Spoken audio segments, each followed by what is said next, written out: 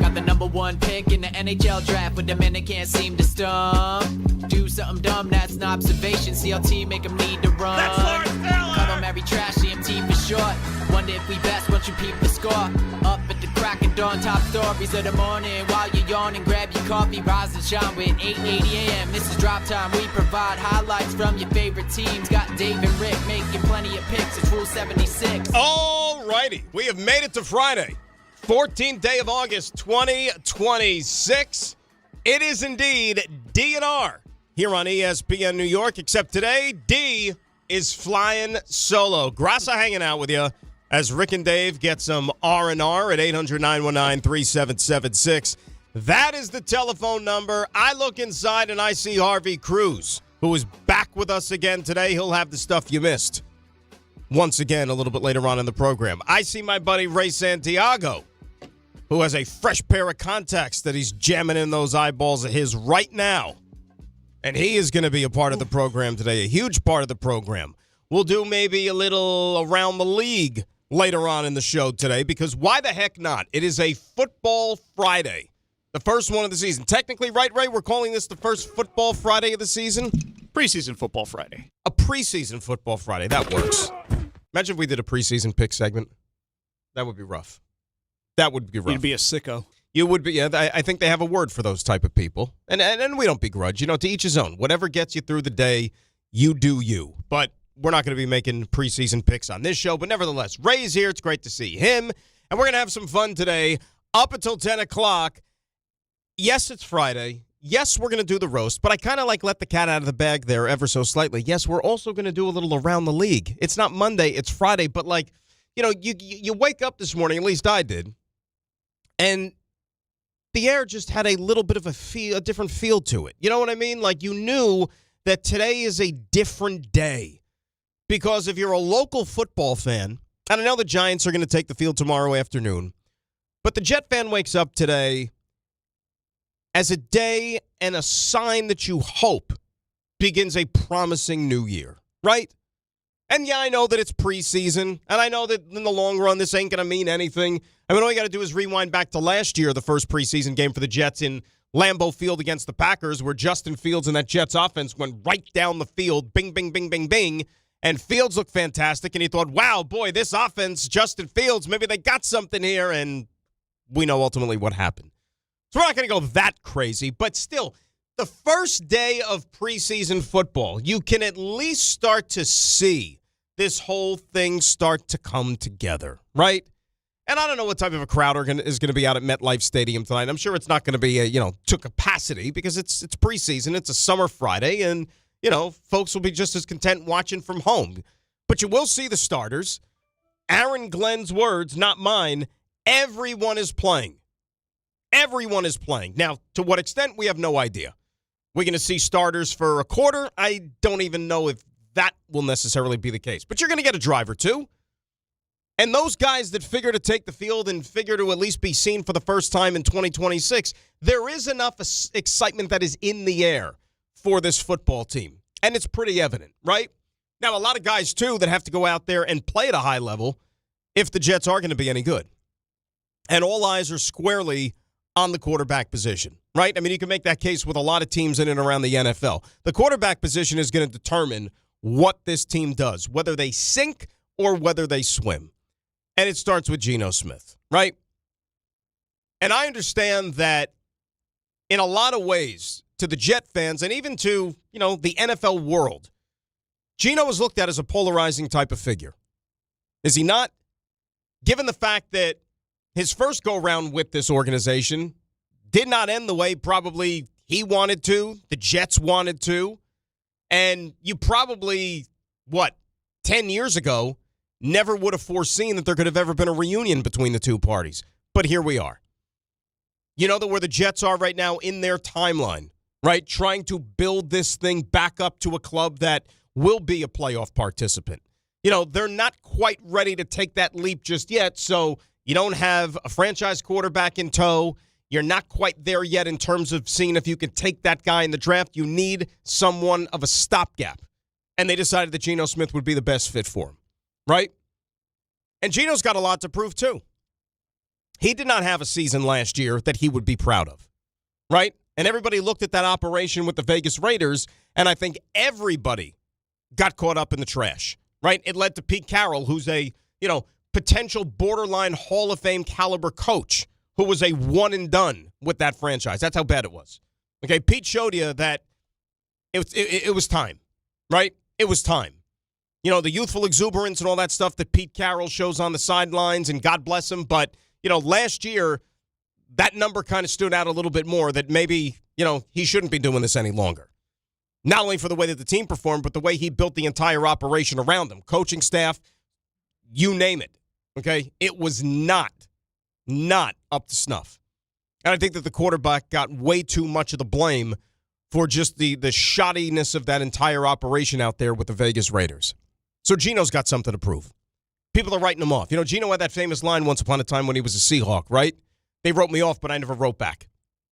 Hopefully he left his stationery in Vegas, and he's not going to be able to write back this time around. And he has a couple of games this year to where you sit there and say, wow, this guy, hey, maybe he's onto something.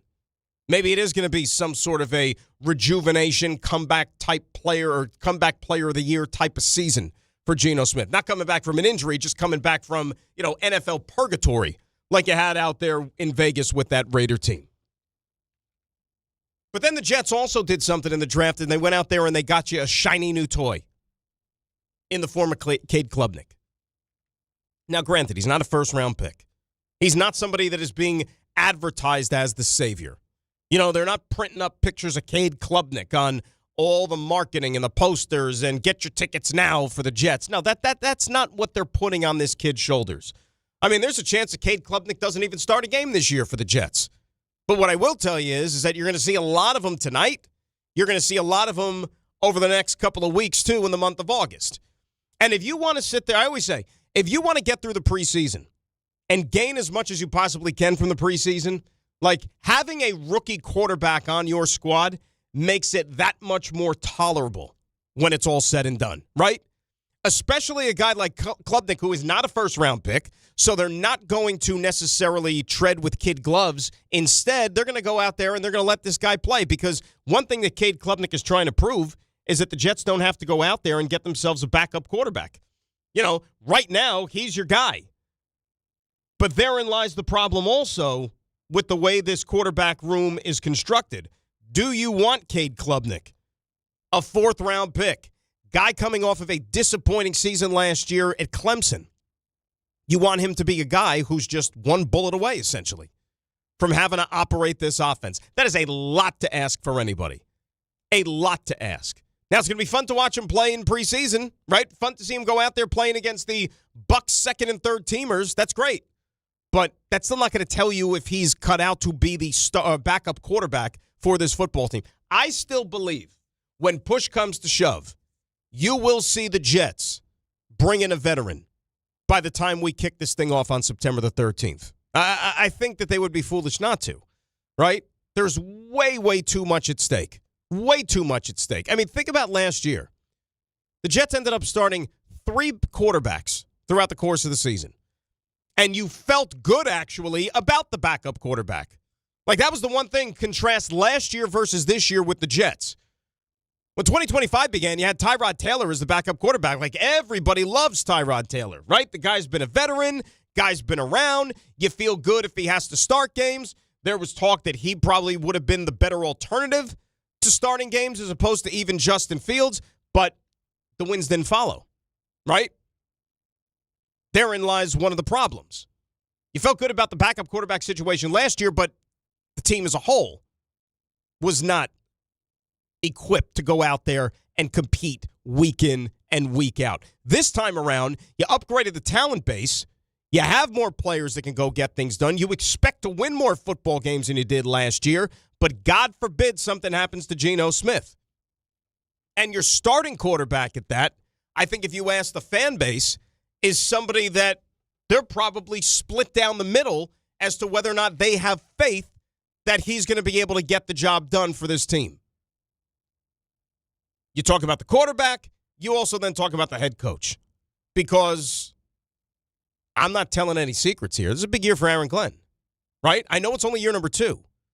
But when you think about what happened last season, how it all went down, the changes that then ensued in the offseason, this is a big season for the head coach, right? I'm not sitting here trying to tell you, nobody's trying to tell you that they got to make the playoffs. There's no playoffs or bust mandate or anything like that because I think that would be foolish. But you do expect to see improvement. And there's no reason why this team shouldn't be better, right? They went out there and brought in an offensive coordinator who is established, who's a veteran of this game, both as a player and as a coach. Guy's a former head coach in the league. He's got a Super Bowl ring as an assistant coach. Now he's running the offense and is essentially going to be left alone to operate on that side of the football. And that side of the football, by the way, has some weapons. Credit Darren Muji and his staff. You know, if this was like the blind resume, right? You know how they like to do that for college basketball as we get closer to March Madness and you're examining the resumes of two teams, you know, their record, their strength of victory, the quad one wins and all that stuff, just to see who's more worthy of being a tournament team.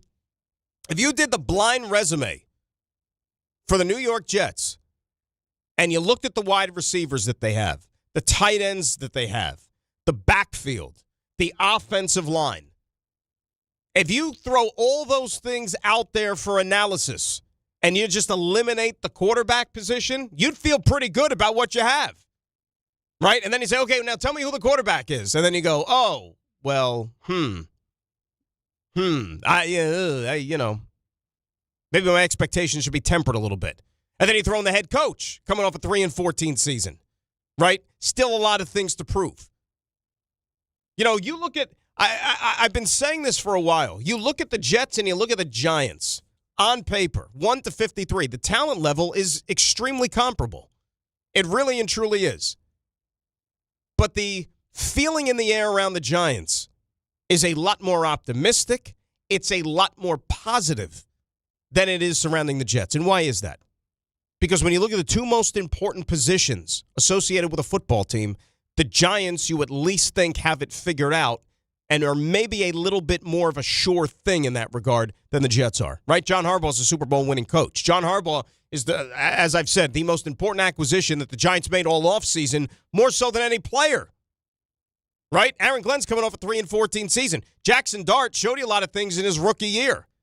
Has tremendous upside, right? His whole future is ahead of him as an NFL starting quarterback. Geno Smith just trying to hang on as a starting quarterback around the National Football League. Remember, we talked about it yesterday, Rick and I. Geno Smith, the betting favorite right now to lead the National Football League in interceptions. That's not what you want to begin a season. But you know what? They're not wrong for thinking that, given how last year went when he was a Raider. So those are things that they're going to have to come to grips with. But the beauty of it is that nothing matters until you actually play these games for real beginning in September. And then you look over on the other side of the ball with this defense.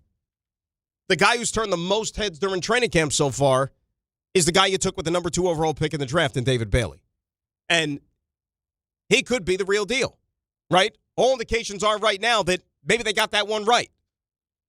And not to say that Arvell Reese is going to be a bad player for the Giants, but they both could be good players. But David Bailey is a pure pass rusher. Right now looks like he's got that knack figured out pretty darn good. And that's going to be a welcome addition to the New York Jets. You know, you go back. When was the last time the Jets, as a franchise, as an organization, when was the last time they had a guy who was a pure terror off the edge? A guy that leaves opposing quarterbacks and opposing offensive coaches sleepless during the week and getting ready for the Jets. And how do we block this guy? Probably got to go all the way back to John Abraham, and that was 20 years ago. 20 years ago. David Bailey could be that guy. And just think about how that elevates the entire defense as a whole. I don't got to tell you, defense was poor last year. Extremely poor. But they've gone out there and at least they feel upgraded the talent base. Whether it's a DeMario Davis, who's going to be the quarterback of this defense, can still play at a pretty high level despite the fact that he's pushing 40 years old.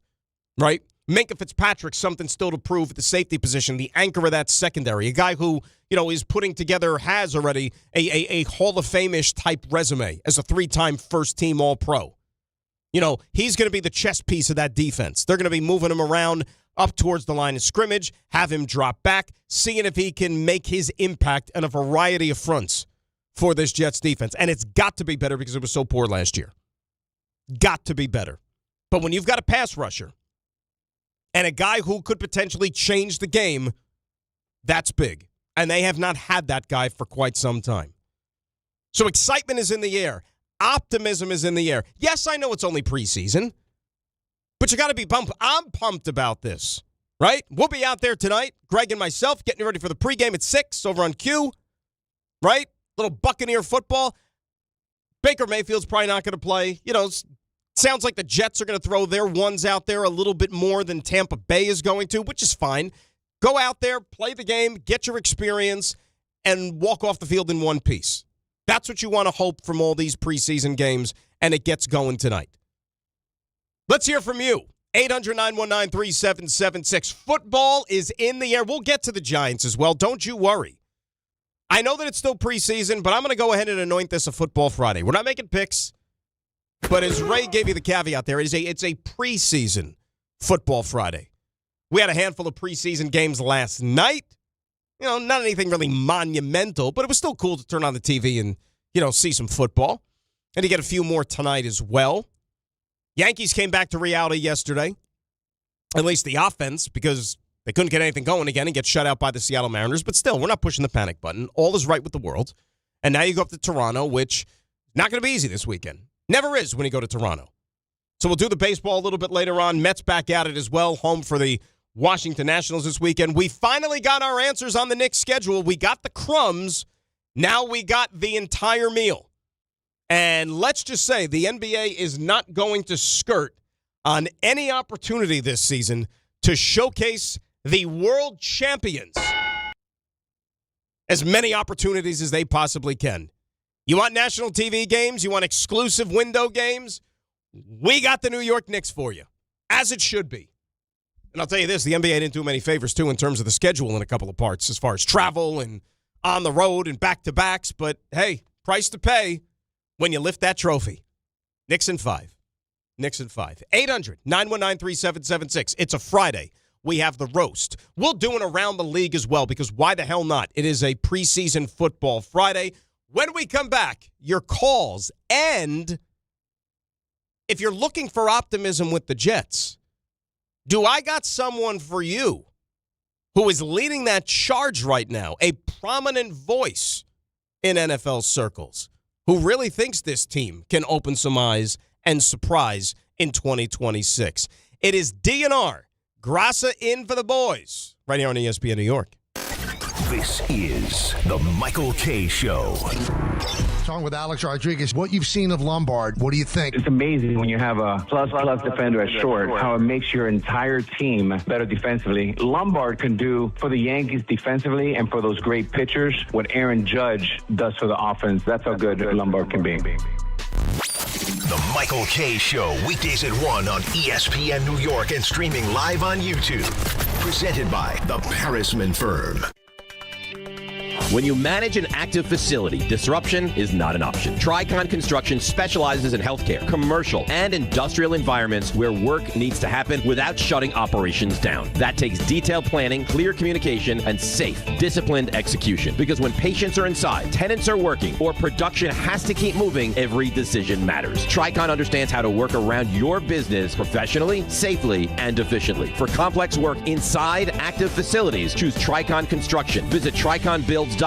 That's TriconBuilds.com. Long Island is more exciting than ever at Jake's 58 Casino Hotel. This August, don't miss the Big 5 spin-off and your chance to win your share of $55,550. Be here on Friday, August 7th and 28th from 3 to 7 p.m. when one lucky winner will be drawn every hour to select 4 balls from the lottery drum to win up to $5,555 cash. Don't miss the Big 5 spin-off where Long Island wins at Jake's 58 Casino Hotel.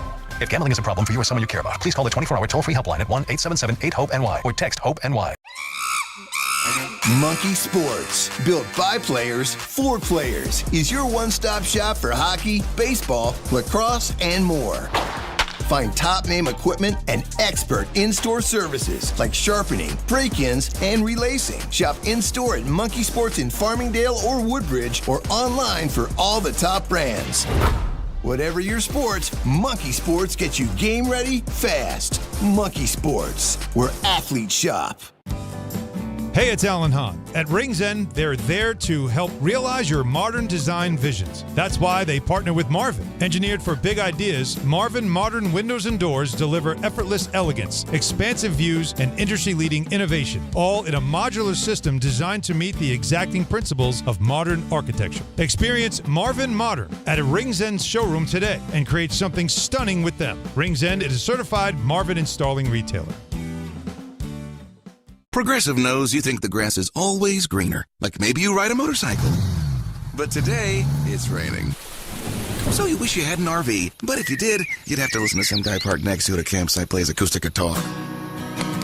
Now, before you start wishing you had a boat, remember, your brother-in-law would invite himself every weekend. Permission to come aboard, Captain? But one thing that is greener is the money you could save when you bundle your RV, boat, or motorcycle with your home or auto with Progressive. Progressive Casualty Insurance Company affiliates and third-party insurers. Not available in all states or situations. This is the story of the one who keeps multiple buildings running smoothly day after day. Plumbing that flows, HVAC that hums, cleaning supplies that keep surfaces sparkling. That's why she counts on Grainger. With easy reordering online and 24/7 support, Grainger helps her keep the products she needs on hand. So shelves stay stocked and buildings stay ready. Call 1-800-GRAINGER, click Grainger.com, or just stop by. Grainger, for the ones who get it done.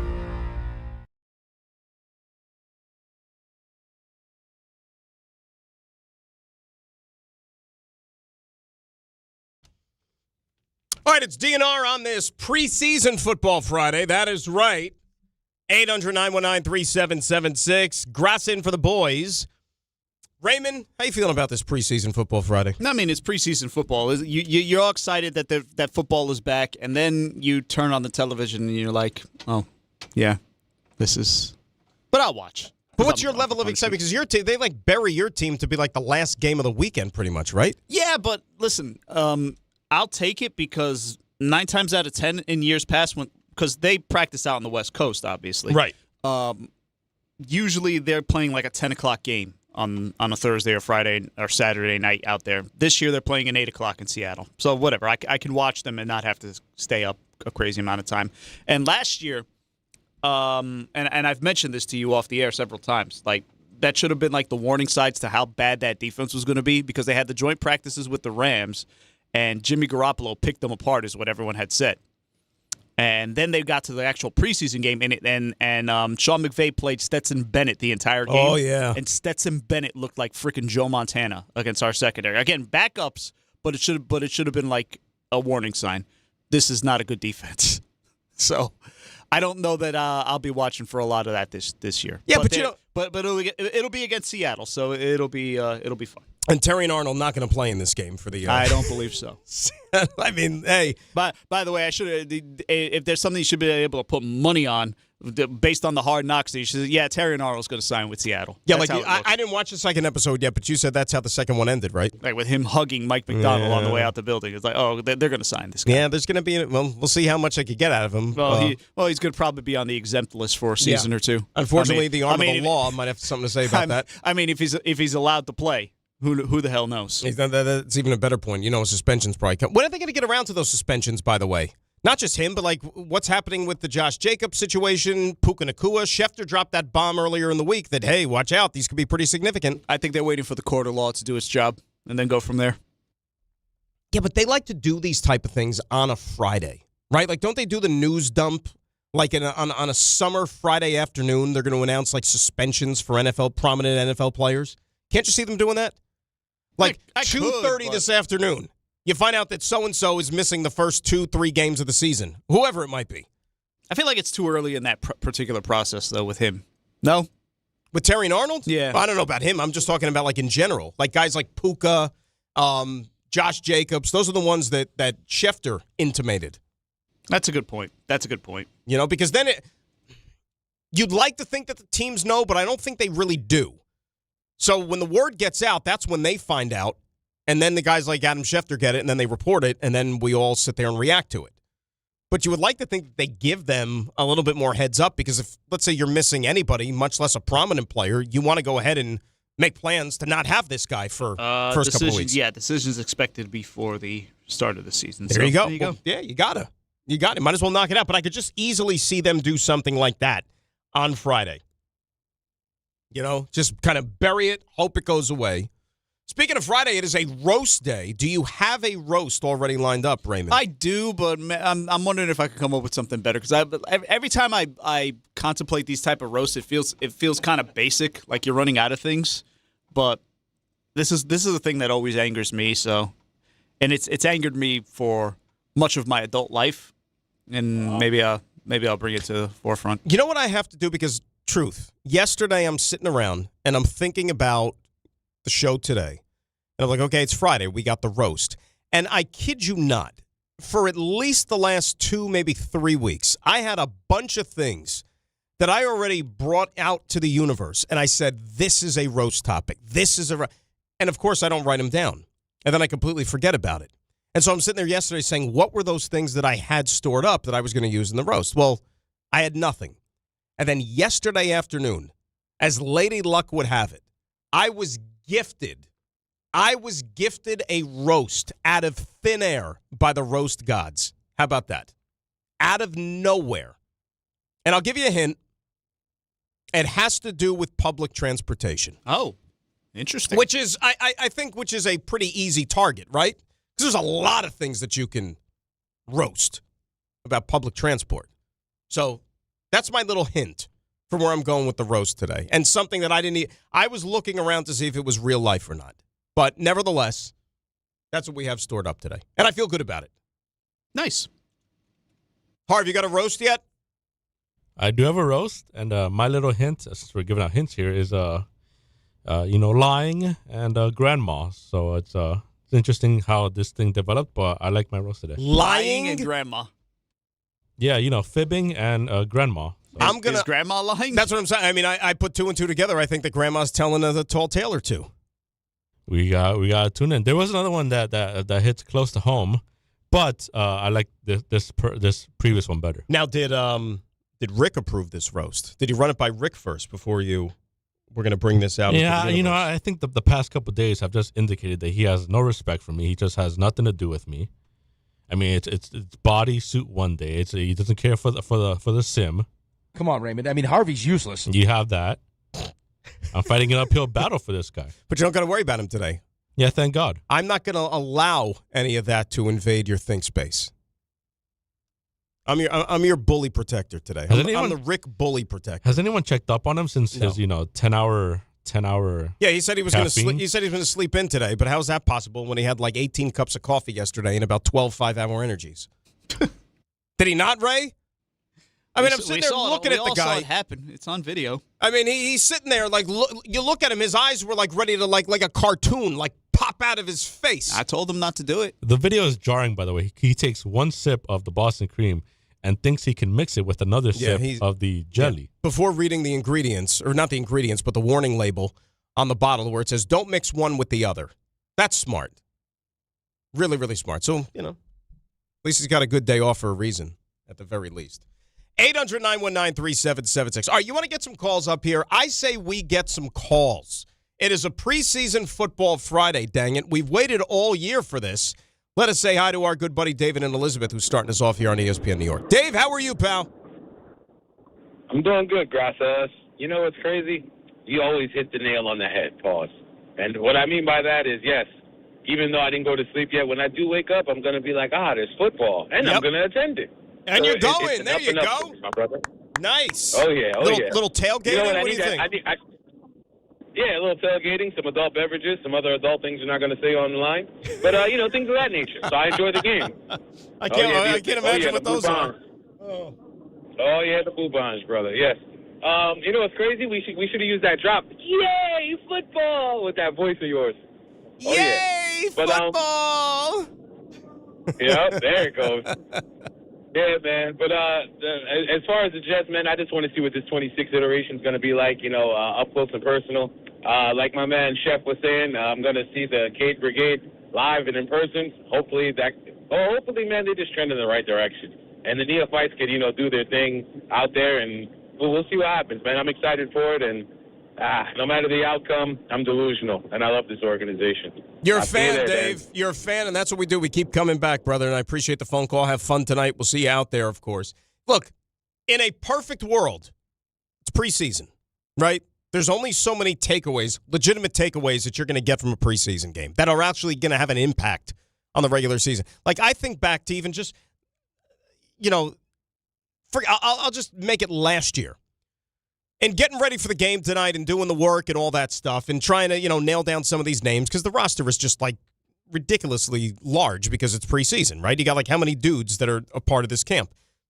I'm just even thinking back to last season where after each and every one of these games or before each and every one of these preseason games, Greg and I are sitting there and we're talking up different guys, right? Especially as you advance through the preseason, guys that you figure are going to get some look and a little bit longer playing time because they're in a battle for roster spots and all of these guys. And even the ones that go out there and have great preseason, you say, well, this guy, he could have a really, really good camp. Or, he was great.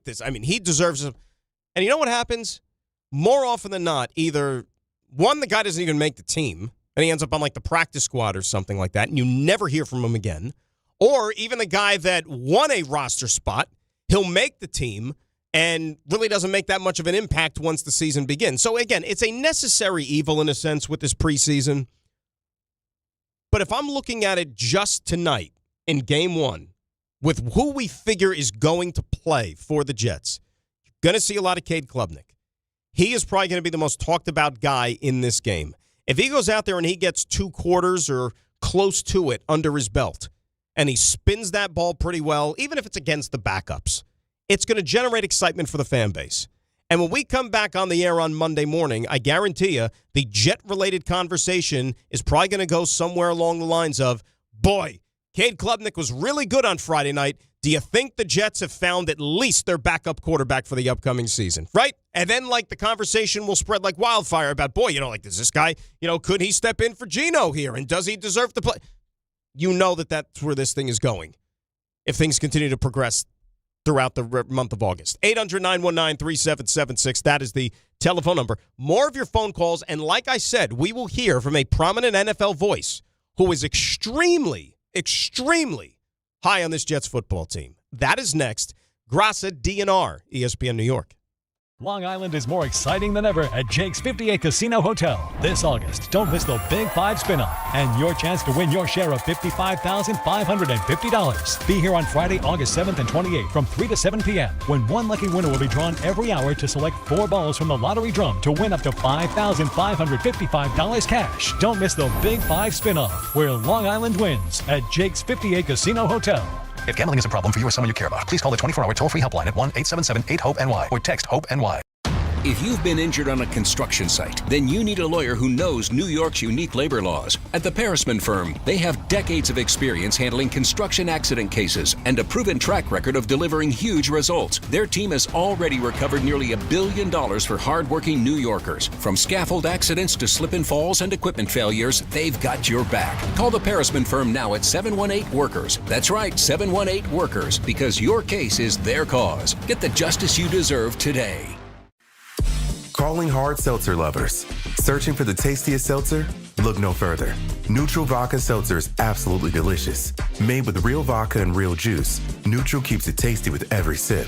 With flavors like peach, orange, strawberry, and pineapple, there's something for everyone. Neutral. Keep it tasty. Enjoy responsibly. Copyright 2026 Anheuser-Busch. Neutral flavored vodka and carbonation. 4.5% alcohol by volume. St. Louis, Missouri. If you love to travel, Capital One has a rewards credit card that's perfect for you. With the Capital One Venture X card, you earn unlimited double miles on everything you buy. Plus, you get premium benefits at a collection of luxury hotels when you book on Capital One Travel. And with Venture X, you get access to over 1,000 airport lounges worldwide. Open up a world of travel possibilities with the Capital One Venture X card. What's in your wallet? Terms apply. Lounge access is subject to change. See CapitalOne.com for details. Skechers elite athlete OG Anunoby has been making history on the basketball court. Anunoby tips it in. Unbelievable. What a shot. He's been balling out in Skechers high-performance basketball sneakers, and the world is noticed. But how does OG train off the court to keep in peak physical condition? Hands-free Skechers Slip-ins Aeroburst. They help prepare OG for the physical demands of playing at a championship level. Get your pair of Aeroburst for only $165 at a Skechers store, Skechers.com, or wherever high-performance running shoes are sold. I'm David Ortiz. When I lost my mom, she was only 46, and I lost my dad to cancer. It was the worst pain I ever felt. It made me think, what will happen with the people I love when my time is up? That's why I have life insurance. Ethos makes it easy. It's all online, take about 10 minutes, and you can get up to $3 million in coverage. Get your free quote at ethos.com/game. That's ethos.com/game. Paid testimonial. Time spent on application may vary. Online health questions required. Pros, find the right flooring for the job in Lowe's newly redesigned flooring showroom. Shop our expanded assortment of trusted brands and get up to 35% off style selections, Stainmaster, and Stainmaster Pet Protect Special Order Carpet. And while you're here, save $100 on a DeWalt 20-volt max 6-amp-hour 2-pack of batteries, now just $179. Get more of what you need faster and save more where it counts from the ground up. Our best lineup is here at Lowe's. Valid through 8/26 while supplies last. Selection varies by location. Congratulations, New York. The Knicks did it. Through battle after battle, they dominated to become this year's NBA champions. Day in and day out, the hard work paid off, and you were there every step of the way. Enjoy the crown. Own it, because this year is your year. A part of your legacy that will never be forgotten.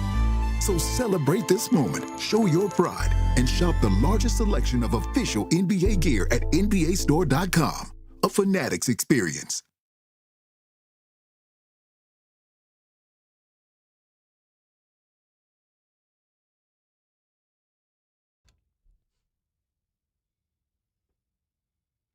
Tomorrow, I love ya, tomorrow. DNR, Grassa in for the boys at 800-919-3776. That's 2 days in a row we've heard tomorrow, right?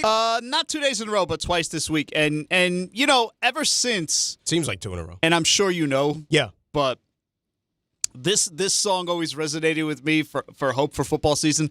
Ever since that old NFL Network commercial with Jerry Jones and Bill Parcells way back in the day. Do you remember that? I do. It was right after the Super Bowl. I do. And it has everybody league-wide just singing this song. It's a good one. Like, you know, it inspires hope. Why not bring that back? That's always what it is. You have to have hope. So the song is always in my head on 2 occasions of football season. One, the day after the Super Bowl, because that's when I saw that commercial. And then 2, like as the season starts to, not week 1, but maybe around this time. I think even more now than the day after the Super Bowl. Because when the day after the Super Bowl happens, at least everyone happens, has hope. Day after the Super Bowl, at least for me, it's winter. The weather stinks, right?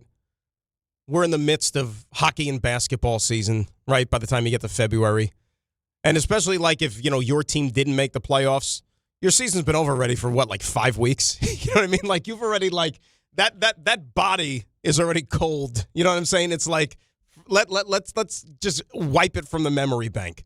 But now it is a little bit different. Now you do have the optimism, right? Because here's what's frustrating, right? It's the NFL.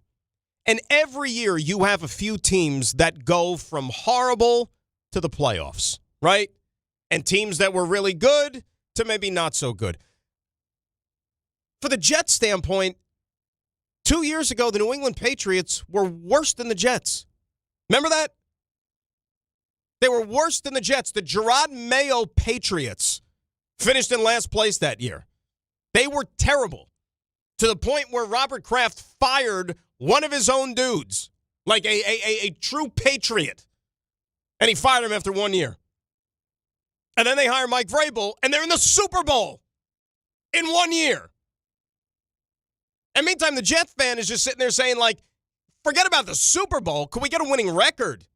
You know? Could we have a meaningful game Thanksgiving weekend? Is that too much to ask? Like, when is it our turn? And that's why when you play that song, you crank the music. Tomorrow, I love you tomorrow. Give me something to love. That's what the Jet fan's saying. Please give me something to love for once Even in preseason. Oh, Lord. It's been 84 years. It's been 84 years. Might as well be 84 years. Right? How many years has it been? 1968. Oh, you're talking championship. I thought you were just talking playoffs. Nah, we could at least go bigger picture. I mean, playoffs, we all know. It's been 15 years. 32 plus 26, right? 58 years. It's going to be 60 years soon. Oh, my gosh. I mean, pretty soon when they get the band back together and honor the Super Bowl III team, the only one that's still going to be there is the trophy. Knock on wood. Hope not. God bless them all. But, I mean, fans, they want a winner, you know? And that's why they should be optimistic, because that's all you have. All you got is hope. Now, I said a couple of minutes ago, there's a prominent NFL voice. Right, Ray? You would call him a prominent NFL voice. I think that's fair. Right? Even though technically speaking, he's not affiliated with an NFL team currently. But guess what? He got a Super Bowl ring. You know, he's on that list of guys who were head coaches of teams that won a Super Bowl. He got one. But listen, he's somebody whose opinions are still very valued, because otherwise they wouldn't still be having clips of quarterbacks as they enter the draft sitting down and talking for extended conversations with the guy. Very valued, right? Lot of merit into what he's saying, and he's actually doing. No, I don't think it's the Netflix games. I think he's doing some Bucks. He might, dude. Guess what? He might even be there tonight. I might even see him tonight, because I thought he's doing Bucks TV for the preseason. Hang on a second. The Tampa broadcast, if I'm not mistaken. In case you haven't figured out who we're talking about, it's John Gruden, the former Bucks head coach, right? Now he works for Barstool, and he's doing his thing over there. He's not this one, but next week against the Chiefs. Oh, is that a home game maybe? So not traveling? He will call that one along Rondé Barber. Okay. His guy, Rondé Barber. Bucks royalty. So he's not going to be there. I would have. So first broadcast for him since Monday Night Football. Since Monday Night Football. Back in 2017. But he's doing his thing on Barstool. And they were talking about, football-related matters the other day. And out of nowhere, he just decides to go off on the New York Football Jets on a good way. Take a listen. Criticize Aaron Glenn. No way. He's doing the same thing out there that Dan Campbell did with the Lions. You got to restore the roar before you can kick the dough down. They got rid of some players that, for whatever reason, high picks too. The defensive end from Florida State's gone. Quentin Williams is gone. He's bringing in his own guys. I know Geno Smith makes people roll their eyes, but 2 years ago he's in the Pro Bowl. They're going to be competitive. They brought in DeMario Davis at linebacker, Minka Fitzpatrick. They brought in some guys now that have that mental toughness thing we're talking about. They got a hell of an offensive line now. If you watch these guys come out of the tunnel, they will kick your ass. They're all first-round draft choices. And Breece Hall is slamming down your face. And now it's just not Garrett Wilson. They got this Sharik the Freak guy from Oregon. Yeah. And they got another first-round pick from Indiana, another receiver who I like. And I'm telling you, Frank Reich running the offense. The AFC East, the Patriots went from 4-13 to the Super Bowl. The Bears went from 4-13 to the NFC Championship game. Or one game before. Miami's got a whole new team. I just think the Jets, give the guy a chance. Wow. That's my point, right? That's the optimism that you should have. But it's not. And look, everything that he's saying, he's right. And that's what we've been harping on here. Like, this team has talent on paper. Can it all come together, though, when it matters most, and that's on the field, right? Does the head coach learn from his missteps in year number one? The thing that I'm curious to see with the head coach is that now he throws another little thing on his plate, which just so happens to be, like running the defense, right? Which is pretty important. So a guy who hopes to become a better head coach in year number two, now if he's going to be preoccupied in calling the defense, what does that mean for him running the football team, right? That's going to be an adjustment period. That's for somebody like Aaron Glenn, that's why these preseason games, I think, are going to have a great deal of importance, because this is something now that he's going to have to figure out how to do, kind of like juggle both things and wear both hats. That's always going to be something that bears watching, right? And obviously what happens here with the quarterback. But as you heard Gruden say, and we've been saying, they've got talent on this team, okay? The talent, to me, is a 180 compared to what was on the field a year ago. 800-919-3776. That is the telephone number. Joseph Ocean Gate is next here on ESPN New York. Hello, Joey. Good morning. How are you? Hey, what's going on, Dan? I just want to say, actually, you're when you were Rick's Worm, that's one of your favorite voices that I think I laughed out loud so hard. You know what happened with the Worm? By the way, you know what happened with the Worm? I got to tell you this. Like, there's actually a follow-up story to the Worm. He caused travelers diarrhea. How about that, Ray? Yeah, this message is for Rick. Hey, Rick, how you doing? This is a Worm. Yeah, it was very painful for Rick. Very painful. Yeah, so it's what I got is kind of similar to what Ray's saying. Is obviously we're freaking really excited that football was back. I was actually excited that there were a decent amount of starting quarterbacks and receivers and everything playing last night. At least the games that I saw through the NFL Network and everything. So that was pretty cool. But yeah, you're super excited, but then quickly you're like, all right, it's just the preseason, and you just want to get out with no injuries, and you want your team to just week by week just see a little bit of improvements and stuff. But yeah, just excited that football is back and everything. But let's go, and I'm all on board 65 or sooner. So let's go, man. Have a great weekend. Enjoy it, Joey. Appreciate you, man. Yeah, and that's what this time is about, right? And look, here's the bottom line: it's nice seeing some guys, whether it's rookies, new players, guys that are wearing your uniform for the first time. You just want them to get off that field in one piece. 65 or sooner. How are we feeling about that 65 or sooner, by the way? I don't know. You got to ask Dave. No, I mean, he's probably bullish. He's got neighbors back on the field. He's got to be happy. Team drills. Yes. Team drills, baby. He'll be out there week one. But do you know how, there is really an element of, luck of the draw which goes into making a run that deep? Don't you think? Oh, of course. I mean, we just talked about the Patriots. Think about the Patriots last year, okay? They got to a Super Bowl, but, they got some breaks along the way. Let's face it. They didn't exactly have a schedule littered with world beaters during the regular season, right? They went into the playoffs and, they faced the Chargers team in the first round that was without its tackles, if I'm not mistaken, right? You had C.J. Stroud basically giving a game away in the second round, and then they got to play a backup quarterback in the AFC Championship game. I mean, you think about that for a second, right? You think over the last 20 years, 25 years actually, the good luck, and I'm not talking about good luck, I'm talking once-in-a-lifetime luck moments that the New England Patriots were given, right, by the NFL football gods along the way. And you would have thought they cashed those in for a century in terms of good fortune. Last year, they get to play a conference championship game on the road against the backup quarterback. How does that happen? It's got to make you mad. It makes me mad. Crazy. It makes me mad, and they're not even a rival. Think about every team or every fan who has had a team play a conference championship game, whether it's home, whether it's on the road, you lose that game. Whether it was close, whether it was by 40 points, whatever, but you made it to a conference championship game. Okay, Jet fans, I'll relate to you because that's the last memories you have of postseason football. Think about in 2009, if you played Indianapolis in that AFC Championship game, and instead of Peyton Manning, you got to play Curtis freaking Painter. Wasn't he the backup then, right? He was the one that gave him the game when they played late in the regular season that year, right? What happens if you went to Pittsburgh in 2010, and instead of Ben Roethlisberger, you were facing, who was the backup then? Was it Charlie Batch? Jeez. I don't know. I think it was. So, but think about how that changes things. Instead of facing two Hall of Famers, you got to face those guys. You'd be in the Super Bowl. I'm not sitting here saying Bo Nix is a Hall of Fame quarterback, but he sure as hell is better than Jarrett Stidham.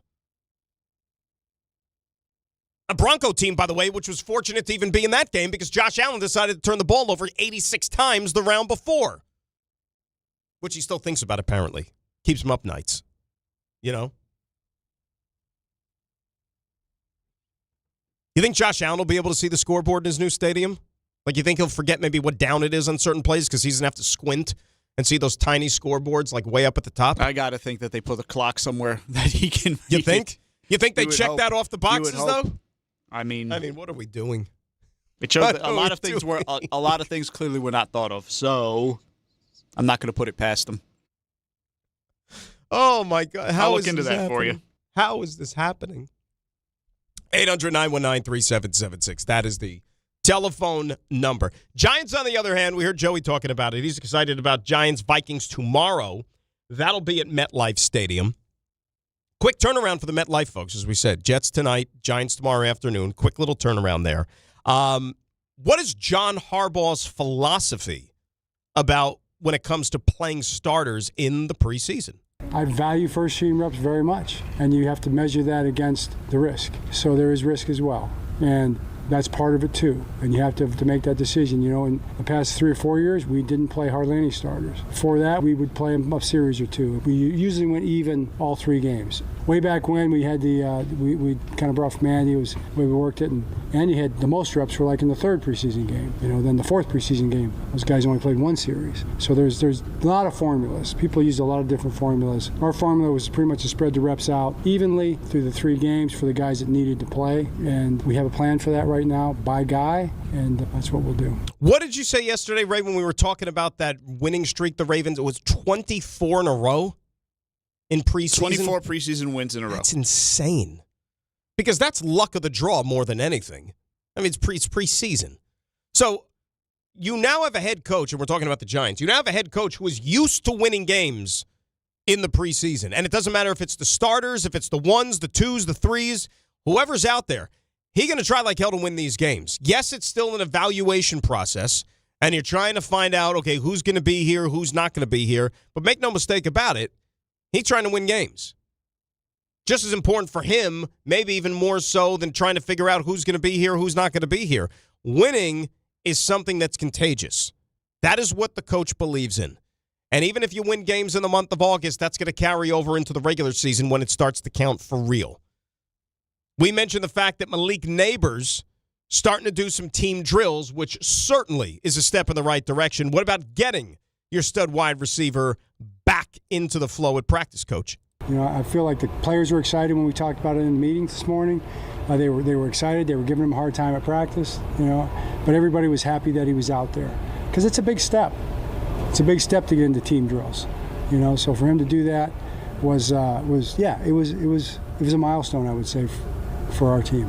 I would say it's a milestone.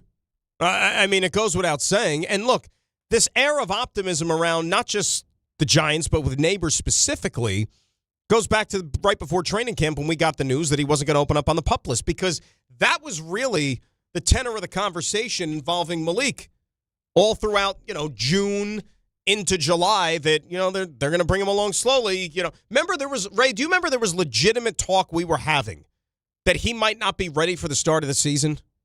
As soon as late as camp was starting. Yes. Yeah. When we hit the summer break, or when the NFL hit the summer break in June, there's a danger that, you know, he might not be ready. Like that week we were doing the shows with Jordan. Remember, like right around the 4th of July or whenever that was, like there was like a legit scenario that the Giants would have to wait maybe a couple of games into the season before they get a fully functioning Malik Neighbors. Now that doesn't seem to be the case. So to me, that is a win-win-win with a capital W. Because I don't know how this depth chart is going to shake out at the wide receiver position. You know, you have some pros, guys that have been around. You know, obviously Odell Beckham Jr. is somebody that has accomplished the most, and, you know, his ties to the franchise and all those different type of things. But what really is going to unleash this receiving core as a whole is if Malik Neighbors is that guy. That is going to open up a world of possibilities, right? Because if you have a legit alpha, not just for Jackson Dart to be able to single out if he needs a big completion or they want to hit a home run or anything like that. How about the way opposing defenses treat this Giants offense and where they have to allocate their attention to? It's going to be that guy on the outside. And then everybody else trickle down with that wide receiver position is going to eat as a consequence, right? And the opportunities are just going to grow for them. And forget about just the wide receivers. Isaiah Likely is having a really, really good camp. Isaiah Likely's having a great camp, and that to me is not all that surprising. And you could already start to see the foundation of this guy being a major, major factor for this offense this year. You want to call him a security blanket? Be my guest. You know, you have a guy who's familiar with the head coach, familiar with some of these assistants, right? The way they do things. That's just going to accelerate the learning curve and the development of one Jackson Dart. And if you're a Giant fan, that's what you need to have happen here, right? Because, you know, we can sit here and make all the jokes with Dave and 65 or sooner and all these other things. What's really going to tell us how serious the Giants are about becoming, once again, a legitimate championship contender, it's really how this quarterback develops.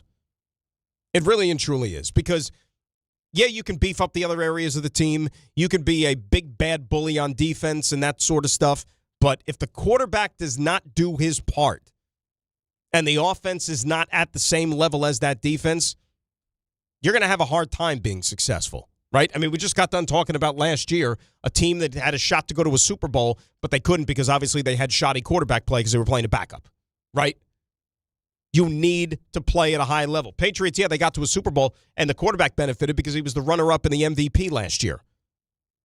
You know, this guy's got a world of ability. And you hope in year number 2 he does take that step. Number 1, not just protecting the football, protecting himself. You know, we sit there and we joke about all the different examples of him sliding after certain plays in training camp. Yeah, that's for good reason. Because you want somebody as talented as that on the football field and not in the blue tent where it's not doing the Giants or anybody any good. All right, good hour with the football. We'll keep the conversation going at 800-919-3776. In hour 2, we're going to do an Around the League a little bit later on. Of course, it's a Friday, so we will have our roast. But when we return, we'll switch to a little baseball where the Yankees plummeted back to earth yesterday in the Bronx. And, boy, that big, bad offense really didn't even last 24 hours. We'll talk about baseball next. Grassa, DNR, ESPN New York. And at 6:56, let us get a check of the roads and say good morning to Debbie Duhame. Hey, good morning, Dan. On this preseason football Friday, let's see what's happening. We've got delays on the New England Thruway southbound getting down toward 18 a.m. Mamaroneck. 2 lanes blocked with construction. Westbound Bruckner, that's been tough all morning into White Plains Road. Accident, 2 lanes remain blocked. And the LIE westbound stop-and-go traffic getting into Maurice Avenue. 2 tractor trailers involved in an accident over there, so prepare for some delays. Traffic is sponsored by the Crohn's and Colitis Foundation. The Crohn's and Colitis Foundation has been at the forefront of inflammatory bowel disease research and care for over 50 years. Learn more at Crohn'sColitisFoundation.org. I'm Debbie Duhame on 880 ESPN New York. Good Karma Brands is proud to be an equal opportunity employer, providing equal employment, development, and advancement opportunities to all teammates and applicants. To learn more about careers with us, please send an email to talentacquisition@goodkarmabrands.com. That's talentacquisition@goodkarmabrands.com. Hey, Yankees fans! Join us at Yankee Stadium on Friday, August 21st, as the Yankees take on the Toronto Blue Jays. And don't miss Cody Bellinger Bobblehead Night, presented by T-Mobile. The first 18,000 guests through the gates will take home an exclusive Cody Bellinger bobblehead. Get here early, grab the giveaway, and cheer on the Bronx Bombers. Tickets are available now at Yankees.com/tickets. Miller time. People think it just happens, but that's not true. You know what you gotta do? You gotta go say hello with some beers. Make the plans. Forget the couch. Go to that thing. Play the game. See him in person. Talk to that stranger. Live a little. Small acts of rebellion that bring us together. Because legendary moments start with a light. It's Miller time. Celebrate responsibly. 2026 Miller Brewing Company, Milwaukee, Wisconsin. There are a million reasons to love New York. Making your budget stretch isn't one of them.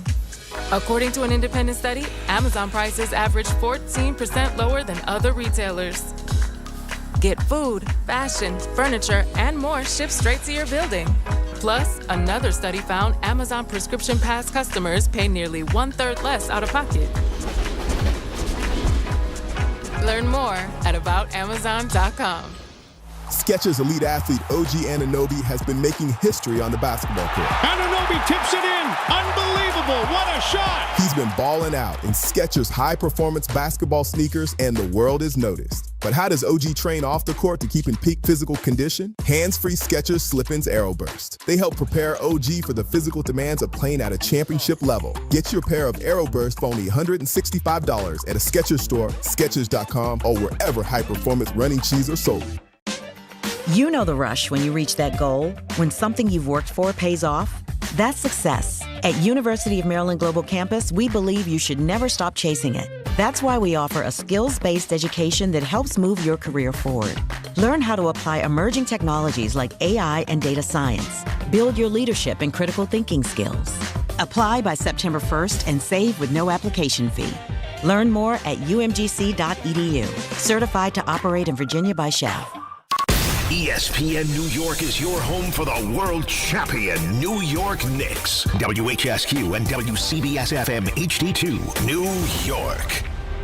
This is DiPietro and Rothenberg. You know where the Jets are right now in their timeline, trying to build this thing back up to a club that will be a playoff participant. They're not quite ready to take that leap just yet, so you don't have a franchise quarterback in tow. You're not quite there yet in terms of seeing if you could take that guy in the draft. You need someone of a stopgap, and they decided that Geno Smith would be the best fit for him. Maybe it is going to be some sort of a rejuvenation, comeback type player, or comeback player of the year type of season for Geno Smith. Not coming back from an injury, just coming back from, NFL purgatory like you had out there in Vegas with that Raider team. This is DiPietro and Rothenberg on ESPN New York and streaming live on YouTube. Yes, indeed. Hour number 2 on this preseason football Friday.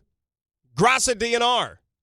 ESPN New York at 800-919-3776. A little of what you missed in that opening hour. If you're just getting up right now, go back and check it out on the old YouTube or the ESPN New York app. And if you get me on the socials, at Dan Grassa, Graca. We'll do a little around the league coming up later on this hour. We'll also do the Friday roast. Sounds like we all got something already in our pockets, ready to cook. So we'll hear from you as well. Like I said, a little bit later on this hour, as we do each and every Friday. Let's switch gears, though, into a little bit of baseball. And, yesterday, Rick and I were pretty complimentary of what the Yankees did back on Wednesday night. For the rare time of late, they didn't really get lockdown starting pitching. Will Warren didn't have it, so the bats had to do their part if the Yankees were going to find a way to win a baseball game, to which they did, right? They pounded out 10 runs on a night when they didn't get great starting pitching. So you felt even better about that offensive output, right? You felt good. Maybe you're starting to think that, okay, maybe they figured this thing out. Maybe we're going to see a rejuvenated Yankees attack moving forward, until we didn't. Because then reality sunk in yesterday at the stadium in the afternoon, and they went back to a team that couldn't buy a base hit. They couldn't get a hit with runners in scoring position, right? They only had 7 guys on base throughout the entire afternoon, and they weren't able to engineer the sweep of the Seattle Mariners. Look, it happens, right? You take 2 out of 3, you take the series, I get it, right? And it's only the first time that they've been shut out in about a month, so they got that form going for them. Here's the problem, though, okay? And this is the issue that I take with where the Yankees stand this morning as of this very minute. We keep looking at the division, right? You're now 7 back in the loss column from the Tampa Bay Rays. 7. Tampa Bay doesn't lose. Okay, the Red Sox were that team up until a few days ago. Now it's Tampa Bay. And they've just been a machine basically all season long, got better at the trade deadline. And the Rays right now are knocking on the door to where they're almost 30 games over 500. I know that there's still, 40 games left, thereabout. I just think the Yankees are going to be hard-pressed at this point in time, the way things are structured, to be able to track down Tampa Bay. I really and truly believe it. And the most important factor in why I feel that way is because we do not have any sort of concrete information as to when these injured players are going to be back in the fold for the Yankees. If you want to take Aaron Boone at his word, and why shouldn't we? The only information that we've gotten so far is that Bellinger and Stanton are going to return before Aaron Judge. And the problem with that is that, obviously, Aaron Judge is the most important piece out of those three. Not to say that getting those other guys back wouldn't help their cause. It would. But it's not Aaron Judge. And you're dealing with a Tampa Bay team that's really, really good. Right? Really, really good. And you only have one more series against them this season, which is late in September, and it's a 4-game set in the Bronx. And by the time they actually take the field to play those games, who's to say that Tampa Bay doesn't have that, the division pretty much all wrapped up already? You just have no idea. But you want to sit here and, on one hand, you talk about what the Yankees are missing, right? And the things that they still have to achieve and iron out before they can make a legitimate run to possibly win themselves a world championship, which was the only thing that the fans measure themselves on, right? We've been over this a million times. They have to get healthy first and foremost. And yesterday, too, we should also point out that Carlos Rodon had a rehab start, and he was excellent. So now you're going to be looking to insert him back into this rotation so his strength gets even stronger. And what's going to be interesting is what do you do then with this starting rotation? Because obviously you have Schlittler, you have Fried, you have Garrett Cole. Ryan Weathers has pitched really, really well of late. Really well of late. And Will Warren, of course, had the not-so-great outing a couple of nights ago. When Rodon comes back, if you're asking me, I think Will Warren's the guy that probably goes to the bullpen. I think he should, based on merit. You like what Ryan Weathers is giving you. There's a reason you went out there and you got a Ryan Weathers during the offseason, hoping you can unlock something and, tap into some of this potential that he had not too long ago as he was a prospect coming up, right? So I don't do anything with Weathers. I don't touch him. It would be nice, actually, to have 3 left-handers in your starting rotation because there's not a lot of teams in baseball that possess that, and that's one of the things that the Yankees have going for them. And Will Warren, look, do we know that he could pitch out of the pen? We don't. Is he a long relief guy? Have no idea. But these are roles that players are going to have to get used to if they want to be part of the October roster. There's no choice, right? There's not enough arms. There's not enough slots. It's like the game of musical chairs, right? What happens when and if Clark Schmidt is ready? What happens when Luis Heel is ready? Like, these are all guys that you're going to have to take into consideration because when October gets here, yes, you've got lockdown starting pitching more than anything else, but you also need to find a way to piece together 27 outs. That is the goal, right? That is the goal of October baseball. It's not who's starting, who's relieving. It doesn't matter. You could throw a starting pitcher out there and you could piggyback him with another starting pitcher. If that's your best plan to either get through a game or get through a series, that's what Aaron Boone is going to do, as any manager would. And if the pitching is going to be what fuels this team and carries this team, you know what? Yankees are in a good situation. And Aaron Boone is going to have a nice problem to have as the manager of this baseball team. But it was a 5-4 homestand. Could have been 6-3, but they couldn't score a run yesterday. Granted. Here's Aaron Boone. What'd you make of the last 9 games, Skip? We're just grinding through it right now. We're playing a lot of good teams on the schedule over the last month or so. We're playing these type of games every day, so they've been, close ball games. Even last night when we break out and pull away, it's still a tie game in the 7th. So the good thing is we're very used to playing in those situations, and hopefully, as I've been saying, hopefully that's a good thing for us. But we got to continue to move the needle offensively.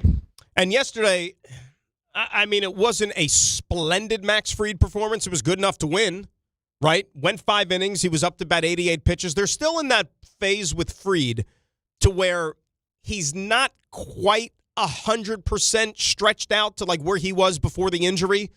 And they have the luxury to kind of be flexible and to bring him along slowly because, Yankees are still in relatively decent shape and you want Max Fried to be as healthy as possible when October rolls around. But he pitched well enough yesterday to put the Yankees in position to win the game. Just they didn't get anything going with the bats. Here was the Yankee manager on his left-handed starter.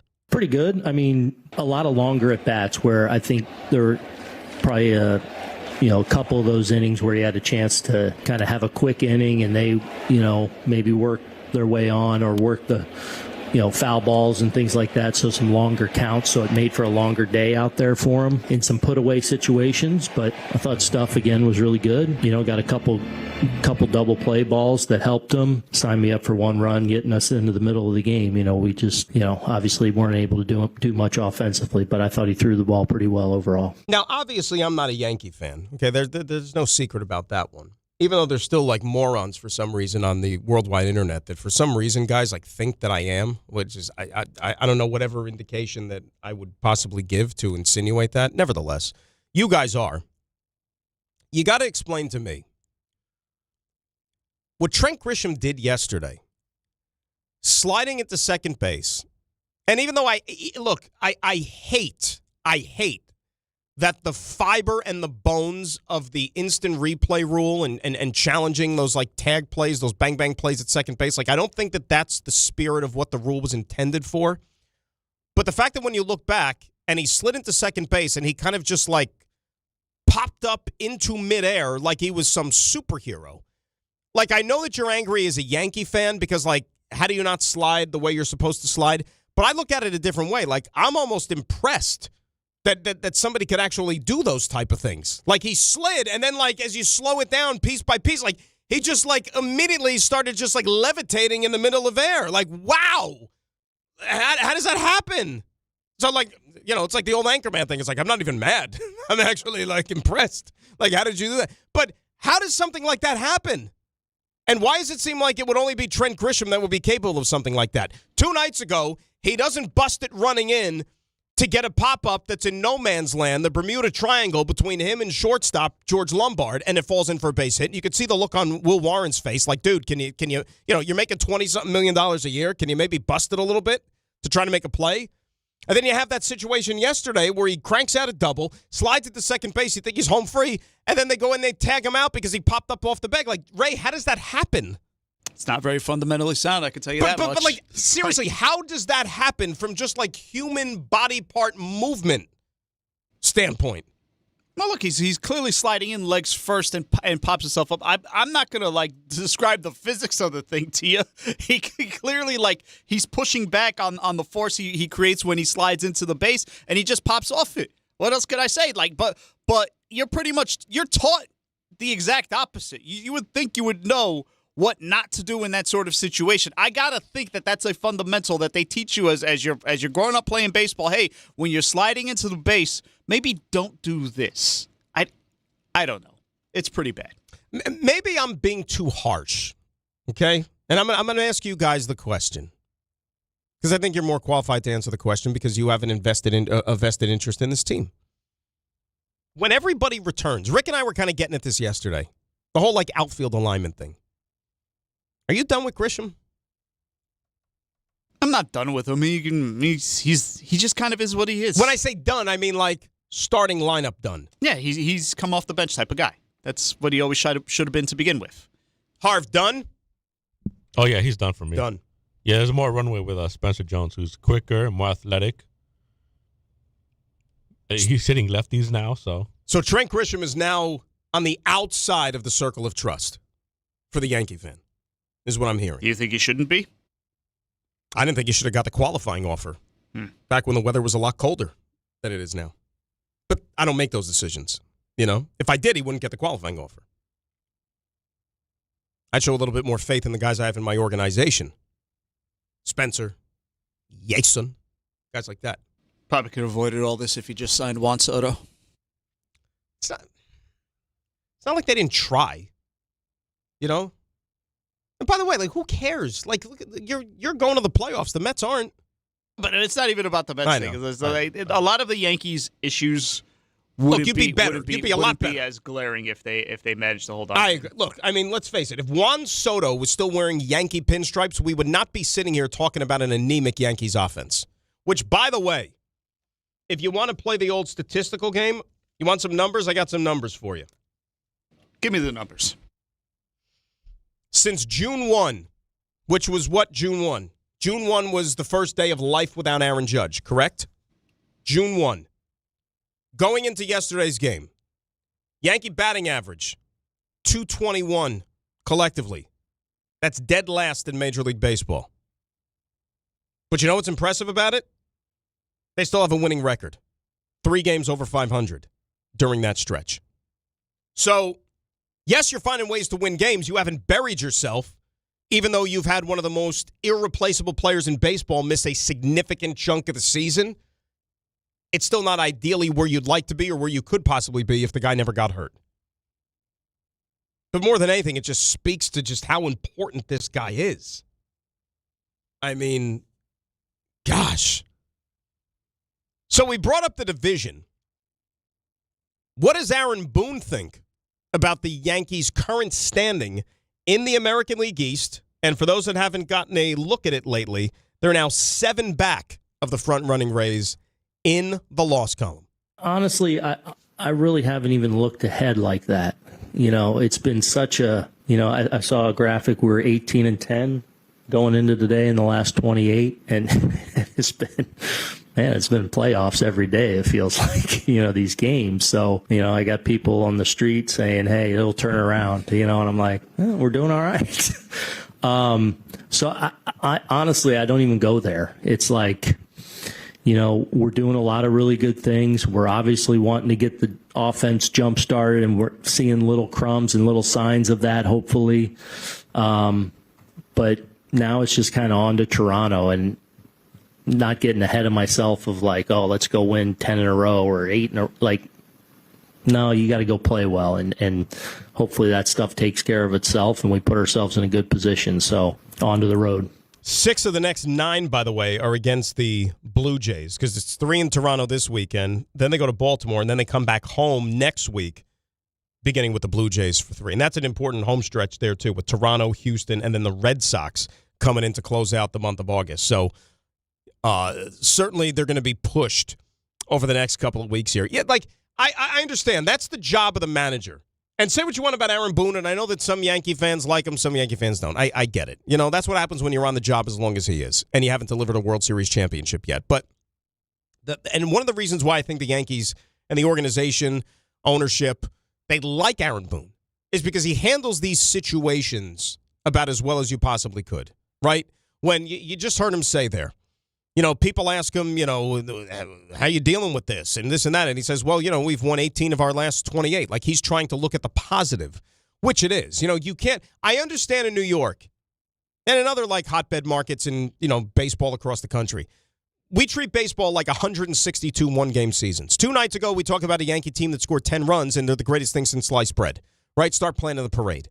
And then yesterday, the bats go out there, and they can't score a run.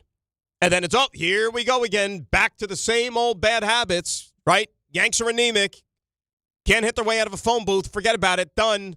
Cancel the rest of the season. Like, you need to have a manager who's even keel and is not going to get too high, not get too low, and just basically like, hey, man, it's a 162-game marathon. Let's see where we are when all the games are played and how this thing stacks up. And, oh, by the way, acknowledging the fact that we're missing some pretty important pieces as well. You know, and until we get those guys back in the fold, that's really and truly the only time you should fully give us an evaluation grade as to whether we're good, whether we're not good, whether we can win a championship. Like, I get all that stuff. 800-919-3776. That is the telephone number. When we come back, I'm going to play a game with the guys. I'm going to test their knowledge of Yankee milestones. This will be a fun one. And it also calls to light a problem that we have all discussed about how things have unfolded the last few years for this organization and where potentially it's headed in the next couple at a pretty critical, important juncture, if I may say so. We'll also do the roast a little bit later on this hour as well. Grassa, DNR, ESPN New York. At Uline, the prevailing opinion is, if you don't live it, you don't believe it. The people at Uline believe in hard work, and they live it by being there 24/7 to answer your call, having 41,000 items in stock, and offering same-day shipping from 12 locations across North America. Business owners, sellers, buyers, shippers, and packers believe it. Uline is the hard-working, dependable source for your shipping and industrial supplies. Visit uline.com. Hey, it's Peter Rosenberg. This summer, I made a decision. Instead of just living with my pain, I wanted to find out what was actually causing it. That's why I went to see Dr. Jay Shah at Samwell Pain. What I liked right away was his approach. He takes the time to understand what's going on and builds a treatment plan that's right for you without jumping straight to surgery. If you're dealing with back pain, neck pain, sciatica, or joint pain, it's worth having the conversation. With offices in Woodbridge, Livingston, and Inglewood, getting care is convenient no matter where you are. Go to samwellpain.com to learn more or schedule an appointment. In a contracting business, you're either growing or you're grinding.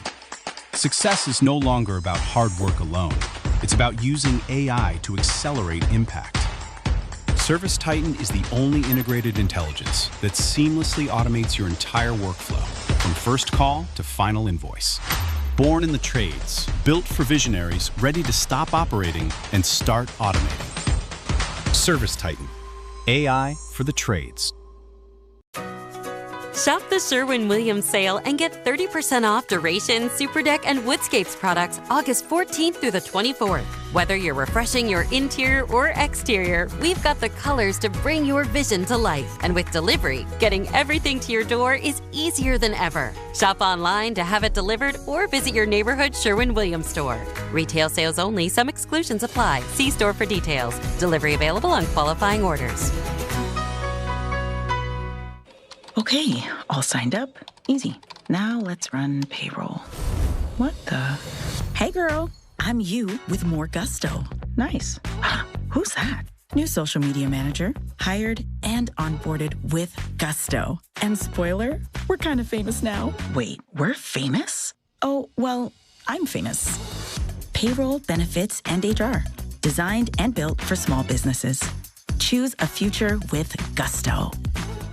Kenny here to tell you about the Fruity Rainbow 5-Hour Energy Shots.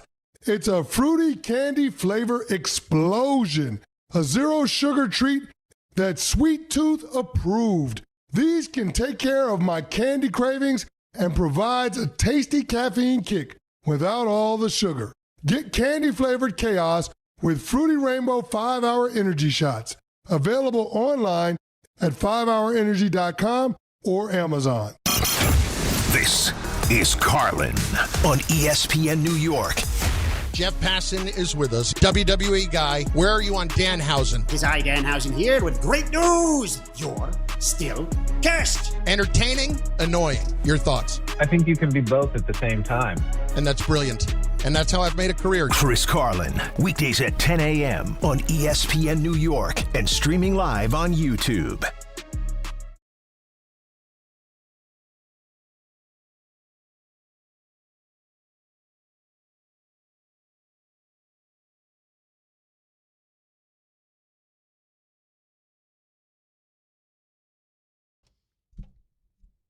All right, Grassa DNR here on ESPN New York.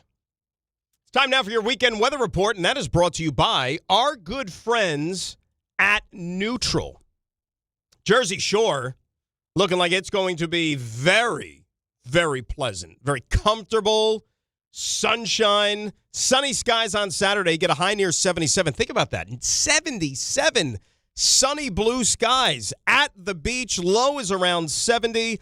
Sunday is going to be partly sunny, high near 78, and you get a tiny, small chance, maybe around 20% of late showers on Sunday. So overall, looks like a winner this weekend. Get out there if you can, and that was your weekend weather report brought to you by Neutral. Keep it tasty with Neutral Vodka Seltzer. It's made with real vodka and real fruit juice. Enjoy responsibly. 800-919-3776. That is the telephone number. Remember, we got the morning roast coming up a little bit later on this hour. We'll give you the cue to call. Maybe squeezing some around the league as well on this preseason football Friday. All right, so when it comes to the Yankees, something else happened yesterday, okay? It was a milestone day of sort. And this is where I have to ask my Yankee fans how well they remember their team's history. So yesterday happened to be the 10-year anniversary of Aaron Judge's debut. How about that? 10 years. August 13, 2016. Now, do you remember what Aaron Judge did in his first ever at-bat? You guys remember? That's right. Home run. He actually was batting 8th that day. 8th in the order. He and Tyler Austin went back to back. The question I have for you guys, without cheating, Aaron Judge played right field that day. Who lined up next to him in center field? 17? No, 16. 16. Boy. Well, left field was Brett Gardner, right? No, Gardy might have been playing center at that point because they didn't have guys at certain points, didn't they? So it wasn't Gardy either? Nope. No, It's a good one. It's a tough one. Who was it? Left field, Aaron Hicks. Center field, Jacoby Ellsbury. One of the great mistakes in Yankee history. Jacoby Ellsbury. Who started that day? Who was the starting pitcher? Oh, I couldn't tell you. 2016? Jameson Taillon. No. Pretty notable pitcher for the Yankees. Had a good run as a Yankee. Masahiro Tanaka. There you see that. Oh, okay. Very nice. There you go. So there you go. Let's go pull up the box score from that game. Now you got some names there. A couple of them that I completely forgot about, including the third baseman. And Yankee fans hated him too. They were done with him after a while. Am I right or am I wrong? Chase Headley. He was another guy that he had a very good start, and you thought it was going to go really well, and then everyone ended up not liking him as much. Yankees had 5 home runs that day, as a matter of fact. Boy, Aaron Judge batting 8th. But here's what I get to, and this is the only reason I'm bringing it up, not to play like a trivia game or anything like that. 10 years. Headley! That's what I was looking for. You got it. Would you say that the Yankees have wasted the last 10 years of Aaron Judge? 100%. All right, I mean, you shook your head immediately. So, like I said, this is who I appeal to, the Yankee fan. Have the Yankees wasted the first decade of Aaron Judge's career? I'm not saying that they've exhausted his entire prime, because I still think he has productive years. But, hell, even before we started this season, where he was coming off of another MVP campaign, I remember talking about all winter that, hey, you know what? We just don't know when this is going to have an expiration date. Like, you can't read the expiration date on the player. Like, you would think that he's Superman, and you think that the powers are going to last for another 10 years, but realistically, it's not. And then you have a season like this one, to where really kind of an innocent type of play ends up costing him already 2 months, going on 2.5, probably closer to 3 months. And his season as a whole is not going to be anywhere near what you expected to see. So I guess what I'm saying is that while we sit here and you can, yes, celebrate everything great that he's done over the last 10 years, and you know me, I've said this, I'm not afraid to say it either, and I believe it, and I will stick to it. Okay? You're talking about a guy who is hands down the best everyday player that the Yankees have had since Mickey Mantle. Okay? Apologies to the great Derek Jeter. He's not as good as Aaron Judge. Okay? He is not a 3-time MVP. Could easily be 4. But yes, the resume is a little bit incomplete because it doesn't have a world championship.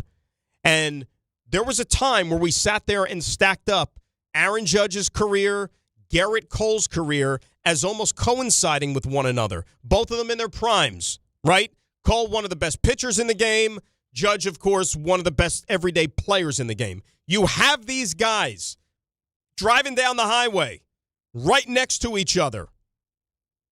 And yet it still has not arrived at the destination that the Yankee fans want, and that's the World Series, right? And that hourglass, the sand just keeps trickling through that little opening. And now that bottom part of the hourglass, it just keeps getting fuller and fuller and fuller. And you don't know when it's going to completely just disappear and vanish. And then the worst thing that could happen for the Yankees as an organization and clearly its fan base, you don't want to be sitting there, I don't know, 10 years from now. I'll give you a generous time frame. 10 years from now. And you look back and you say, what the hell happened to that Aaron Judge run? How come we didn't win a championship? How did we not win a World Series? We had a guy who not only is a first ballot Hall of Famer, he'll probably get 100% of the vote for crying out loud, right? As good a player as you could possibly want. Homegrown player, first-round draft choice, developed, became a Yankee captain, and you didn't get a World Series.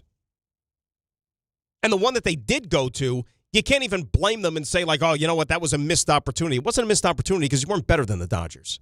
But they got there.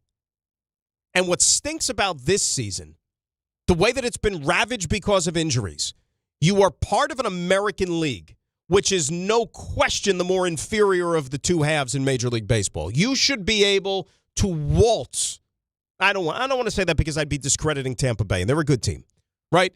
But you certainly have a golden opportunity to get to a World Series with the collection of talent you have, with the starting pitching that you have first and foremost.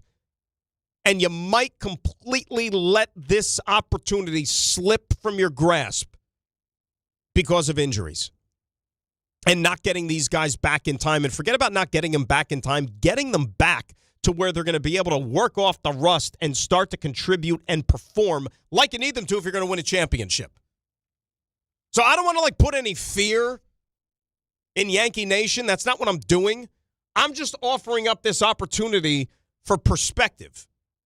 You celebrate the guy's 10 years and what he's done in a Yankee uniform, and now he's left an indelible mark in Yankee history. But there can also be a part two to that conversation. That what do the next several years have in store? How does this story end? Yes, he's going to the Hall of Fame. Yes, he's going to Monument Park and all these other things. The question is, what can the Yankees do for him now to be able to put a team together that's good enough to put that final punctuation on a Hall of Fame career, which will be a World Series championship? And I hear from too many Yankee fans on these airwaves, calling the shows, that still don't want to give this guy the credit he deserves because he hasn't won a championship yet. And maybe his performance in the month of October diminishes ever so slightly from what we see in the regular season. And to me, that's not fair. It's not fair. It takes more than just one person to be able to help a team win a championship, especially in the month of October. And sometimes it's an unsung hero and somebody that's a lot more unheralded than a guy who's going to the Baseball Hall of Fame. 800-919-3776. That is the telephone number. When we come back, we're going to do two things. A little twofold. Right, Raymond? Do a little 2-for-1 this segment? What do you think? Oh, that's the plan. The plan is, it's a preseason Friday, so we're going around the league. Okay? We make the rules. Right? Around the league, right into the Friday roast. We are not skimping on that. No way, no how. I'm annoyed. I'm angry. I need to vent. I know you do as well. Big hour ahead. Grassin for DNR, ESPN New York. Prizes, flyaways, even cash money. You want it? We've got it. Find a list of all contests and official rules by visiting ESPNNewYorkContests.com. That's ESPNNewYorkContests.com. Miller time. People think it just happens, but that's not true. You know what you gotta do? You gotta go say hello with some beers. Make the plans. Forget the couch. Go to that thing. Play the game. See him in person. Talk to that stranger. Live a little. Small acts of rebellion that bring us together. Because legendary moments start with a light. It's Miller time. Celebrate responsibly. 2026 Miller Brewing Company, Milwaukee, Wisconsin. When's the last time payroll was the easy part of your week? With Gusto, it can be. Gusto is the all-in-one platform designed to take the hassle out of managing your team, from payroll and compliance to hiring, onboarding, and more. With Gusto, you can get back 2 full days each month with all the time you've saved. Go to gusto.com today and learn why over 500,000 small businesses choose Gusto. That's GUSTO.com. Gusto.com. Kenny here to help you ignite your taste buds with Firework Freeze 5-Hour Energy Shots. Juicy cherry, citrus lime, and blue raspberry. It's that iconic freezer pop flavor, but with none of the guilty sugar aftermath. The perfect summer kick. It's a delicious, portable, zero-sugar energy shot bursting with flavor. Bring on summer with Firework Freeze 5-Hour Energy Shots. Available online at 5hourenergy.com or on Amazon. Congratulations, New York. The Knicks did it. Through battle after battle, they dominated to become this year's NBA champions. Day in and day out, the hard work paid off, and you were there every step of the way. Enjoy the crown. Own it, because this year is your year. A part of your legacy that will never be forgotten. So celebrate this moment, show your pride, and shop the largest selection of official NBA gear at NBAstore.com. A Fanatics experience. Okay, all signed up. Easy. Now let's run payroll. What the?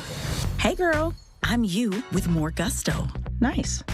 Who's that? New social media manager, hired and onboarded with gusto. And spoiler, we're kind of famous now. Wait, we're famous?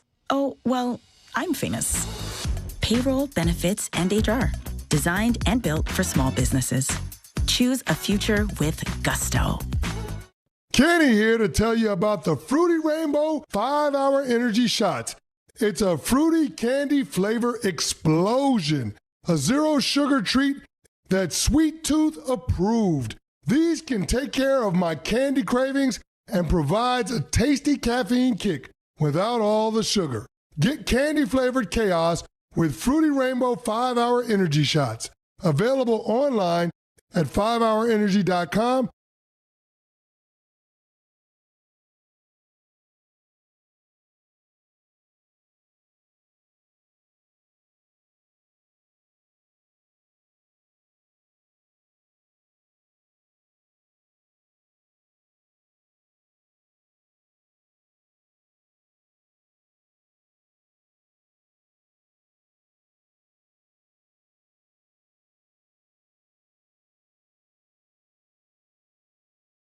Number. Before we get to the Around the League, because we're doing it Around the League, even though it's Friday, yes, we are.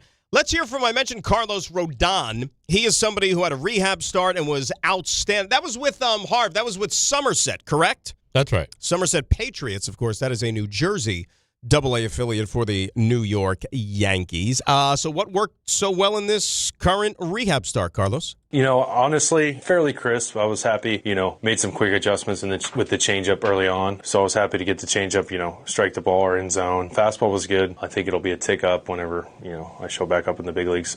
Slider was decent. Got some swing and miss on down and in chase slider. So, and the curveball, I was happy with the curveball. Sinker was in a good place. So I was happy with mostly everything. Being a little presumptuous there, saying when I get back in the big leagues. Are you sure it's a sure thing? I'm kidding. So what are the next steps now? The goal was to go out there and throw as many strikes as I could and be efficient. 5 ups, 58 pitches. As far as what's next, not sure. Obviously, I would love to be able to compete and help our team win, but that is not up to me. So. Well, he'll be there, and like I said, it just adds to a strength that the Yankees have. And if the offense is going to continue to be hot and cold, if the important players are still going to be on the shelf, and we know who that we've been talking about, you have to tap into your strength. And for the Yankees right now, it is clearly the starting pitching. And Carlos Rodon will provide another reinforcement for that group here pretty soon, as it seems. All right, 800-919-3776. You can go ahead and start lighting up them phone lines for the Friday roast, because we are going to get to that here in short order. But because it is a preseason football Friday, and because the Jets kick off their preseason tonight, the Giants will do so tomorrow afternoon at MetLife Stadium, we decided, you know what? We got to get caught up in the buzz. We got to get caught up in the football. We need football, right? It is right around the corner. So let's do ourselves a service and do a little Around the League on this preseason football Friday, and I turn things over to my friend, Ray Santiago. It's time to go around the league. All right, let's start with a little bit of preseason recap. I love this, by the way. It may be preseason football, but it's still football, and we love it, and we enjoy it, and we appreciate it. Let's start with the Cardinals and the Raiders. Cardinals win 27-14. Score is not really important. I will give them, but they're not important. Big debuts for top 3 picks: Fernando Martinez. Don't call him Martinez. Go ahead and play it. You could go ahead and play it. His name is Fernando. No, I can't find out. There it is. Mendoza! If you're a Simpsons fan, you get it. Jeremiah Love showcased quick feet and power, running 11 carries for 58 yards, 5.3 yards a carry. Also had 3 catches for 14 yards with a long of 7 yards. Did injure his ankle, but it's not believed to be serious. No Carson Beck in this one off the rib injury in the Hall of Fame game, but Mike LaFleur said there's no concern. Arizona offense steady behind veteran Gardner Minshew, who went 14 of 16 for 102 and 2 touchdowns. Cardinals outgained Vegas 300 to 231 in total yards, controlled the clock, claim a comfortable road win. The Raiders quarterback battle between Kirk Cousins and Fernando was on full display. Cousins played only the opening drive, resulted in a touchdown after a 10-yard pass to Jake Beck and a 16-yard pass to Trey Tucker. He finds tight end Michael Mayer for a 13-yard touchdown to cap a 10-play, 68-yard drive to begin the game. Cousins, 5 of 6 for 50 yards. Mendoza shows resilience. His first drive, not great. 2 incompletions. Raiders forced to punt. Second drive, completes a 19-yard pass to rookie wide receiver Malik Benson. Rookie running back Mike Washington Jr. rushed for 53 yards before Mendoza zips the ball over the middle to Beck for a 6-yard touchdown on third down. Third drive, 3-and-out. Fourth drive, it results in a field goal. He finishes the night 10 of 16 for 97 and a touchdown in 4 drives. Fernando on his first NFL game. Yeah, first I want to thank God and my teammates and coaches for allowing me the opportunity. Today was an invigorating experience where there's not many moments where you feel fully alive, and on the field is when you feel fully alive, especially in the NFL atmosphere. So I want to give thanks to that. It was great to get out there, get my feet wet. At first, especially the first drive, felt a little sped up because so much anticipation and excitement. However, I feel like my teammates around me protected me very well, and they helped slow me down. And I think it was a good experience. Can I tell you something? Yes. That is the most low-key and, dare I say, almost beaten down and dejected that I've ever heard this guy sound like. And you bring a valid point. He's usually like Rick on, 5 coffees and 2 5-hour energies. Like, think about, the stuff we used to hear him after those Indiana Are we the games. strongest glue ever? Right? And this is... Oh, it was an amazing experience. I just want to thank the Lord Almighty. I'm so blessed to be... You know what that is? That's called... The Raiders will do that to you. It's only one game. The Raiders will do that to you. By the way, it's not just his debut. It's Clint Kubiak's debut as the coach of the Raiders. I thought, it was smooth there. I thought our coaches did a good job communicating on the headset. The game itself, we have a lot to improve on. Really, really happy with what the offense did in that first drive. Kirk leading us down the field. I was, very happy with what our defense did in the second half on third down after the first half. But there's a lot of things that we need to improve on. Lots and lots. Yeah, I don't... It's what preseason's for. You improve. Yeah, and look, we know that Kirk Cousins is going to start the season, right? So the question is, when will... Unless Max Crosby beats him up before then. Unless Max Crosby, puts him on IR. Probably unintentionally, you'd like to think. But I'll ask you the question. November 1, I think that's week 8. Jets-Raiders, MetLife Stadium. Who's the Raider quarterback that day? I'd be shocked if it's not Mendoza. Be shocked. Week 8 by then? Probably, yeah. No disrespect to Cousins, but it's kind of... And it's so funny because, the comp I kept making the Cousins is the process, he's kind of like Kirk Cousins. Yeah. And it's so at some point, sooner rather than later, he's going to get the job. It's just a given. It is what it is. In that division, too? Unfortunately, this is not the year you want to be building a program. It's not a matter of how well Kirk Cousins is going to be playing. It's going to be a matter of is Mendoza ready? Right. So... Mendoza! No, it's Fernando Martinez. That's right. Bengals beat the Lions 16-14. Joe Burrow actually plays 13 snaps in this one, goes 5 of 6 for 39 before giving way to Joe Flacco. Before I actually get to the game, they did Remember the story we talked about yesterday with Jaden Daniels?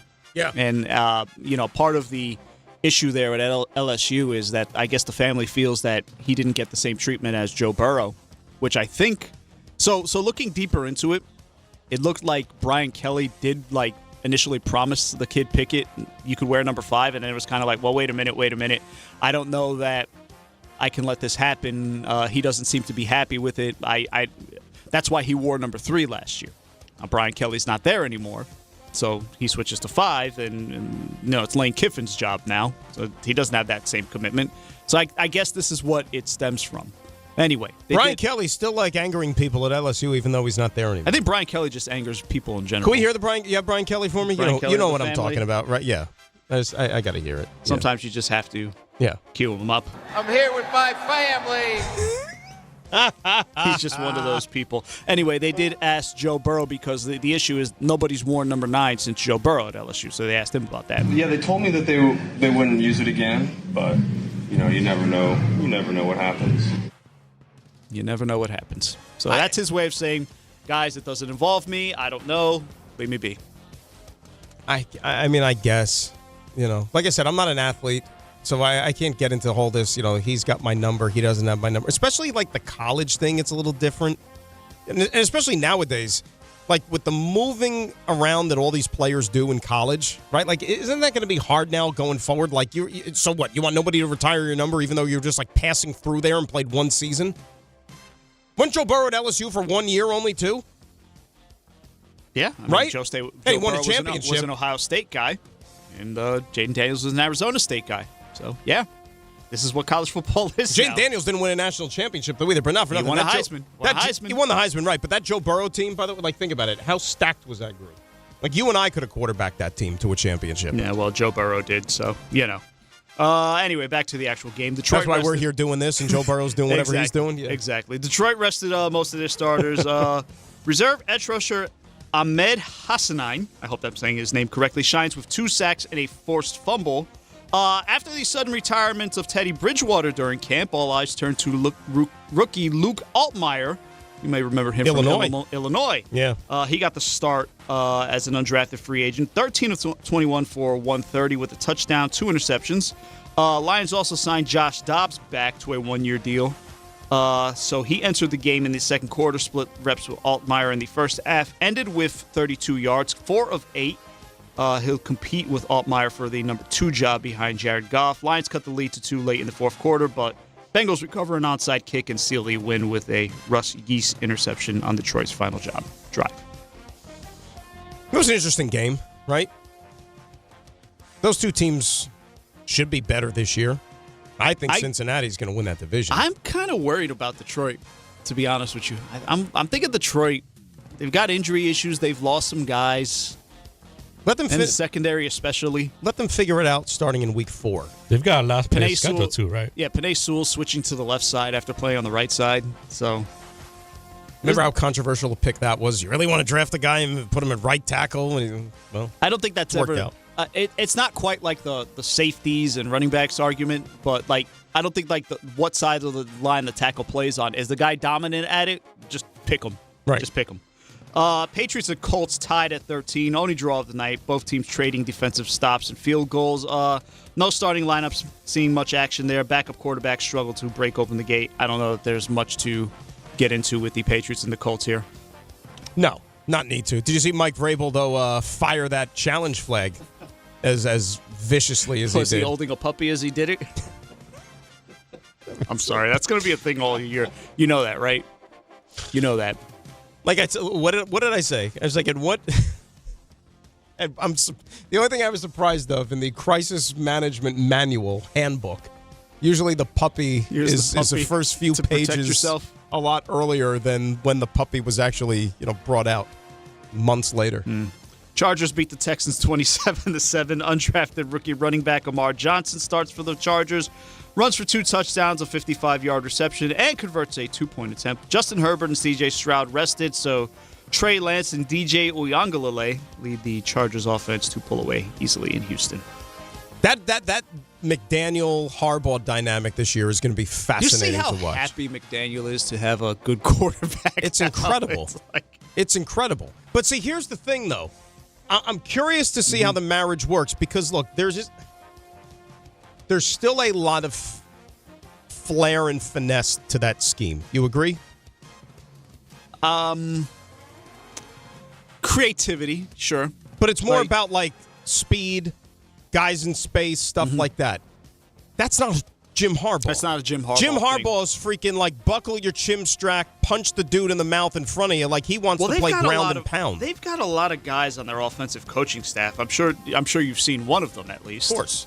You know who it is. Yes. I'm talking about with crazy eyes. Wide receivers coach.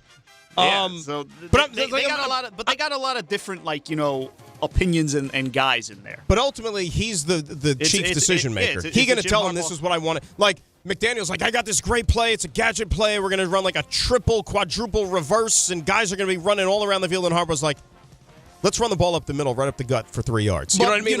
The point I'm kind of getting at is, like, I don't think Jim signs off on this if, he's not trying to broaden his horizons a little bit. But we've seen things in the past to where, like, everybody is on board, everybody's hunky-dory, kumbaya, even during the hiring process, right? And then, like, the season starts and all that, but then once it comes down to, hey, we got to play the games, that's when you have a difference of opinion and we can get into some issues.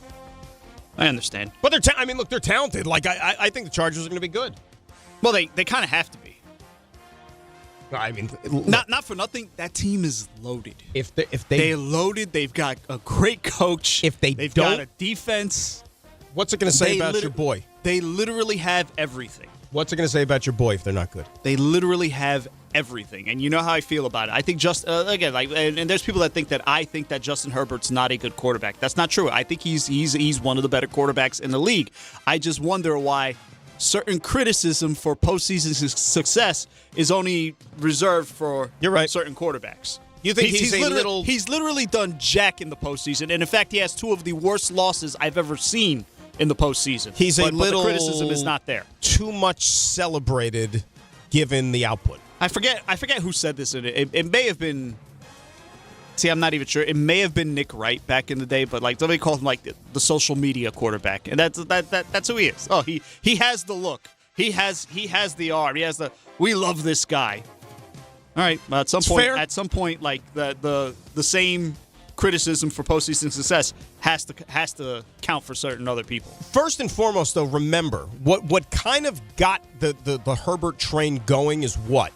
It's because immediately he had more success than Tua, and he was still on the board when the Dolphins drafted Tua. Correct. So you say, correct. There you go, right? And Burrow got injured his rookie season, also part of that class. Yeah. Listen, and again, it's not to knock his ability as a quarterback. He's really good. He's one of the best ones in the league. I just want the stuff to be even. Titans beat the Niners 19-13. By the way, I'm sorry, and I know we did this game already. I forgot to mention it.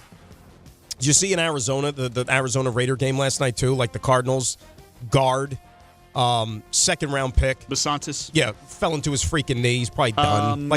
He was in agony. Dude, he was in agony. Hate that stuff. See, I'm being so serious. That's the thing. It feels like it doesn't happen as often as it used to back in the day, but, like, you get the devastating injuries. I don't care what team it is. I don't care if I hate this team more than anything on this planet. I hate the fact that a player's season is going to come to an end, whether it's in a preseason game or a training camp practice or something like that, before we even get this thing up and running for real. Like, I hate it. I hate it. I don't care who it is. Definitely. And this is why teams are, like, so averse to play the starters. You're worried about stuff like that happening. Right. And he's a second-round pick. You're a second-round pick. You're supposed to start. To contribute. Yep. You're expected to contribute pretty much right away. For the Titans, though, they put the starters out there, did Bob Saleh. That includes first-round pick Carnell Tate and Keldrick Falk. Tate targeted twice, but both fell incomplete. Falk started because vet defensive lineman Jacob Martin was inactive with a knee issue. So Tennessee's starting unit, they did come out sharp. 11 plays capped off by a 5-yard Tony Pollard touchdown. I'm surprised Tony Pollard was playing because he's a vet at this point. Joey Sly, he kicks 4 field goals, long kicks from 55, 53, and 58 to keep the Niners at bay. Stribling, he's been a standout for the 49ers throughout training camp as a second-round pick, and that translates to the first preseason game. He played the first 3 series against the Titans starting defensive backs and had 7 catches for 62 yards before calling it a night. Not bad. You just hope that they can stay healthy. Watch out for that substation. I'm sure you know about the Twitter account with the substation. It's too funny. It's mean. It's mean is what it is. Is there a correlation there, though? Not the Twitter account. I'm talking about the actual substation. Okay, so here's the thing. I don't know if there's a correlation. I'm not a doctor. I'm not like we're not scientists. I'm not a scientist. I don't know how this stuff works. It still makes you wonder. Okay, it's one thing for the stadium to be next to a substation. I get it. Land is tough to come by in California, but your entire facility, including your practice, like, okay, somebody approved that. Somebody said this is a good idea.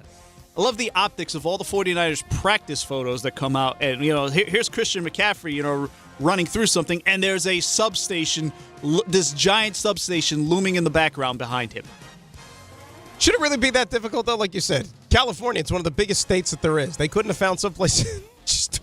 But it's right next to the stadium. Like the whole thing, build the stadium someplace else. They're one of those teams that has their headquarters like all in one place. Like certain teams, like they have it in a separate location. The Jets have Florham Park, but the Giants are right next to the Meadowlands. You should have found better land.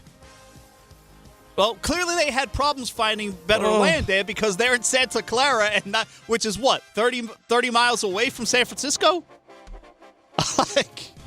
Well, they got a couple of Super Bowls out of it, so they're happy. I guess. Games today include the Jets and the Buccaneers, of course, at 7 o'clock. Broncos at Falcons at 7, and Dolphins at Commanders at 7. And then tomorrow's games, Giants, Vikings, Panthers at Bills, Browns at Bears. Those are all 1 o'clock. Rams at Chiefs, Jags at Saints at 4 o'clock, Eagles at Ravens at 7, and Cowboys at Seahawks at 8. The Seahawks are signing Terrion Arnold, 23 years old. He's facing 8 felony charges. 8! That's it? Just 8? Felony charges stemming from a kidnapping and robbery in Tampa, Florida in February. He was arrested in June after turning himself in and was released the following week by the Lions, who drafted him in the first round in 2024. A day before they cut him, Arnold was released from custody after posting a $1 million bond. No trial date has been set. His next scheduled court date is a disposition hearing on October 5th. So what's left is for the league to determine whether or not he's going to go on the exempt list or what have you. 8 felonies, you said? 8. Okay. Here, let's play the over-under game. More felonies or more games as a Seahawk for Terrion Arnold? You got to think, whatever the situation is, a few of those will probably be dropped or turned to misdemeanors. You get a good lawyer, Turn to misdemeanors or whatever. So maybe like plea down, maybe like 3 or 4 felonies, and then games played. What's his suspension going to be? Well, here's the thing. I don't have jail time. It's a 1-year contract. I don't think he's playing this year.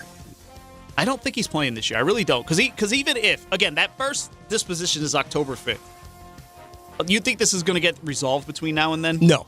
And while that's out there, I'm not sure the league wants to have that cloud hanging over. It's kind of like, no, dude, here, you can be part of the team unit, but just stay away. Like, I think it's going to be one of those situations. Regardless of what the actual punishment is, if there's a punishment, I think they're just going to be like, dude, just stay away. It's going to be like a glorified practice squatter. That's essentially what he's going to be. More or less. Right? More or less. You're never going to see him. It's like when Hassan Reddick was a Jet. Not that he was, tied up with the law. It's just you never saw him. It's like he wasn't even there.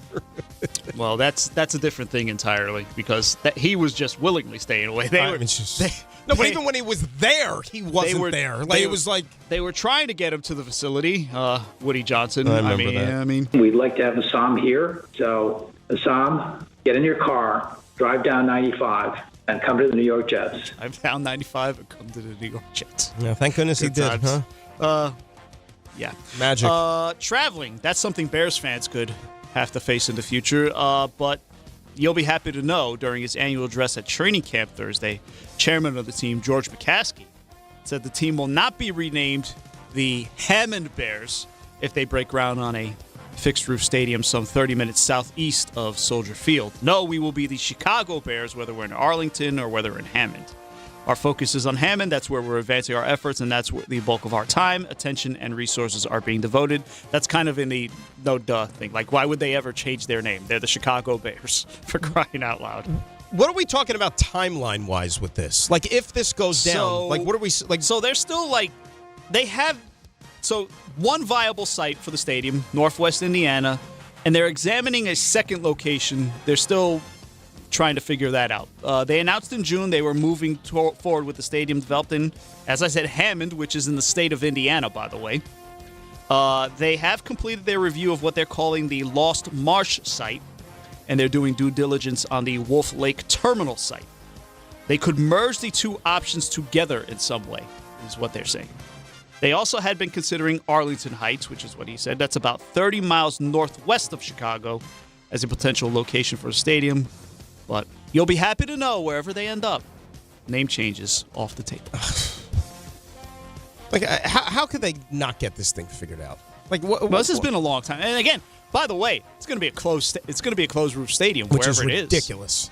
The elements will no longer be a thing in Aren't Chicago. the Browns doing the same thing? Like Browns when they build, I mean, come on, but, guys. But now, like, all the rage is like the clear route, like you kind of like they have at SoFi, but not open air.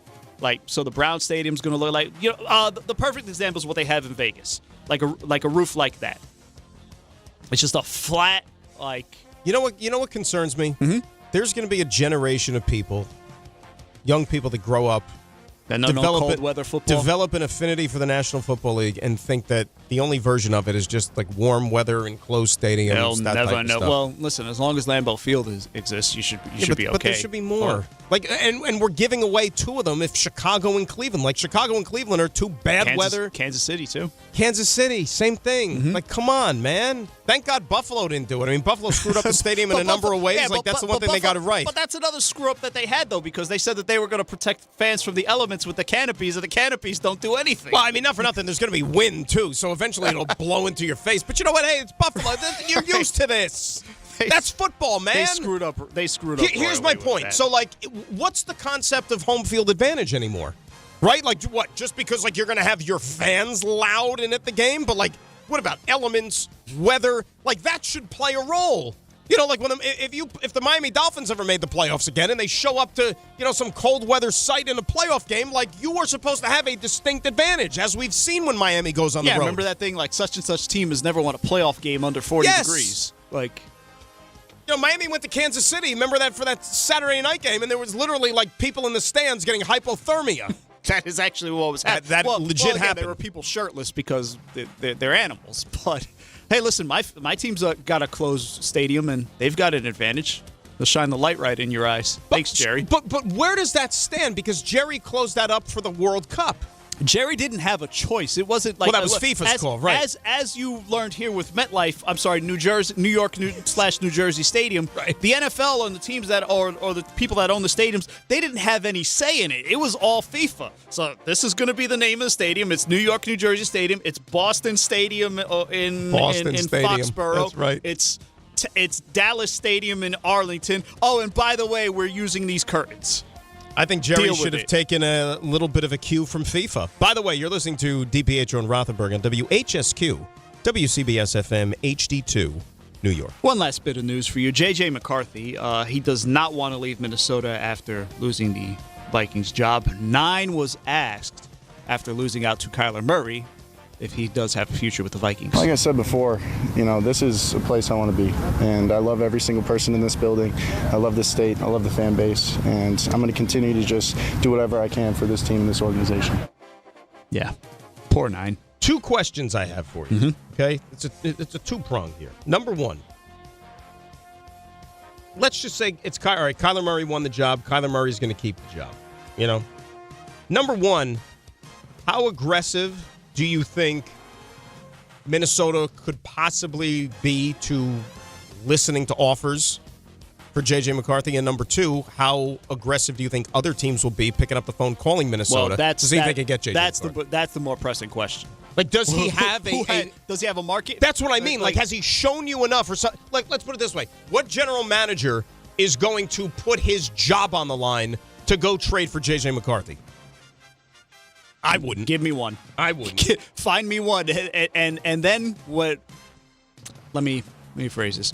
You could take him on as like a reclamation project, like maybe a day 3 pick, but like not as your starter. No, hell no. Not as your No.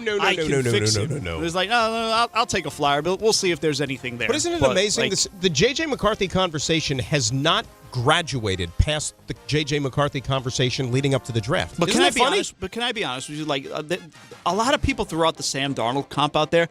I don't think he was ever as good as Sam Darnold at any point. Michigan, anything, any point. It still blows my mind he was drafted in the first round. It blows my mind. What did he do at Michigan? And you want to bring up Sam. Like, let's not forget Sam's pro day. Like, Sam went out, and I know the pro days, I get it, it's all scripted. Sam, though, went out in the rain at Southern Cal. Pouring rain. And absolutely just threw darts all around that field. And I remember watching that thinking, how is this guy not the first overall pick in the draft? And then the fact that he fell to the Jets at 3, you thought oh my God, a gift from God. Like it's actually happening. But, it happened, but for Seattle. And that is the league, and we've gone around it. Tremendous. I needed that. You know what that was? That was good for the soul. Good for the football soul on this preseason football Friday. Now, it is also a Friday, so we're not skirting on the usual business that we do around this time. Raymond, I need you to fire off the cue, the signal, because it is indeed time for the Friday roast. This is why I'm hot. Is the morning roast. Oh, you know it is. Light up those lines. 800-919-3776. It is time to roast. And if you're maybe just tuning in for the first time, if you're watching on the YouTube, right, you might not have any idea what the hell is happening right now. Like, this might be too advanced for what you can possibly take in. Especially this early in the morning. It might be a long week. Maybe you're on vacation and just living the good life, right? You have no idea. You say, tell me more about this Friday roast and what it is. What is this Friday roast that you speak of? I have no idea. Harvey, why don't you get everybody caught up to speed? What in God's name is the Friday roast? So what happens is that, listen, in life, everyday life, there are things that bother you. And there are times where, listen, you don't have an avenue to speak on it. You can't seem to find anybody that wants to listen to you. We are here for you every single Friday at this time to listen to what you have. Whatever it is, get it off your chest. We're here for you. We will listen to you. I couldn't have said it better myself. I really and truly couldn't. So that's in essence what it is. You pick up the phone, you dial 800-919-3776, and you roast away. I don't care what it's about.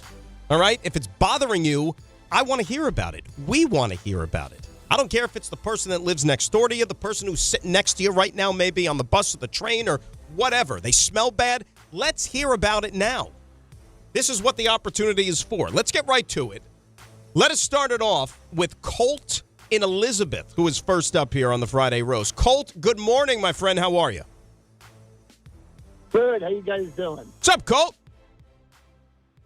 First of all, the name is John, not Colt. I don't know how we got time that. out. Time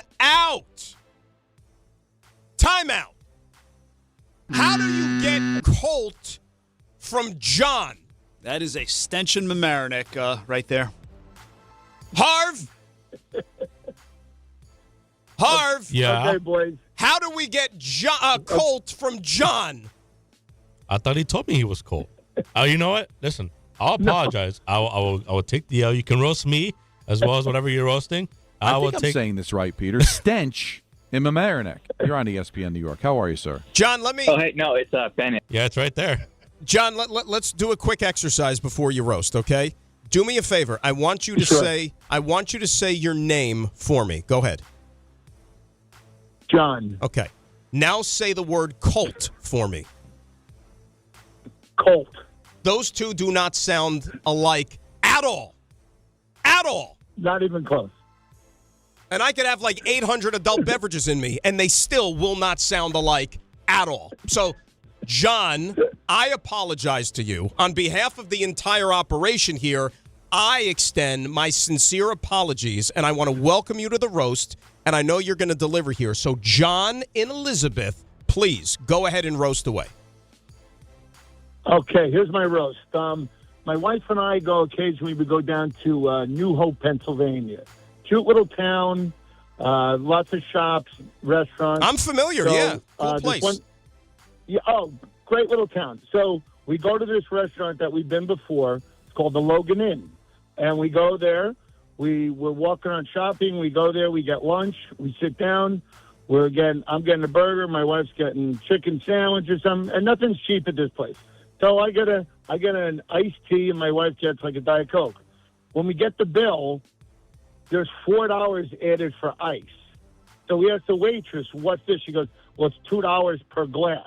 What? I said, "You're kidding me. You're charging for ice." Now, we've been there in years past. There was no ice charge. And then you look over by the bar, and there's a small sign up there that says they're charging $2 for ice. But nobody tells you when you ordered lunch or you're getting the drinks. And I couldn't believe it because, again, the burger's like $25, and my wife's sandwich is like $25, and which is fine. And the food's good. But I just think that's beyond ridiculous, starting charging people for ice. Here's what, John, I'm glad you roasted that, and you're well within your rights to be fired up over that. You should be. And, again, I apologize over the Colt thing, but I'm glad you called in. Here's what, how can I say this, Ray? The sack exhibited by this place in New Hope, Pennsylvania, to actually put that they're charging you for ice on the bill, which ice, by the way, the composition has not changed. It's still frozen water, okay? Nothing has changed in that regard. But most places now looking to make an extra $1 or $2, they'll just put at the bottom of the check just a very arbitrary service charge, an extra service charge tacked onto the bill, right? In addition to the tax. I'm annoyed by that. Service charge. Mm-hmm. But there's a lot of vagary to service charge. If they're going to put ice as a $2 charge per glass, that takes some stones. You lost me at $25 burger in New Hope, Pennsylvania. Yeah, but have you ever been there before? Have you ever been to New Hope? No. No, look, you know why. It's a $25 burger. It's literally like New Hope is like a few blocks long. It's very tiny. It doesn't even feel like you're on planet Earth at times. If you want to just escape from like real life, you go to a place like that. But yes, expect to spend $25 on a burger. No, you're like in the middle of nowhere. Just why? Like it's ridiculous enough to spend $25 for a burger here, which actually happens. But like $25 for a burger in the middle of Pennsylvania is insanity. You could go to like Capitol Grill, Del Frisco's, get a $25 burger, but you know what you're getting. That is ridiculous. You know what you're getting there. You're getting some quality beef, but I don't know if they got that same snuff in New Hope there. Let's say hi to Tim in South Carolina, who was up next. Timothy, how are you? I am well. How are you, sir? Tim, I'm doing great. What's on your mind today? So, it's preseason. I go to sign up for my NFL Sunday ticket. I'm a YouTube member for 8+ years, whatever it is. I go on the website. Oh, $204. I'm like, oh, that's better than what I remembered it to be. Well, that's only if you're a new user. So if you call them and talk to them, you can negotiate them down into the new user price. But why are you getting charged $480 when you pay them $82 a month for subscription all year long to get Sunday ticket? That's not right. So what you're saying is YouTube TV, they've got the fee that you have to pay to be a subscriber all throughout the year. And then on top of that, if you want Sunday ticket, it's now a one-time, or they spread it out, but it's going to be a flat fee of $480 or whatever it is.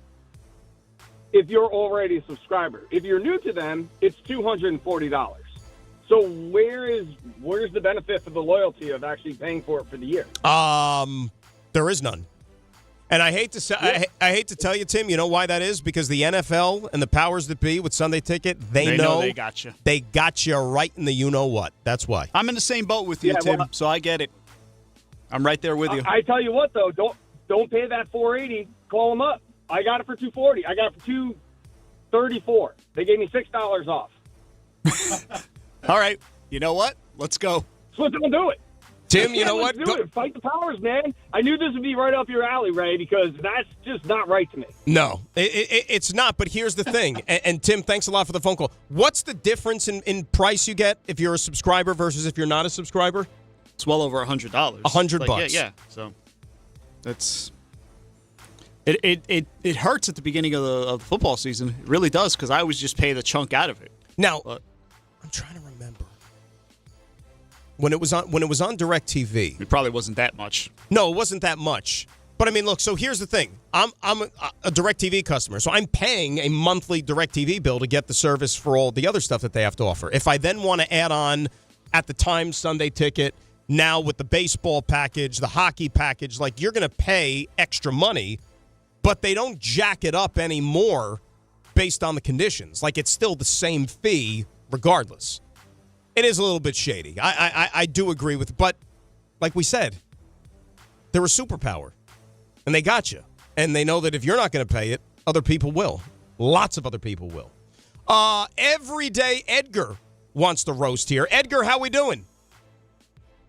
Oh, man, I want to watch the Yankees. We're in the middle of every game is big now, and I got to get Apple TV. When are one of these conglomerates going to just buy everything and give you one streaming service so you can watch everything and pay 1 month, one charge a month? I'm sick of, is it on Netflix? Is it on Apple TV? Is it on Hulu? Is it on Prime? Is it on Yes? Can I watch it on Gotham? You lose your mind as a Yankee fan. So what you're saying is that if there was only one place where you could collect all of these channels together, and all you have to do is take everything. One remote control and just flip from channel to channel to channel. Wait, I have an idea. Maybe they could come up with something like that one day, and they can call it, let me see, how about something like cable, right? Like, that's a thought. We can call it cable. You think that'll work, Ray? I just came up with a brilliant idea. Cable TV. Genius. Oh, yeah. Oh, my gosh. Look, Edgar, you're preaching to the choir, man. You're preaching to the choir. And yes, tonight, Yankees and Apple TV vehicle, unfortunately. So you're going to have, but isn't Apple TV free? There's a free trial for, like, you sign up and you can cancel within 2 weeks or something like that. Maybe, yes. Maybe, I don't know. Harv, you would know, right? I mean, you got the Apple for the soccer stuff. Yeah, I believe it's a week, and then you gotta decide whether you want to pay up or not. There you go. A week. You watch your Yankees, and then you say bye-bye. No more. No mas. Let's say hi to Colby in Manasquan, who's up next here on the Friday Roast. Hello, Colby. How are you? Hello, Dan. Hello, Rick. So, I am a Mets fan, and so is the rest of my family. Okay. My mom and two of my brothers just did a little road trip, to the Midwest, and they did a stop by at a Royals game at Kauffman Stadium. My younger brother, who is 17, like me, loves to collect hats, which I don't fault him for. So he got himself a little Royals hat at the game, no problem. But as I'm, hanging out with some friends, we get a picture in our family group chat, and it's a photo my mom sent. It's my younger brother, Danny, wearing a Mets shirt while also wearing the Royals hat. And to me, that's just disgusting. One, as a Mets fan, I still have PTSD from the 2015 World Series. And I'm like, nope, Danny, don't do that. Sorry, no problem. We'll cut to a few days later. They're at Busch Stadium in St. Louis, and he's wearing the exact same getup, a Mets shirt and a Royals hat. And I found that to be kind of disgusting as a Mets fan. So I wanted to roast my younger brother, even though I love him dearly. Yeah. How old is your brother? He's 17. So he's young. He's young, but he doesn't get it. But I need to teach him. He could be 17. He could play in the World Cup. I mean, it's not that young. Colby, thanks for the call. Yeah, I mean, look, ordinarily, like, you want to put Colby's little brother in the fraud category and this and that, but I got to give him a little bit of grace here because you're on a road trip, and it's not like he's going to watch the Mets. You're a baseball fan, right? You're seeing a game in a stadium that you're not accustomed to seeing. You go to Kansas City, you want a little, like, memento of, hey, I went to Kauffman Stadium, I got a Royals hat. Pose for the picture, put the Royals hat on, fine. Now, was it something that I would particularly do? Probably not. Like, I would feel gross, just because you're not a fan of that team. Like, I really can't wear any apparel that's not my team's, whether it's a hat, a shirt, whatever. So, yeah, I mean, I get it, but, it's still just, it's a summer road trip. It's vacation, Let's say hi to Morris in the car, who was up next here on the Friday Roast. Hey, Mo, what's going on? Hey, how you doing, guys? Good morning. What's up, Morris? How you doing? So the other day, I had a hankering for ice cream. I was in work all day. I was starving, right? So where do I go? There's no more ice cream shops in my neighborhood. I don't know what happened. I'm going to go to Walgreens, right? So I go to Walgreens, and I walk into the store all happy. I go into the freezer section, and they've got everything, guys. They got the Reese's, the peanut butter, the Snickers, ice cream, great. Pull the door, not opening. I look up. There's a motorcycle chain, like, I don't know how big, with a master lock, like that's from the King Kong days. Like, they used it to tie up King Kong. All right, I press the button. It says, customer service required in the cosmetics department. Customer service required in the liquor department. They don't sell liquor. All right, I go to the front of the cashier. I tell her, please, open the case. She goes, I can't. Why? She's the only one in the store. Now I can't get my ice cream. All right. She goes, I can't leave the cashier. Unbelievable. Now I go to Dunkin' Donuts. They have them with the Haagen-Dazs, the combination. Yes. I walk into the store. I go over to the counter where they have all the big tubs. It's empty. I look at the guy behind the counter. He goes, no, we don't do that anymore. We have them in the freezer in the corner. I look at the freezer in the corner. It's got the same motorcycle chain, and there's 50 people online looking to buy coffee. I looked at the guy. I go, please, well, what is some ice cream? He comes off the line, and he gave it to me. The guy was really nice. But, guys, this is ridiculous. They're protecting the ice cream, and there's one person that's like, I could have walked out with anything else I wanted. Ridiculous, no? When did we, Frank, or Morris, thanks for the call. Like, when did we get to this point that ice cream is this valuable commodity? Like it's, like precious jewelry that we hide behind, lock and key and glass and secure. Are we going to now have security guarding the ice cream at certain stores? I mean, what is this, like toothpaste? Don't they have like things like that, like the Tylenol and the Advil behind a lock at the pharmacies in the city because people are just coming in and like lifting them right off the shelf, so they have to put those now locked up? We're doing this with ice cream, toasted almond, behind lock and key. I mean, come on. Come back to me here. I'll tell you what, though, Ray, I will admit, I was on the prowl for some ice cream bars and this and that because we hadn't had any in the house for, like, ages. So we went to a couple of grocery stores, like the ones you usually go to. Dude, their inventory was, like, depleted, so maybe this is actually a thing. There's, like, no ice cream to be had. Is that why we're locking it up now? People are just stealing the ice cream. I don't know. I wasn't aware of this. Like, I watched the news. Like, I didn't see anybody say, like, we have an alert where we have a scarcity of ice cream in the United States. Man, this is an eye-opener. Got to research You this. learn something new every day, I guess. I don't know.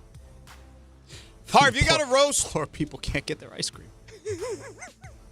Forget about poor people. Apparently, like, the rich people can't get it either. I didn't mean that financially. I know. The poor folks out there. We're all poor because we can't get ice cream.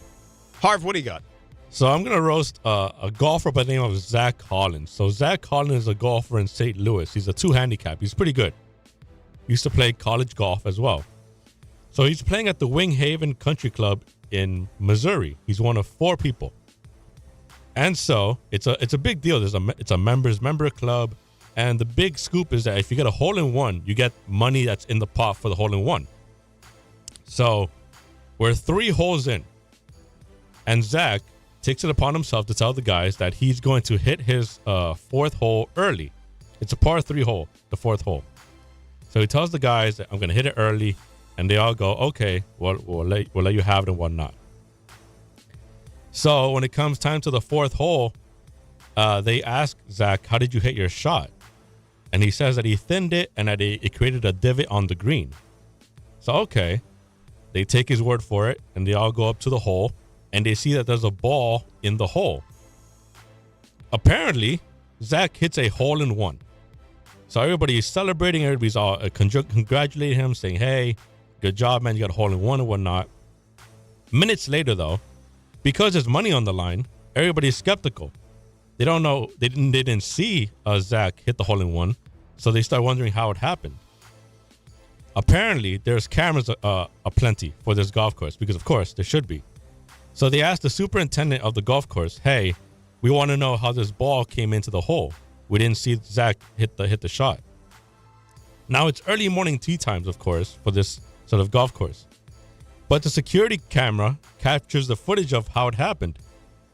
At 5 in the morning, Zach drives up to the nearest station near the hole, puts his own ball in the hole, and starts scuffing the green to create a divot. So, in the meantime, as he does this, he tells the guys, hey, I'm going to take a phone call because apparently I've got some bad news regarding my grandmother, which is what I mentioned to you earlier in the show. His grandmother was falling ill. He had to take a phone call to receive what happened and whatnot. So he does it.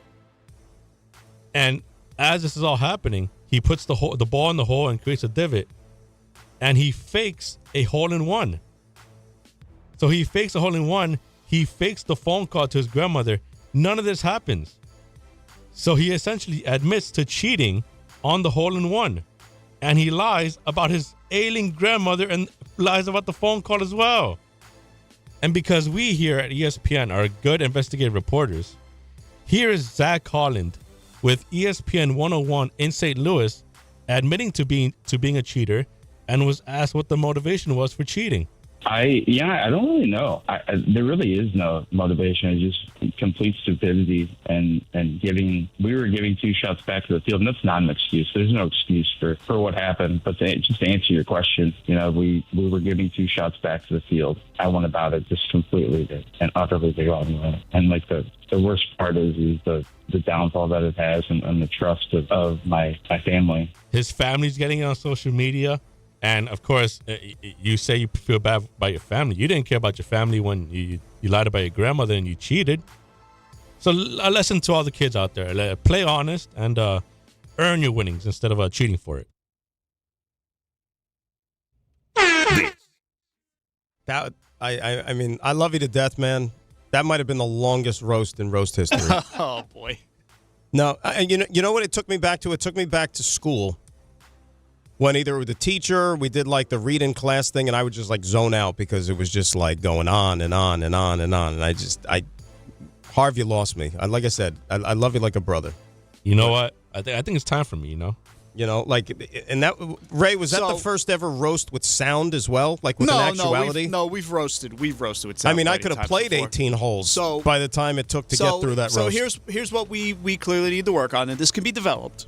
Is we just need to get Harvey to get to the point quicker. And listen, I'm guilty of that sometimes myself. We've all been there. Yeah, so we just got to get to the point quicker. That's all.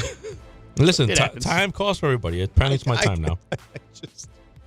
I'm sitting there like, oh my God, it's the Friday roast, the Friday story time. Oh my God.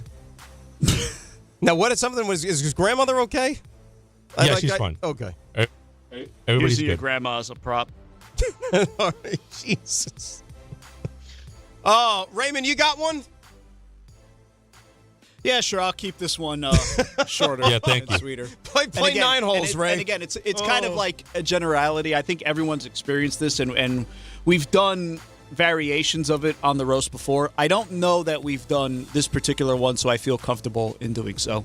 When you're driving, especially on the highway, and this has happened to me for as long as I've considered driving. Yes. It's the general, what's the word? Inconsideration of everyone? Is that the word? Inconsideration, yeah. Yeah, I mean, everyone's just inconsiderate, right? It's one thing if people are going to cut off. I understand. People in a hurry, you're going to be a jerk, fine, whatever. Cut off. It is what it is. I drive in New Jersey. I drive in New York. Whatever. The ones that drive me absolutely up a wall, Dan, and I know you, and you've experienced this too, is when somebody cuts you off, and in a situation, especially when it's unnecessary or even when it is necessary. But when they cut you off and then they have to hit the brakes right in front of you. Like they're doing it on purpose. See, it almost feels like they are. See, I don't know that they're doing it on purpose because I know that I didn't do anything to them to earn that. But there's one of two options. Like one time it can be because they just cut you off and they know that they have to hit the brake to do it because there's a car in front of them and they can't maintain that speed. In which case you're a jackwagon because you see the situation as it's unfolding. And again, you're doing this at highway speed. You're an animal for doing it. So that's one situation. But then the one, and it's almost worse because these people will do it, and then they'll hit the brake when there's nothing in front of them. And that's the one that sets me off the most because it's like you didn't even need to do it. You didn't need to jump in front is one thing, but then you hit the brakes after. Right. If you're going to cut me off and then speed away, that's one thing. But you're cutting me off and then just grinding everything else to a halt? Like, what did you hope to accomplish? And again, you've seen what I drive. Like, I drive a Jeep. It's you could take people out with that thing. Like, again, dude, it's going to do a lot more damage to you than it is to me. Not that I want any damage. Correct. But use your head. Yeah. But that's the thing. People don't use their head out there. Well, and again, they don't use their heads. And again, I hope that's not too generic, but... No, I think it's fair, like you said. I think everybody can experience something like that. All right, so, like I said, I'm going to roast the guy on the train yesterday. I'll say it, the PATH train. I thought I thought this wasn't real life. I'm looking around for the cameras. Dude who gets on the train, pretty crowded train, no less, with not one, but two pit bulls. I kid you not. Okay, I've seen this. Okay, I've seen this happen. On a leash? Nah. Why? What's the point? Any leash at all? Sure, but it's in his hands. Not like the dogs are a part of it. And he's telling the dogs to sit down. Sit down like you're telling a child. Sit down like on the seats. Like I said, a pretty crowded train, and you get the two dogs jump up on the seats, and they start walking over to like a guy who's sitting there. I said, this can't be happening. It can't. Well, at least they're trained. So here's and again before I know you're not done, but who's going to stop them? Who's going to tell them no? You would think somebody in an authoritative position. Who's going to stop them? Right? I mean, there are kind of cops right along we haven't even departed yet from the start. But nevertheless, he didn't have a care in the world. So, you know what I decided to do? I said, you know what? This probably is not going to end well for anybody. I'm going to go ahead, be proactive, and remove myself from the situation. I went to a different car. But, like, I couldn't believe this. I couldn't believe this. I had to do television, so I get on the train. I got the nice suit on and everything. The last thing I wanted is a pit bull or any dog or any animal of that nature hop on over to me and decide to, do nature's work anywhere in my vicinity. Yeah, generally, I never see them off leash. Do you but believe this, though? I do see a lot of pit bulls on the train. What are we doing, But generally, they're on a leash. I don't know that they're supposed to be off leash as you described. They don't allow delivery bikes, like those giant, massive delivery bikes that people have on at certain hours during the train. Now you're going to bring like pit bulls. Who's enforcing it? But that's the problem then. Like, we need to get enforcement on the horn more than anything else. We have time for one more. What do you think? Quickly. All right, let's say I had a Crawford in Kingsbury up next. Crawford, how are you? I'm good. How are you? What's up, Crawford? So I'm going to keep this shorter than my buddy over there on the keys. I don't know if I'm roasting the Yankees equipment manager or Rob Manfred, but I cannot stand the helmets that the Yankees wear. Every time we swing and miss, the offense is miserable. Right, but what makes it worse is watching these guys swing and miss and the helmet going flying off. Like, can we do something to keep the helmets on, please? Run around second base, helmet flying off. Isn't the objective to protect these guys too, by the way? Right? You got the NFL, they're adding more stuff to their helmets. You got padding on top. Can we at least get padding inside so the helmet doesn't fly around while we're swinging and missing, please? Isn't that thank you, Crawford. Isn't that more of a sizing issue, right? Like the Yankees and the equipment guys and the players, they should just, like, get a helmet that fits? I don't know if it's necessarily like a manufacturing Major League Baseball Rob Manfred fault, right? Just pick a helmet that fits. Simple as that. It's no different than when you get a cap. I want to research that because I'm sure there's a reason. Get a hat that fits. Sometimes like the hat goes flying off people's heads when they go, darting across the outfield maybe to make a catch. The hat flies off, whatever. But yeah, I could kind of see what he's saying because it does happen with a little bit more frequency. Like the batting helmet comes off, but hey, that's on them. You know what I mean? And then God forbid if a throw gets away and hits them in the noggin, then they're going to wish they had a batting helmet that fit. All right, that was a good roast. A lot of interesting takes and grievances. We appreciate them all. 800-919-3776. When we come back, we got to get to a little NBA matters because we have a schedule. Yes, we've got 82 for the Knickerbockers, and boy, oh boy, oh boy. In case you forgot maybe for a half a second that the Knicks are champions, the NBA is going to make you remember Knicks in 5. That's right. It is Grassa, DNR, ESPN New York. 8:34. Let's get a check of the roads and say good Friday morning to Debbie Duhame. Hey, good morning, Dan. Alternate side parking rules are in effect. Traffic is slowing down inbound George Washington Bridge upper level with an accident being cleared. Still seeing some delays here at the inbound Holland of 20 minutes. Over at the inbound Lincoln, a minor delay. Stop-and-go traffic Van Wyck South getting down through Atlantic Avenue. Eastbound BQE stop-and-go traffic heading up toward the Battery Tunnel. Sponsored by RockAuto.com. Grinding and squealing are signs it's time for new brakes. Skip the hassle of searching for the right parts and shop RockAuto.com. Find trusted name-brand parts at lower prices and have them shipped directly to your door. All the parts your car will ever need. Rock Auto. I'm Debbie Duhame on 880 ESPN New York. Long Island is more exciting than ever at Jake's 58 Casino Hotel. This August, don't miss the Big 5 spin-off and your chance to win your share of $55,550. Be here on Friday, August 7th and 28th from 3 to 7 p.m. when one lucky winner will be drawn every hour to select 4 balls from the lottery drum to win up to $5,555 cash. Don't miss the Big 5 spin-off where Long Island wins at Jake's 58 Casino Hotel. If gambling is a problem for you or someone you care about, please call the 24-hour toll-free helpline at 1-877-8-HOPE-NY or text HOPE-NY. When care matters most, experience matters more. The Allure Group is redefining rehabilitation and long-term care across New York with 6 convenient locations. Their expert clinicians create personalized care plans to help you recover, rebuild, and get back to what matters most. From short-term rehab to long-term care, Allure is committed to comfort, dignity, and results. To learn more, visit allurecare.com. The Allure Group, where care meets compassion. New Game Plus with Oxy makes your laundry smell incredible and fights stubborn smells, like the ones your dog Biscuit brought into your freshly made bed last night. But you washed that all away with Game, and now you're drifting asleep to the scent and sound of waves. Ah, nope, that's the dog licking your ear. Biscuit. It just might be our greatest scent ever, now with odor-fighting power. New Game Plus with Oxy. Sniff the difference. T-Mobile is launching something no other wireless network offers. Introducing Nothing.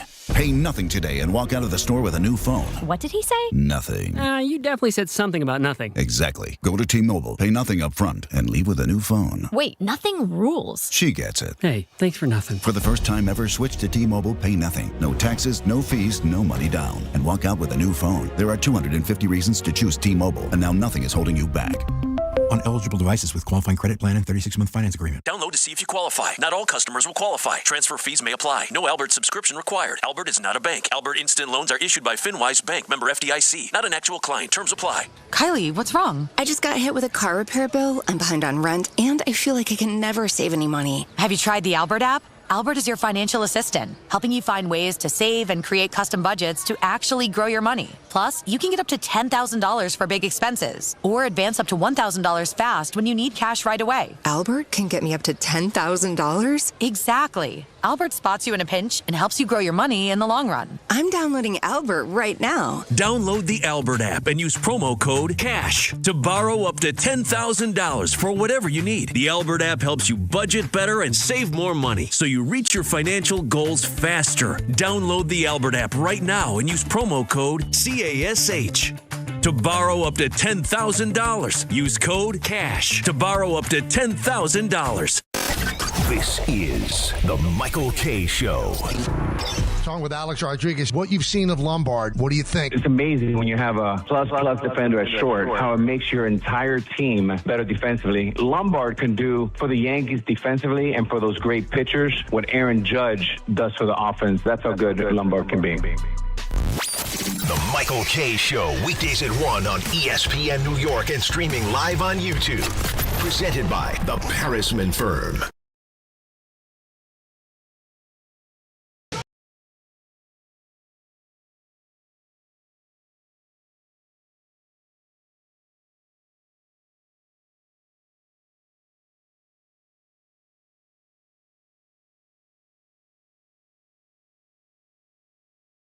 All right, DNR, Grasso with you here on ESPN New York at 800-919-3776. That is the telephone number. Time now for a little weekend weather report, and it is brought to you by the good folks at Neutral. How about the Jersey Shore? Pleasant, comfortable this weekend. Sunny skies Saturday, high near 77, low around 70. Sunday, partly sunny skies, a high near 78. Get a small, tiny chance of late-day showers. But overall, the weekend looks pretty darn good when it comes to the forecast. And that was your weekend weather report. It was brought to you by Neutral. Keep it tasty with Neutral Vodka Seltzer, made with real vodka and real fruit juice. Enjoy it responsibly. 800-919-3776. That is the telephone number. Let's squeeze in a call. You want to squeeze in a call here real quick before we get to the scheduling stuff? Let's say hi to Sean, who's in Manhasset, who's up next. Sean, how are you today? Sean, are you there? Hello. Hello? Hello? Hello? Sean, hello? Hello? Sean? Sean, are you with us? Sean, blink twice if you're okay. Sean? All right, we move on from Sean. So much potential. So little delivery. It happens. Nevertheless. All right, Raymond, let's talk about this schedule, shall we? Because, see, I like your attitude of, you know what, whoever's on the schedule, bring it on. Doesn't matter. You got to play the games.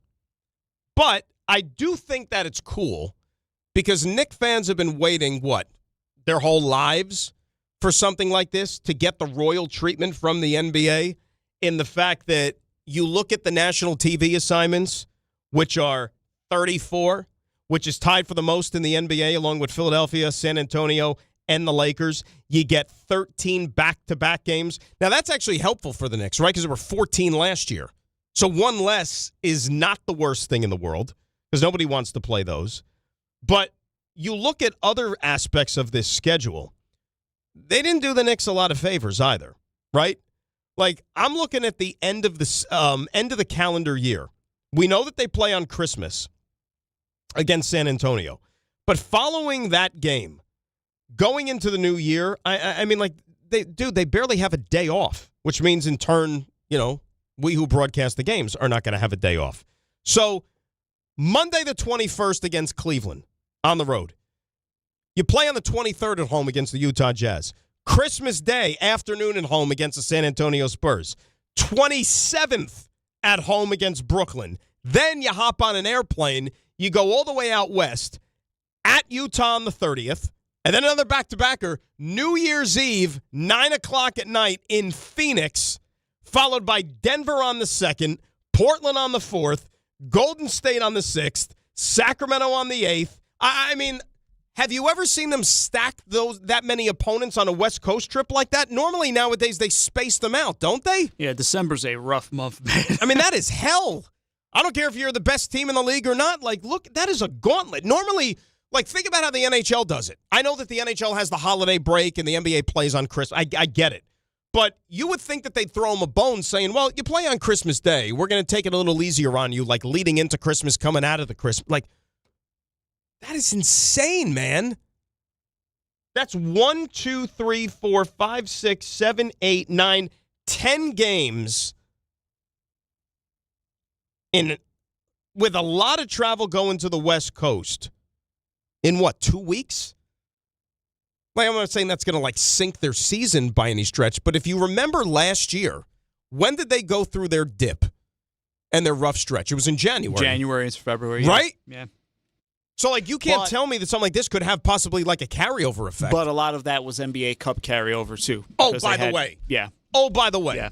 These are that's not even on the schedule. What if they have to then throw in NBA Cup games, like, in the middle part of December, right even before that slate I just told you about? Where would the final be? Because I don't even see the open days for it. The NBA Cup final? Yeah. It's got to be... Well, there's a gap between the 2nd and the 12th, but it wouldn't be there, right? It could be. Yeah, December 11th would be the final. So you're telling me the final would be December... Quarterfinal, 4th and 5th, semifinal, 8th and 9th. And the final on the 11th? And the final on the 11th. And then, oh, by the way, you turn around, you got a game in Miami on the 12th.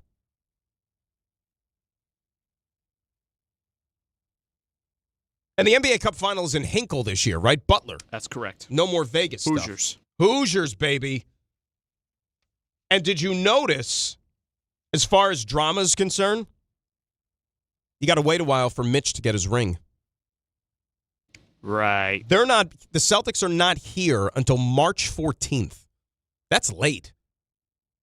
It's going to be a long time to welcome Mitch back to the Garden. You hope Mitch is still up and running by that point. I'm not going to vocalize that, but yeah. I mean, like I said, you hope. Well, let's ask another question. Is that a back-to-back situation for the Celtics? Don't know. I mean, he's still going to show up. Something to consider. You know, he's still going to show. Whether he plays is another story, but I mean, you think that he's going to show up here. You know what else is weird? I don't know if you caught this. How about November 15th, November 17th? 2 consecutive games in Toronto. Yes. I think they have a 2-step in Orlando as well. Correct. At some point. March 28th, March 30th at Orlando, back-to-back. Why are we still doing these things? That was what they did during COVID, remember? There's a reason. They obviously like it because we do at least one of them every year. I think we had Washington last year. So right, that was funny because you beat up on them. We had Chicago like 2 years in a row with that. So it's a thing. I don't know why, but it's a thing. 34 national TV games. We're the Knicks, baby. Unlike some people in Philadelphia and something like that, they somehow think the Knicks are not a draw. They're the draw. The most championship merchandise sold ever. The most profitable champion in Fanatics history. That would be the New York Knicks. And growing, by the way. We're not even done with the summer. And did you notice also, maybe not that big of a surprise, every game against Philadelphia is a national TV game. Good. NBC, the opener. Prime Video the second time around. Where was the other one there? It was then at Philly in February. That is also a Prime Video, and there should be one more, right? Well, I believe one of the Cup games is Philadelphia, right? ABC Philadelphia on February 27th. So, yeah, bring it on. And we can start with Game 1. Sit in that chair, LeBron, and watch the banner be raised. When do you build the grid? Actually, I was thinking of building the grid this weekend. Really? Yeah. Because I already have the Rangers one done. You did the grid? The Rangers one I did almost right away. See, I haven't done that yet. I got to get around to it. Yeah. Well, I'm not trying to rush the summer either. It's kind of useless to do so because, there's so much time between now and then, and you don't know who's available for what. Right. And, there's a lot of discussions, but I'd rather have it done than not have it done. No, totally. But I'm trying, I should probably get around to it to get my life in order in that sense. Sure. I know there's football games on Sundays, but then the hockey is just going to be bing, bing, bing, bing, bing, bing, bing, bing, bing, filling up the schedule. 800-919-3776. Still a lot more to do. We, of course, have the stuff you missed, the outstanding plays of the week before we're all done at 10 o'clock. Grassa DNR right here on ESPN New York. Hi, this is Don LaGreca. Just like the New Jersey Devils bring intensity on the ice, Viking Pest Control brings the same level of protection to your home. And I know because I use Viking at my own place. The season may be over, but pests are always in play. So it's time to lock in your off-season defense. As the pest control provider and proud partner of the Devils, Viking delivers 45 years of trusted experience to keep ants, cockroaches, stinging insects, rodents, mosquitoes, and more out of your zone. And when you bundle pest control mosquito services, you score big savings. One call, one company, total peace of mind. Visit VikingPest.com, protecting your home inside and out. Hey, New York and New Jersey, Boost Mobile has an unlimited talk, text, and data plan that's only $25 a month forever, meaning you'll only ever pay $25 a month for the rest of your life. Who wouldn't want unlimited wireless when it only costs $25 a month forever? If you don't, you must be one of those people who enjoy overpaying for their phone plan. $25 a month forever is truly as good as it gets, so go online and switch now at boostmobile.com. After 30 gigabytes, customers may experience slower speeds. Customers will pay $25 a month as long as they remain active on the Boost Mobile Unlimited plan. There are a million reasons to love New York. Making your budget stretch isn't one of them. According to an independent study, Amazon prices average 14% lower than other retailers. Get food, fashion, furniture, and more shipped straight to your building. Plus, another study found Amazon Prescription Pass customers pay nearly 1/3 less out of pocket. Learn more at aboutamazon.com. When you tell someone what team you cheer for, do they apologize? Does your first childhood memory involve crying on a Jumbotron? Then you may be a fan of a BST or bad sports team. Luckily, when you bundle your home and auto insurance with Progressive, you're protected from things like fire damage caused by violently unplugging the TV. Or an accidental overhand left to the drywall. Visit Progressive.com today. Progressive Casualty Insurance Company, affiliates, and other insurers. Covered subject to policy terms. Not available in all states or situations. Shop the Sherwin-Williams sale and get 30% off Duration, Superdeck, and Woodscapes products August 14th through the 24th. Whether you're refreshing your interior or exterior, we've got the colors to bring your vision to life. And with delivery, getting everything to your door is easier than ever. Shop online to have it delivered or visit your neighborhood Sherwin-Williams store. Retail sales only. Some exclusions apply. See store for details. Delivery available on qualifying orders. This is the Michael K. Show. Talking with Alex Rodriguez, what you've seen of Lombard, what do you think? It's amazing when you have a plus defender at short, how it makes your entire team better defensively. Lombard can do for the Yankees defensively and for those great pitchers what Aaron Judge does for the offense. That's how good Lombard can be. The Michael K. Show, weekdays at 1 on ESPN New York and streaming live on YouTube. Presented by the Parisman Firm.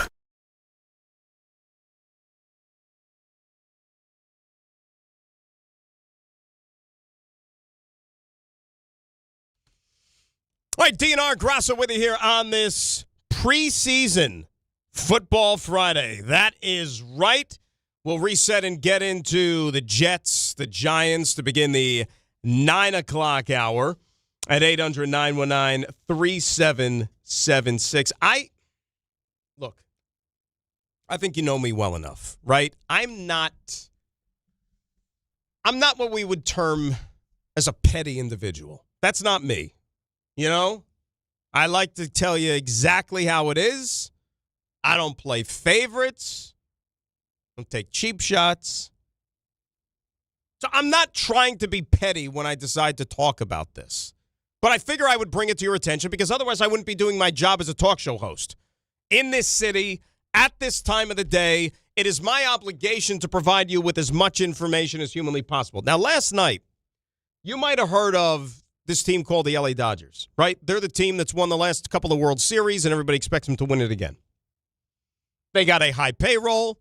They just went out and got Tarek Skubal at the trade deadline. Like, they cannot be stopped, right? They are a machine, those Los Angeles Dodgers. Well, you might remember that in the offseason, one of their high-profile acquisitions was a guy by the name of Edwin Diaz.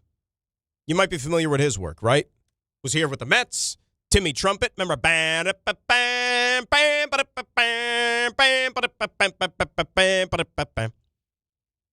They tried to keep him, but he decided to leave, right? He left on his own. And it's been a horrible season for Edwin. He missed a chunk of time with some arm issues, and even before he went on the shelf, he wasn't pitching any good. Well, fast forward to when he got back out onto the mound, he has struggled. Okay, got tattooed last week on back-to-back nights in Arizona against the Snakes. Last night, how about this? Dodgers have a 4-2 lead against the first-place Milwaukee Brewers. I mean, this could be like a preview of the NLCS, right? Two best teams in the National League. Dodgers have a 4-2 lead in the ninth. let's give the ball to Edwin Diaz to close things out. Well, guess what happened? Yep. Same old, same old. 2-run lead for the Dodgers. Poof. Gone. Up in smoke. 3 earned runs. 4 hits. Make it a 3-spot for the Brew Crew to take a 5-4 lead. They win the game. Shocking the Dodgers. Your friend and mine, Edwin Diaz, now sporting a tidy 11.57 ERA with the guys on the West Coast. And like I said, I'm not doing this to be petty. I'm not. Because there's somebody who supports the Mets, of course. I wanted them to keep Edwin Diaz. Like, I wanted him to stick around. Now, would he be pitching like this if he was still a Met? Nobody knows the answer to that question. Nobody would know how the arm would respond if he was still here. Nobody knows the answer to those things, right? Nobody's a genie. Nobody has any idea. But it is kind of interesting how in a season and in an offseason where nothing has gone right for the New York Mets, nothing whatsoever, and every guy they brought in basically spit the bit, one of the guys that most were certainly upset that he walked out the door is in even worse shape than anything that's going on with the Mets right now.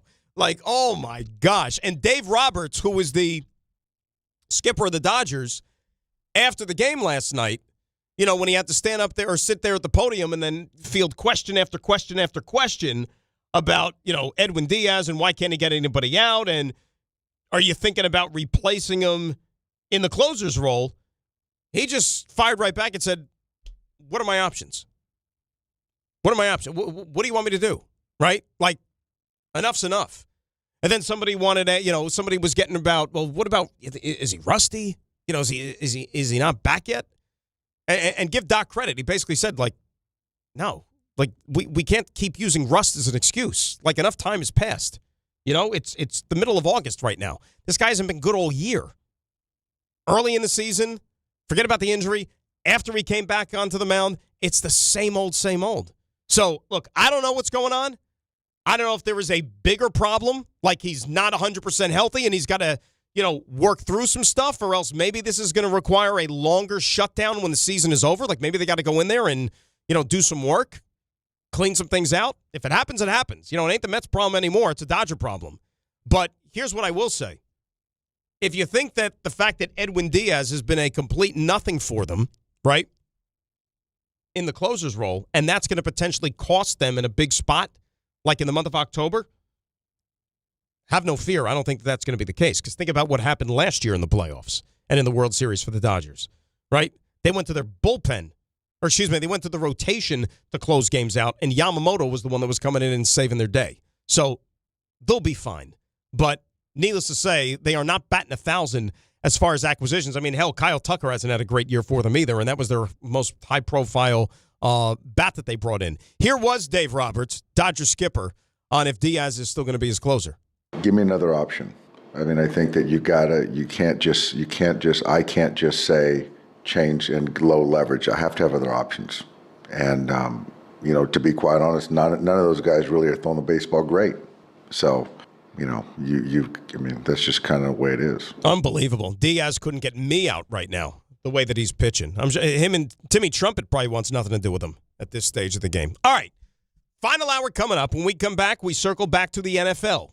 It is a preseason football Friday. Tonight, the Jets take the field. Year 2, Aaron Glenn, optimism, hope, all those things rolled into one. We talk football next with you and your calls at 800-919-3776. It is DNR Grassa with you on ESPN New York. Long Island is more exciting than ever at Jake's 58 Casino Hotel. This August, don't miss the Big 5 spin-off and your chance to win your share of $55,550. Be here on Friday, August 7th and 28th from 3 to 7 p.m. when one lucky winner will be drawn every hour to select 4 balls from the lottery drum to win up to $5,555 cash. Don't miss the Big 5 spin-off where Long Island wins at Jake's 58 Casino Hotel.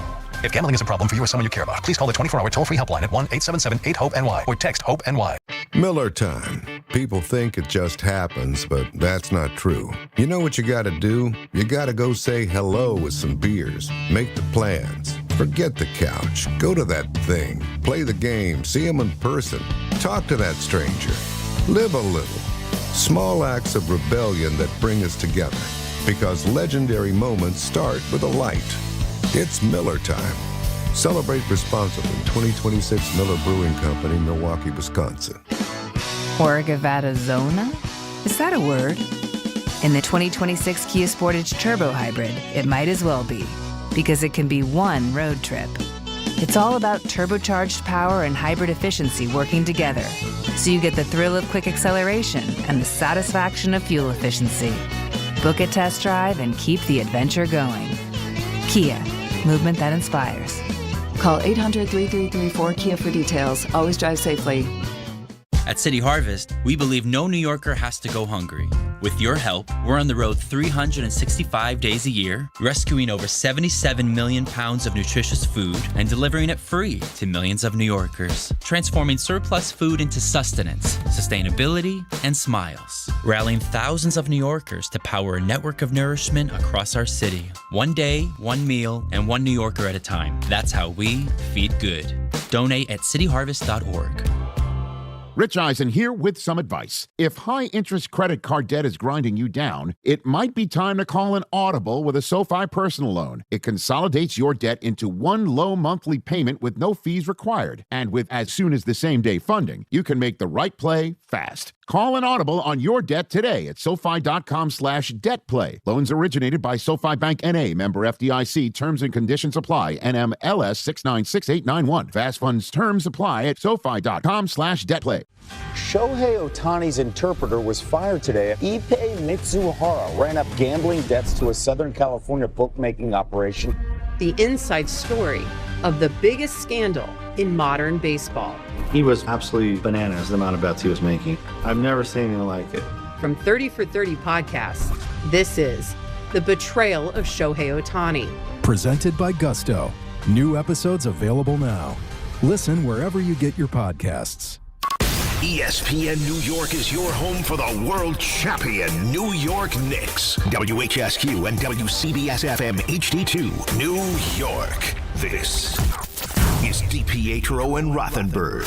August 13, 2016. Now, do you remember what Aaron Judge did in his first ever at-bat? That's right, home run. But here's what I get to. 10 years. Would you say that the Yankees have wasted the last 10 years of Aaron Judge? I'm not saying that they've exhausted his entire prime, because I still think he has productive years. But you have a season like this one, to where really kind of an innocent type of play ends up costing him already 2 months, going on 2.5, probably closer to 3 months. And his season as a whole is not going to be anywhere near what you expected to see.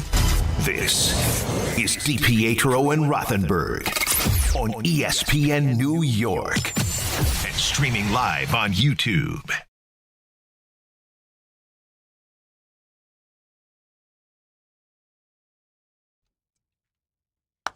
Oh, yeah. Final hour of the show on a preseason football Friday, everybody. Grassa DNR here on ESPN New York. 800-919-3776. That is the telephone number. We will take you another 60 minutes, then we will hand things over to our good friend, Mr. Carlin, to send you off into the weekend. Harvey and Ray are hanging out with us this morning. Harvey's going to give you the stuff. Harvey, you're going to do the stuff you missed today? Yeah, I'm going to rebound from over-roasting. That's what I'm saying. What's going to be longer, the roast or the stuff you missed? It's a good question. I think we'll put it to the test in about 20 minutes. Because if the stuff you missed is longer than the roast, it might as well be like the year in review in sports so far in 2020. Yeah, it'll send us right to Plays of the Week. My goodness. All right, so Harvey's going to rebound with the stuff you missed coming up in a little bit. Ray Santiago is working feverishly on his Plays of the Week, and by golly, there were a lot of them. I mean, Rick's caffeine alone could take up half of that segment from what we had to deal with the last couple of days. But we're also, later on tonight, going to deal with the start of football in this area. And over at MetLife Stadium, you get the Jets, you get the Bucks, and you get year number 2 of the Aaron Glenn regime. And a year that, look, for a team coming off of 3 wins, there's probably a lot more optimism than ordinarily there would be for a team that struggled as mightily as they did last year. Clearly, the front office made it a point to go out there and add during the offseason to increase the talent pool, to more importantly bring in guys that are familiar with Aaron Glenn's way, that have experience with the coach from earlier in his career, that can help kind of lay this foundation and this blueprint that they want to establish there in Florham Park. And really, I think that was one of the swings and misses last year, that they did not bring in those guys a season ago. And they've talked about this already, that maybe that was a little bit of a misstep on their part. And, all right, they tried to right a wrong, so be it. They've changed the coaching staff to a certain degree. You've got 2 brand new coordinators on the offensive and defensive side of the ball from last year. Aaron Glenn himself is now going to be coaching the defense and calling the signals, and that is his superpower, and we've heard all of these things. And if there is a problem, I can fix it right away. I know the defense like the back of my hand. What's going to go a long way towards determining whether or not, Aaron Glenn is the cure-all for this defense, or whatever it might be, or the scheme or things of that nature, it's going to help tremendously in the fact that David Bailey, who you drafted second overall, who was the number 1 drafted defensive player in this draft, looks to be legit. And if the practice field and if training camp and joint practices and all those type of things are any sort of an indicator as to what his NFL future is going to look like, the Jets look like they got something, right? And I don't have to tell you what the presence of a legit edge pass rusher could do for an entire defense. All right, when you look at, what else they have on that side of the ball, I've said this right now, I'm a little uncertain about the cornerback position. Whether you have enough certainty there, and some of the guys that you are counting on to play some valuable snaps for you, they haven't yet been out on the field much here in camp. And I'm talking about D'Angelo Pons, who was a second-round pick who figures to come in and, be one of your starters, whether that's in the slot or it's outside. A guy like Nashawn Wright, who had 5 interceptions last year for the Chicago Bears, he was going to come in and compete to be one of your outside guys. Haven't seen much of him on the field, right? So there is still a lot of uncertainty that needs to get figured out, and you still have about another month before this season starts to get those answers, and tonight is going to be their first audition. Yes, it's preseason, but more importantly, you want to see these guys go out there as a team with all the new faces that they've tried to incorporate here and see how they look. And maybe the one who's going to, not maybe, for a fact, the guy who's going to be under the gun the most this year out of all those new faces is the quarterback, as he should be, because it's the most important position in sports, and Geno Smith is coming in with a little bit of a chip on his shoulder, I would say. Number 1, with how things ended with the Jets his first tenure, and number 2, how things went last year with the Vegas Raiders, which was terrible, right? I mean, the Jets had a bad year. Vegas had a worse year. And a lot of people wanted to write Geno Smith off. And as I've said, when you have a season that went as sideways as quickly as the Vegas Raiders did, the quarterback is going to get probably a lot more of the blame than maybe he deserves. And I think that was clear. Now, did he play great football last year? Of course not. Probably wasn't even good football. But with the offensive line as bad as it was, the coaching staff, the coordinators, I mean, it's tough to go out there and make chicken salad out of you-know-what. So he's poised to have a bounce-back season. And what's different between the Raiders situation last year with Geno Smith and what he finds himself in right now with the Jets is that he's got a little bit more of a foundation of stability. The offensive line, is pretty darn solid. And you're going to bring in a guy in Dylan Parham and play left guard, who was one of the starters last year for the Vegas Raiders, believe it or not. You have a healthy complement of backs to be able to get the run game going. You have wide receivers who, if they could stay on the field, have some game-breaking potential. The tight ends, 2 high draft choices, and Mason Taylor, who was a second-rounder last year. Kenyon Sadiq, once he gets on the field. A guy who is a jack-of-all-trades, a freak athlete that they took in the first round this year. So, bottom line, he's not going to have to go out there and do everything by himself to make this offense successful. Now, truth be told, if he does struggle, and it's still more of the same with turning the football over, not making enough impact plays, not getting the ball in the hands of the playmakers that you expect to do damage, then there's going to be a lot of fans that are calling for the backup quarterback. And right now, as you and I are talking, the backup quarterback just also happens to be a rookie. Not a first-round pick. He's a fourth-round pick. And Cade Klubnik is a guy who the organization likes a lot. You know, they like the intangibles and all those things, but the bottom line you got to figure out is, can he play football? And can he play the quarterback position in the National Football League? And right now, he's one bullet away, right? They haven't gone out and brought in a veteran yet. Do I expect that to happen? Yeah, probably. But right now, it's Cade Klubnik's show. And can he go out there and prove during these 3 games in the preseason that should something happen to Geno Smith, this guy is capable of going in there and piloting this offense? I don't know the answer to that question. I really and truly don't. 7-on-7 in practice, padless practices, essentially just going out there and chucking it around to guys when you don't have the bullets flying in your face. That's a whole different story than stepping out on the field and doing it when it matters most. Now, look, Tampa Bay may not play a lot of starters tonight. All indications are that you're not going to see a lot of Cade Klubnik or Geno Smith, whoever it is, when they, stand under center tonight, you're not going to see Vita Vea, trying to bulldoze them and rip their heads off. So, you're going to go out against guys that probably are fighting for jobs, right, and fighting for their NFL futures. But so is every guy on this field to a certain degree. And that shouldn't minimize what you do or the plays you make or anything like that. But if you're a Jet fan, you at least have a little bit more excitement given the fact that, hey, I get to watch Cade Klubnik play for the month of August. And not a guy like, no disrespect, Brady Cook or Andrew Peasley. I know I'm dropping some names, from preseasons gone by. This is somebody you hope is going to be sticking around here for a little while. And maybe is going to have an opportunity to play some actual regular season games this year for you, right? Depending on how the season goes. And I think that, depending on who you talk to, I understand that it's a mixed bag for this football team this year. I get it. The general consensus around the NFL is that the Jets are going to struggle again.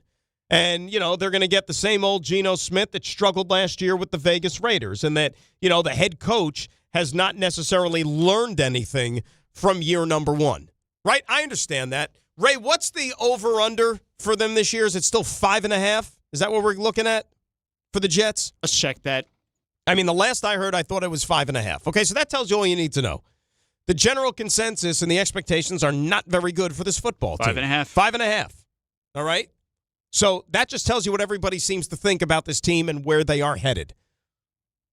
But there's been a lot of teams in the NFL that the expectations aren't very high. And then they go out there and they have good seasons. What were the expectations for the Patriots last year? The Chicago Bears, Carolina Panthers, teams like that all found themselves in the playoffs. The Patriots found themselves in the damn Super Bowl.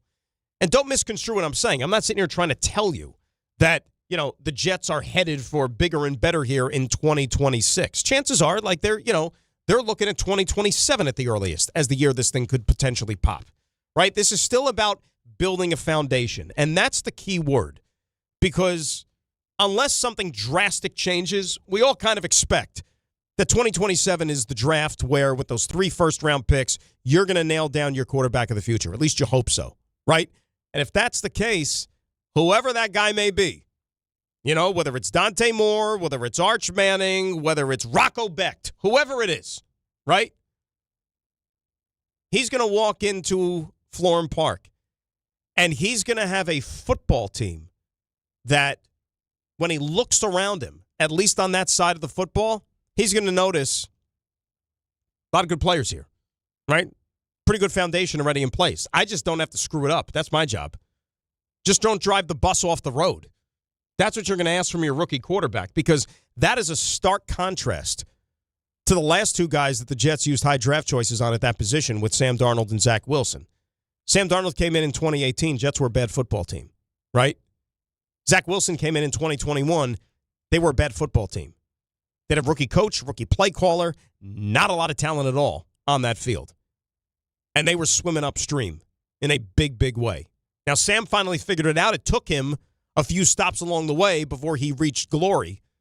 Zach, unfortunately for him, it hasn't worked out and may not work out. This could be the end of the road for him if he doesn't latch on with the New Orleans Saints this year and make the team out of training camp.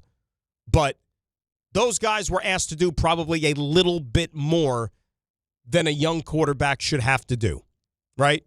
Remember, Josh Allen didn't hit the ground run. Josh Allen came in that same draft with Sam Darnold. Josh Allen didn't hit the ground running with the Buffalo Bills. Okay, he had a rough rookie season. His rookie season wasn't even as good as Sam Darnold's with the Jets. Took him a couple of years, right? And then Buffalo went out there and they traded for Steph Diggs, and they got him a legit playmaker, and that made everything just a little bit easier for a quarterback to develop. They're building something on that side of the football.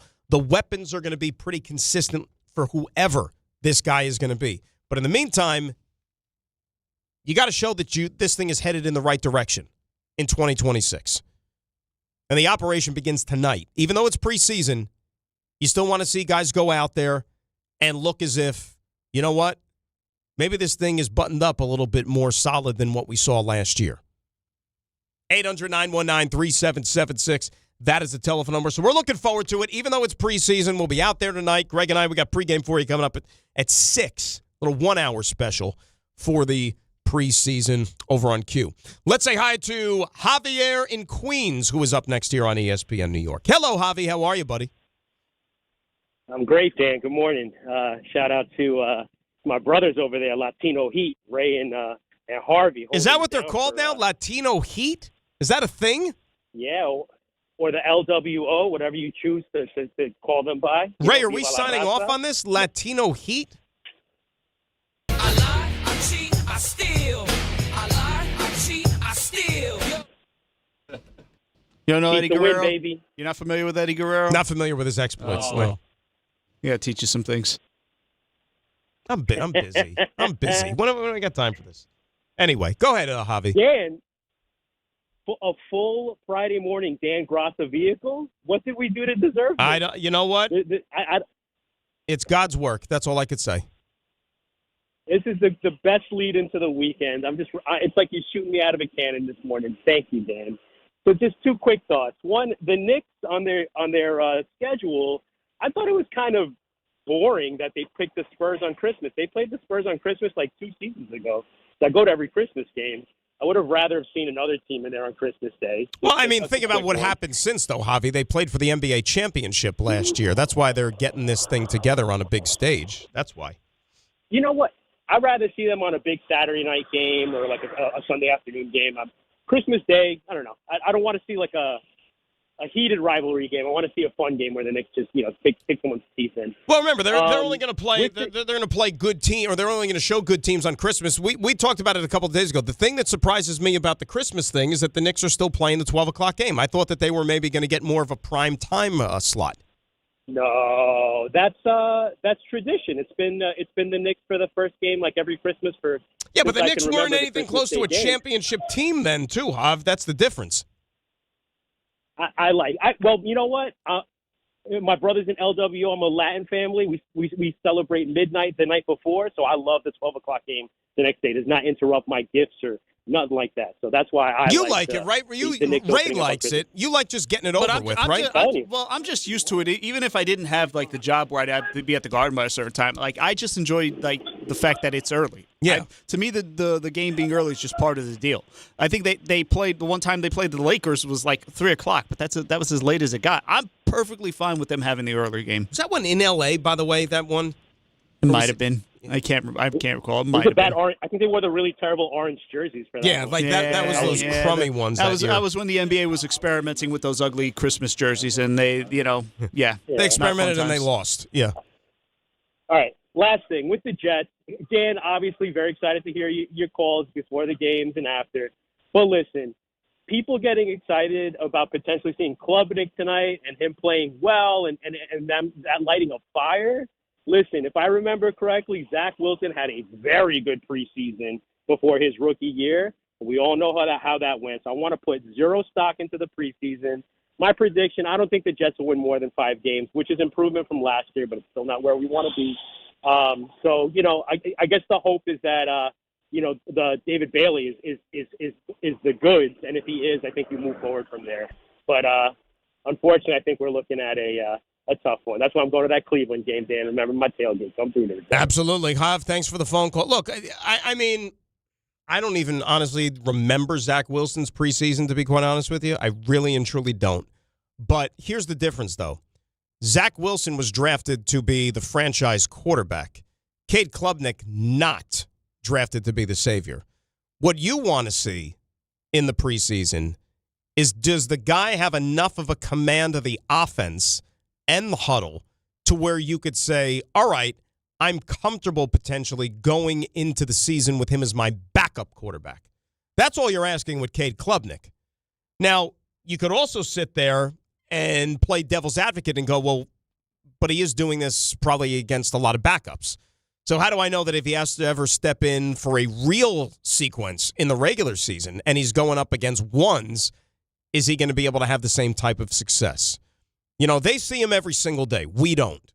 You know, whether it's in the meeting room, on the practice field, like they've got the goods and everything you need to know about this quarterback and where his progression lies. Now, they think he's off the charts when it comes to intangibles, but you still have to go out there and play football. That's the big difference, you know, when push comes to shove. 800-919-3776, that is the telephone number. And on the other hand, you got the Giants, right, who start the John Harbaugh era tomorrow against the Minnesota Vikings. You know, and we'll see which guys play, which guys don't play. I think that they're going to probably be a little bit more selective than the Jets are going to be, because Aaron Glenn has said everybody's playing, right? Harbaugh's kind of, you know, pushed back on that a little bit. He wants to make sure guys are ready to go for when this thing starts on September the 13th against the Dallas Cowboys. And, you know, Giants have a tough one right out of the gate, two out of the gate, with Dallas, and then that trip out to L.A. to take on the Rams, who a lot of people think can win a Super Bowl this year. So there's a little bit of a difference as far as schedule right out of the gate for these two teams and what they're going to face here. But, look, the optimism, the expectations, they're through the roof right now for the Giants, as they should be, right? You have a head coach who is a proven winner. He's a program builder. He's a guy who's had a tremendous amount of success in this league.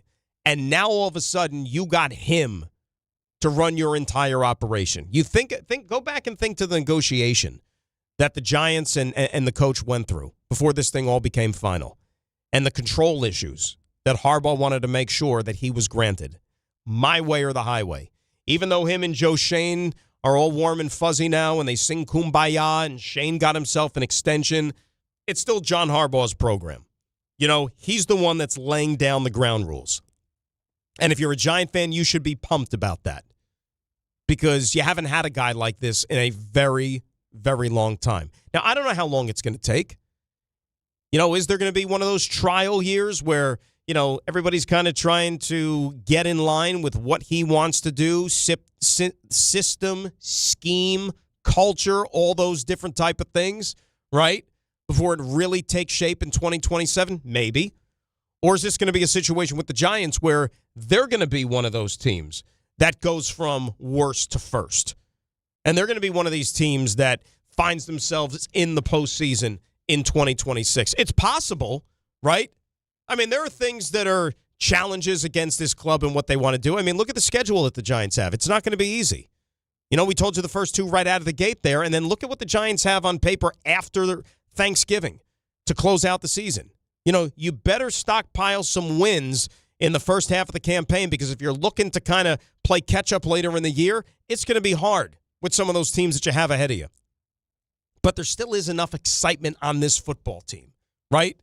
You have a young, ascending quarterback, starting with him, who hopes to take that second, or take another step in year number 2, right? Malik Neighbors, his number one playmaker. He's now moving along and progressing, coming back from that injury like you would hope, to where that he's going to be ready to go week 1, no restrictions. That could unleash a whole nother dimension for this offense. You know, defensively, we know the dudes that they have on that side of the football. You know, Brian Burns is a stud. You drafted Arvell Reese with a very high pick in the first round. He looks like he could be a game wrecker for you on that side of the football. Paired with Tremaine Edmonds at the linebacker position. Tremaine Edmonds, a very, very good, almost underrated type of player that they got from the Chicago Bears, right? You have some guys that can make plays for you. Now, they're far from perfect on that side of the ball. Like we said, defensive line, how are they going to stack up now not having Dexter Lawrence, who decided that he wanted more money, he wanted a change of scenery, and he got traded to the Cincinnati Bengals, right? How do the guys that they signed to kind of help fill that void, how are they going to cooperate in this defense? What about the secondary? You know, that cornerback position, those are up for grabs now. The fact that Deonte Banks is now put himself back in line to maybe get a starting job, a guy who looked like maybe he was ticketed for a change of scenery, right? So there's so many different things at play. Giants, they have that individual talent, I think, on defense. They've got some guys that can play at a very, very high level. How does it all come together collectively under Denard Wilson and what he's going to ask that defense to do more than anything else? So I'm excited. You're excited. I know it's not the real thing, but at least we can start to see, right, the light at the end of the tunnel with football. Jets tonight, Giants tomorrow afternoon. It's a beautiful thing. We'll get back to the football calls coming up in just a little bit, but we got to get to this time of the morning. In the final hour, we've checked a lot of things off the list today, but we couldn't hit everything. And with the task of providing all of this outstanding extra information to you, I turn things over to my buddy, to my pal, the roast master extraordinaire himself, Harvey Cruz, for the stuff you missed. Now, Walk-up three-pointer. He got it! See ya! Score! Put it in the box! the you missed. See, you're mocking me now. Is that you're mocking? I'm not mocking you. I'm setting you up to do an outstanding job. That's what I'm doing. I understand. Let's start with baseball. A more unfortunate news for the Reds. Hunter Green will need Tommy John surgery, his second time under the knife for this operation, so he will miss the 2027 season and possibly more. And you know what Hunter Green was once upon a time, and it wasn't all that long ago? When he came onto the scene, guess what we talked about with Hunter Green, or everybody was tripping over themselves saying, oh, look how many times he hits triple digits on the radar gun, Hunter Green.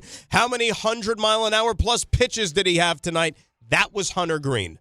And the same things are saying about Jacob Mizorowski. And I guarantee you that in 2-3 years down the road, we're going to be talking about Mizorowski and an elbow and a knife in his future, unfortunately. Yeah, it's one of the downsides to throwing so hard from an early age. Kyle Schwarber hits 2 home runs. The Phillies beat the Minnesota Twins in the Field of Dreams game 7-1. Did you catch any of it, Dan Grasso? A little bit, yeah. I had it because, I got home last night, chilled down on the couch. I did put it on. So I wasn't really locked in, and it wasn't that great of a game because the Phillies trounced them. But yeah, I had it on just to see the presentation and how it would be. What was up with that score bug, by the way? Score bug. Netflix heard their consumers. Remember, Yankees Giants with the opener, you needed a telescope to see the score bug. And they were like, you know what? We heard your concerns, and that thing took up half the screen last night. Mariners beat the Yankees 1-0, and then they send down their rookie shortstop Colt Emerson to AAA. They play the Astros this weekend. And Jacob deGrom left last night's start against the Angels after 2 innings with right triceps fatigue. I'm going to go under an MRI today. I didn't even know that, by the way. But, boy, it's too bad, man. Yeah, it's like every other time you hear about him, he's either going under an MRI or on the IL. It's unfortunate. Well, let's face it, too. He's 38. This could be, we could be reaching the end of the line here soon if there's another major injury, which I hope not. NFL, hey, this DJ Pickett thing won't go away. So he says that he's not going to change out the number 5 that he's been pushing to get from Jaden Daniels, saying that he's worn the number 5 his whole life since he was 4 years old, which kind of, I don't know if that makes much sense. I don't remember my first number being anything. So I'm not sure how he remembers it, but okay. What we have here is a failure to communicate. Does that ever happen? It must happen more than I think, or more often than not. You remember your first number that you wore at 4 years old? No. I don't even remember 4 years old. I understand. Who does? Nobody remembers 4 years old. Not the number you're wearing, certainly. No, but I don't think I remember 4 years old, period. Although, there's probably pictures. I mean, I'm not saying that it never happened, but the memory, for me, for the most part, probably doesn't kick in at least until, 5-ish, somewhere around there. Really? I think so. I feel like a 3-ish. Really? I think that's 3's about right. Your first memories were at 3 years old? I feel like 3 because I remember certain things. Well, let me put it this way. There's certain things that happen in my life that I remember from that time, right? Because the window is very small. For without getting too much into it. Like the window for when things could have happened is very small, Gotcha. but I do remember them. Right, so there's like certain events and this and that. So you can say like that happened when I was X amount of age, but like on a wider scale, like I only remember just that. I don't remember Correct. the next week or the next month. No, or anything. I'm not remembering dates and like, this happened on this date and such and such. No, of course not. Oh, it'll be 3 again. NBA free agent guard Bradley Beal is back. 2 years, $13.2 million with the LA Clippers. It does include a player option for the second season. And we have some revenge games on the schedule. By the way, real quick, can I interrupt about the Bradley Beal thing? And because I saw that story and I was like, boy, 2 years, $13 million. Raymond, that's another case study. It wasn't all that long ago. Remember on this very radio station where we were entertaining legit conversations, should the Knicks trade for Bradley Beal?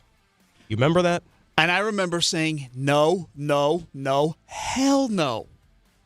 Bradley Beal and somebody else. I think it was Russ, actually. Happy retirement. But I think it was Russ at the time. Like they were at the time is $40 million a year. But again, like just think of how barren things were and how bad a shape the fan base was. Look where we are. To where you were trying to talk yourself into the fact that this guy who was playing on a losing team, getting paid a boatload of money, that's the guy that we need to bring along to unleash greatness for this basketball team.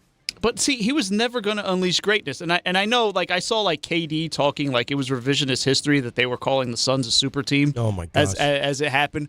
And I don't know that they were being called the super team, but it was a team that was pretty damn well loaded. And you could say what you like. The results that they had there in Phoenix, they're not what they wanted. They did make the finals run, but you saw what happened there. We know exactly what happened. Yep, and last but not least, some notable games on the schedule for the NBA. So we have some revenge games here. So Philadelphia and Boston will play in Philly first on November the 10th. But Jaylen Brown will make his return to Boston on January the 21st at TD Garden. Other quote-unquote revenge games, Trae Young will play against the Atlanta Hawks on November the 6th. And number 1 against number 2 picks, AJ DeBanza and Darren Peterson will play against each other on October 21st and February 27th when they play up against each other. And so they got 1 versus 2. You said October 20th. It's like almost like right out of the gates, essentially. Yeah, wow. Pretty much out of the gates, yeah. And last but not least, Rivals Week. This has become a thing now around sports leagues. So it runs from January 26th to the 30th for the NBA. And so on the 28th, the Knicks will play the Hawks. I guess that's a rivalry. And on the 30th, there's a 4-pack of games on Saturday, and the Knicks will play the Lakers. That's a huge rivalry for a Rivals Week. And I would think the Laker game is a national TV game, right? That's got to be one of the 34. Yeah, which means we get out at about midnight after everything's done. God. And that is the stuff you missed. Yeah. Yeah. Start building that grid, Bob. The only comp I have is I think the Rangers played in Edmonton one year. I got the video. They were really late. I've got the video on New Year's Eve. Remember? That's right. You remember what happened? That's right. Hahn brought in champagne, a little something for us. Yeah. So that's right. That was New Year's Eve. Well, New Year's Eve 2019. I don't think it was champagne. I think it was something a little stronger. Well, whatever. But there was a kick to it. So nevertheless, it was me. It was me, you, Anthony. Anthony had to be there. And I think, Kyrie. Yeah. Remember Kyrie? Kyrie, good guy. So it was the 4 of us. We had, some celebratory liquid refreshment. Happy New Year, boys. Happy New Year. Rangers Oilers in Edmonton. Wouldn't you know it? Did the game go into overtime, or was it just like, I remember the Oilers jumped down to a ridiculously large lead, and then the Rangers fought back, which I think slowed the game up. So the turn of midnight, like actual December 31st, 2019. Yeah. It was not an OT game because it was 7-5 Oilers. That's but it was why. A high-scoring game. So the 12 goals is what slowed it up. We got destroyed by James Neal. 3 James goals. Neal.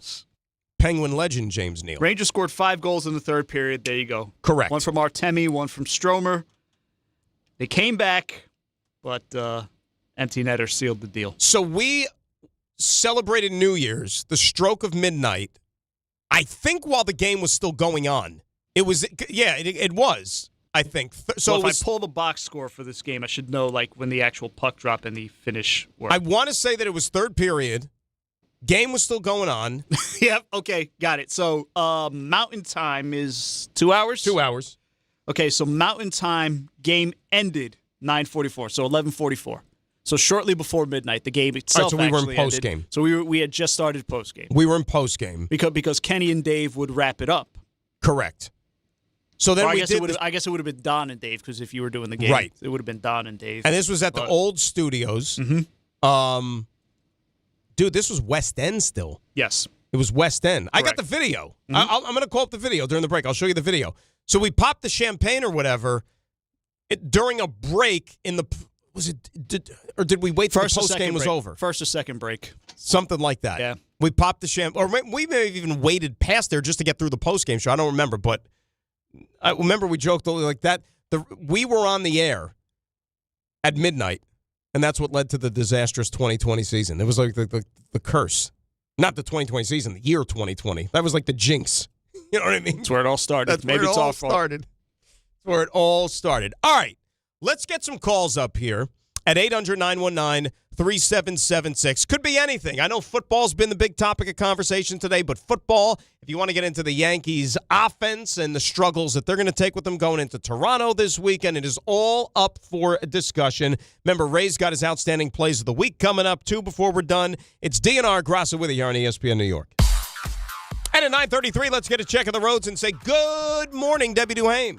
Hey, good morning, Dan. Oh, yeah, it's a preseason football Friday. Good luck to Aaron Glenn and the Jets tonight. Hey, guys, let's see what's going on right now. We're seeing delays this morning outbound George Washington Bridge, lower level construction, heavy traffic cross Bronx West into the outbound GWB. Lincoln looks okay. Holland about 15 minutes getting into town. Watch for slowdowns on the eastbound belts at Farmers Boulevard with a collision. 28 eastbound getting into Somerville. It looks like an accident with a down pole and some down wires, sponsored by RockAuto.com. Grinding and squealing signs it's time for new brakes. Skip the hassle of searching for the right parts and shop rockauto.com.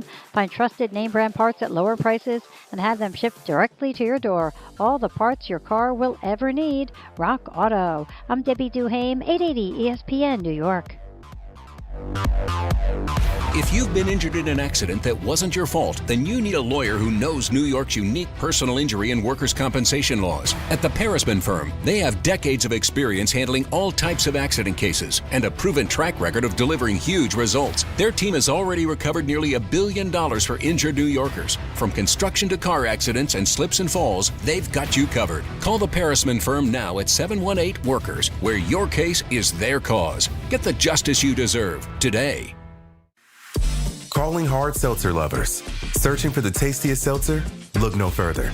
Neutral Vodka Seltzer is absolutely delicious. Made with real vodka and real juice, Neutral keeps it tasty with every sip.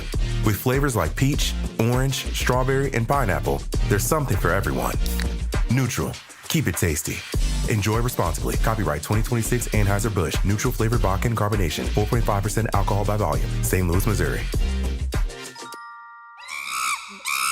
Monkey Sports, built by players for players, is your one-stop shop for hockey, baseball, lacrosse, and more. Find top-name equipment and expert in-store services like sharpening, break-ins, and relacing. Shop in-store at Monkey Sports in Farmingdale or Woodbridge, or online for all the top brands. Whatever your sports, Monkey Sports gets you game ready fast. Monkey Sports, where athletes shop. Hey! My dad is bringing home the best birthday cake ever! It was my 5th birthday, and my dad was bringing home the cake. Should have been here a half hour ago. The cake never made it, and neither did my dad. 911, what's your emergency? That was the day a drunk driver killed my dad. Daddy? Impaired drivers take lives. Think. Sponsored by the New York State Governor's Traffic Safety Committee. Aired in cooperation with the New York State Broadcasters Association. This is a special notice to U.S. taxpayers owing $10,000 or more to the IRS. Tax Relief Advocates is urgently notifying taxpayers that tax relief initiatives are now available that may significantly reduce or eliminate what you owe. If you're afraid of an IRS lien, levy, or wage garnishment, don't lose hope. You can now take advantage of these current relief programs to end all collections, reduce the amount you owe, and resolve your tax problem. Even if you have years of unfiled tax returns or are already in a payment plan, you may still qualify for significant relief. Struggling taxpayers can now get relief they need during these hard economic times. A hotline has been established by tax relief advocates for you to call and see what you qualify for. They are A+ rated with the BBB and have over 1,000 5-star reviews. Don't wait. Call 800-575-9087. 800-575-9087. That's 800-575-9087 or simply visit TRA.com.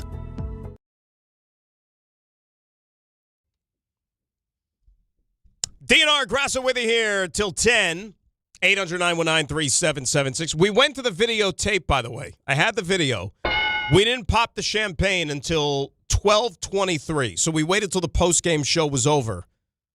Rangers-Oilers, New Year's Eve 2019.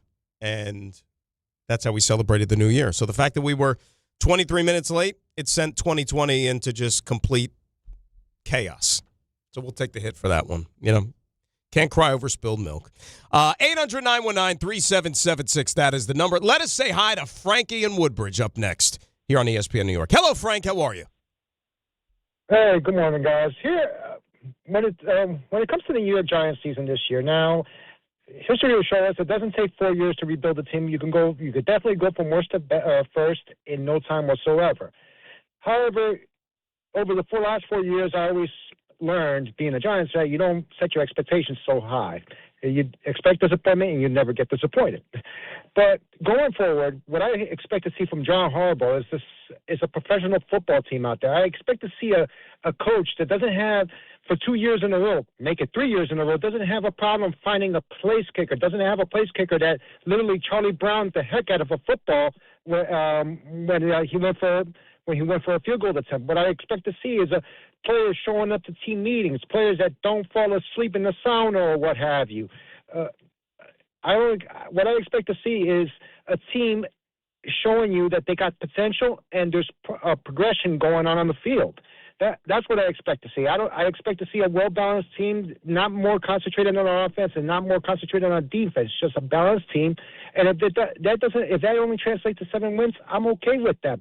But what I would like to see is the respect the players should have for the game. I mean, that's overall. Frank, I don't think you're asking for too much in that sense, and I thank you for the phone call, right? Because I think to just whittle it down to the things that you just outlined there, how about you expect to see a well-coached team, right? That's what I get out of it, and that's really been the mantra this whole time that John Harbaugh has climbed the board. They should be a well-coached football team. You know, not the stupid mistakes, the dumb penalties. Because, again, everybody that wants to jump on the Giant bandwagon right now and thinks that they could be a playoff team or a playoff contender, no matter what talking head it was, a lot of them are going to reference what that we saw last year from this team. And that's a team that had leads, that let games get away from them late, that probably should have had more than however many wins they ended up with, right? You think about the Bear game. You think about the Lions game. Hell, you think about the Cowboys game in week 2. I mean, I'm just throwing those 3 right off the top of my head. You know, and I know that doesn't make a season, but these are the type of games now that if you have this foundation and you're more prepared and you execute better in those crunch situations, then you should win more share of football games than not. And that's one of the reasons why they gave as much control to John Harbaugh as they did, thinking that he would be that type of guy. You know, so, yeah, I don't think you should be looked at as crazy if you're a Giant fan thinking that, no, we could possibly be a playoff team this year. Now, there's going to be odds stacked against you. You're still in a division that's difficult. And you got 2 teams that, in my opinion, are no doubt playoff teams in Dallas and Philadelphia.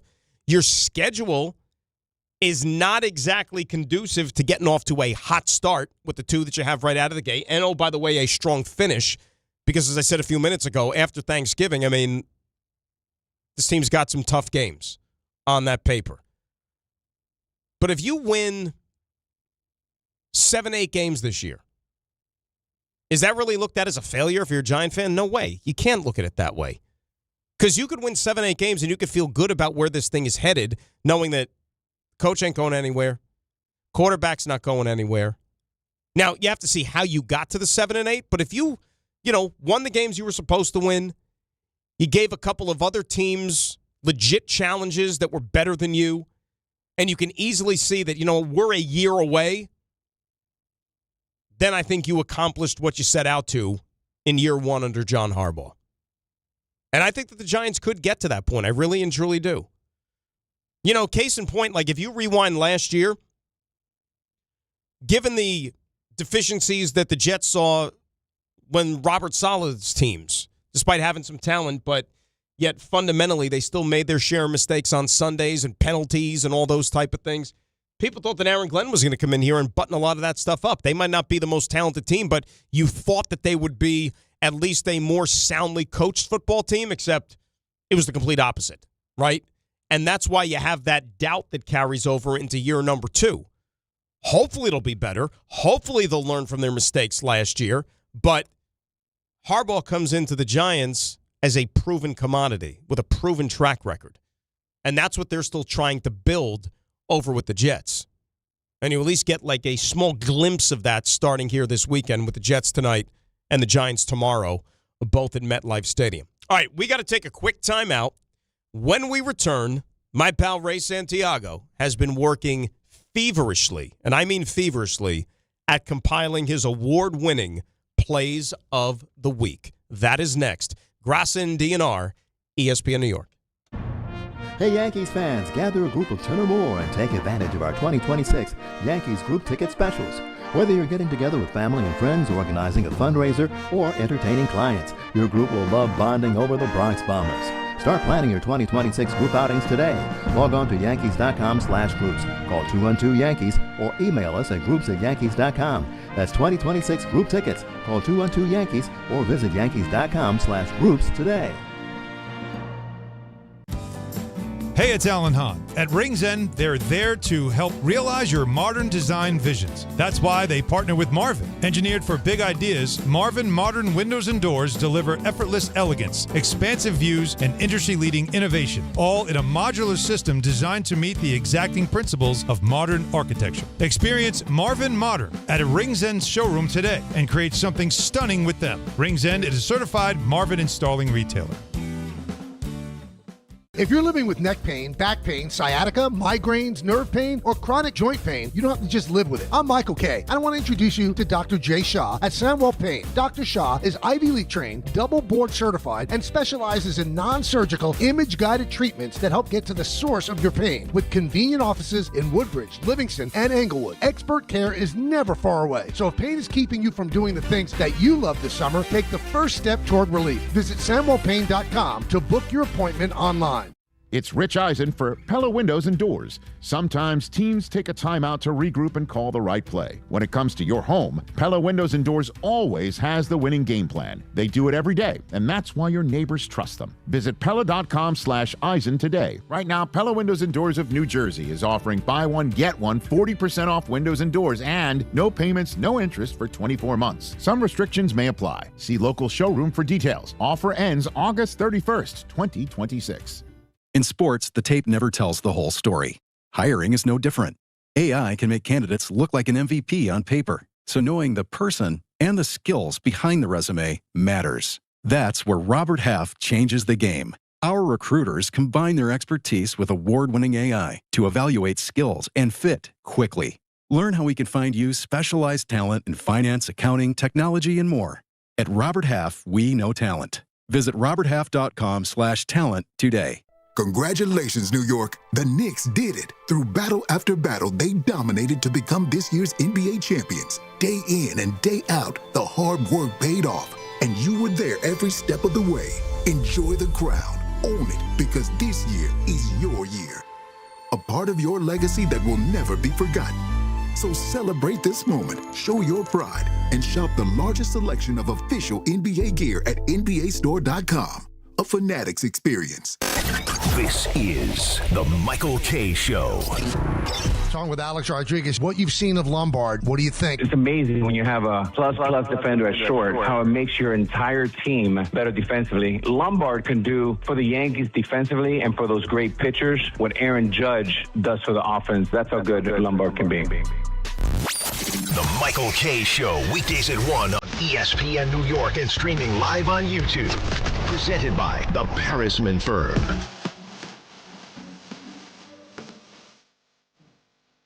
Oh, yes, indeed. Friday at last, and a preseason football Friday at that. Grassa in for DNR on ESPN New York, 800-919-3776. Now, I was made aware during this commercial break that Carlin is off today. I didn't know that. Nobody tells us these things. So our friend Ty is going to be... It's on your rundown that Ty's hosting. It is there. What is this rundown that you speak of? Oh, okay. Well, then, there's the answer. Oh, I see it now. You know why? And I'll be honest with you. So you send the rundown, okay? I read the chock full of information regarding, like, the topics and the sports and all those type of things. I don't look in the left column. I'm like a right column guy because that's where you get the majority of the work. You know what I'm saying? That's where you put in your nuts and bolts with all this Jets and Giants and the Yankees and the NBA. Like that's what I need to be enriched with. I mean, it's useful information. It's there for a reason. I would hope you at least glance at it. Yeah, but you know how it is. Like, so I'm reading that. And for the reason that we just discussed. It's, so you know who's following you. But you know me, though. I'll admit, I'm easily distracted. Would you say that about me? I'd say that's fair. Okay. So what happens is I'm sitting there reading the rundown or whatever this morning, and probably at that time, that's when either Harvey's there, you're there, or and then I get preoccupied with that stuff, and then I forget about whatever I was reading on the rundown. It's like the U.S. soccer book. I've forgotten about it already. It's been weeks. And you'll never finish it. No, I'm going to. We said I'd finish it by the end of the summer. That's the promise I made to you guys. We'll check back. And I honor that. Don't worry. Trust me. You haven't heard the last of me yet. All right, baseball tonight. Yankees, remember, that is a Apple TV vehicle in Toronto, kicking off a weekend series. That's a 7:15. Cole against Shane Bieber. So it should be an interesting pitching matchup. Two good righties there. Yanks will have their hands full against Mr. Bieber, the former Cy Young Award winner. Mets are back home tonight. They take on the Washington Nationals. Robert Stock making his third start. No, not the Mission, or not the... He wasn't Mission Impossible, Robert Stack. Well, what show was it? Unsolved Mysteries was Robert You would know Stack. better than me. I have no idea. Yeah, he was Unsolved Mysteries, Airplane, all that stuff. So Robert Stock making his third start. Our coverage begins at 6:30 right here on ESPN New York. Football, remember the Jets tonight, 7 o'clock at MetLife Stadium against the Tampa Bay Buccaneers. I'll talk to you beginning at 6. Greg and I on the pregame show over on Q. And the Giants tomorrow, a 1 o'clock kickoff at MetLife against the Minnesota Vikings. Great job all week long by Harvey. Joe Leo was here earlier in the week. Of course, Raymond, Rick, everybody. And thanks for those that came along for the ride. And right now, my favorite part of the week, it is the plays of the week. And boy, were there many from Ray Santiago.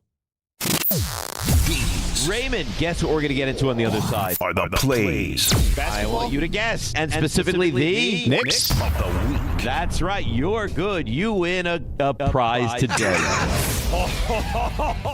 Never gets old hearing that. This week, I almost feel like I don't have to just describe much of anything because it's just, I don't feel like a lot of it could be explained. But listen, it was Hall of Fame weekend inductions. And the one that stood out over everybody was Adam Vinatieri, or as we like to call it, open mic night in Canton. We'll just go to the McAfee joke. Pat McAfee's here in the crowd today. Great to see you, brother. The only person who enjoyed holding my balls more than my wife.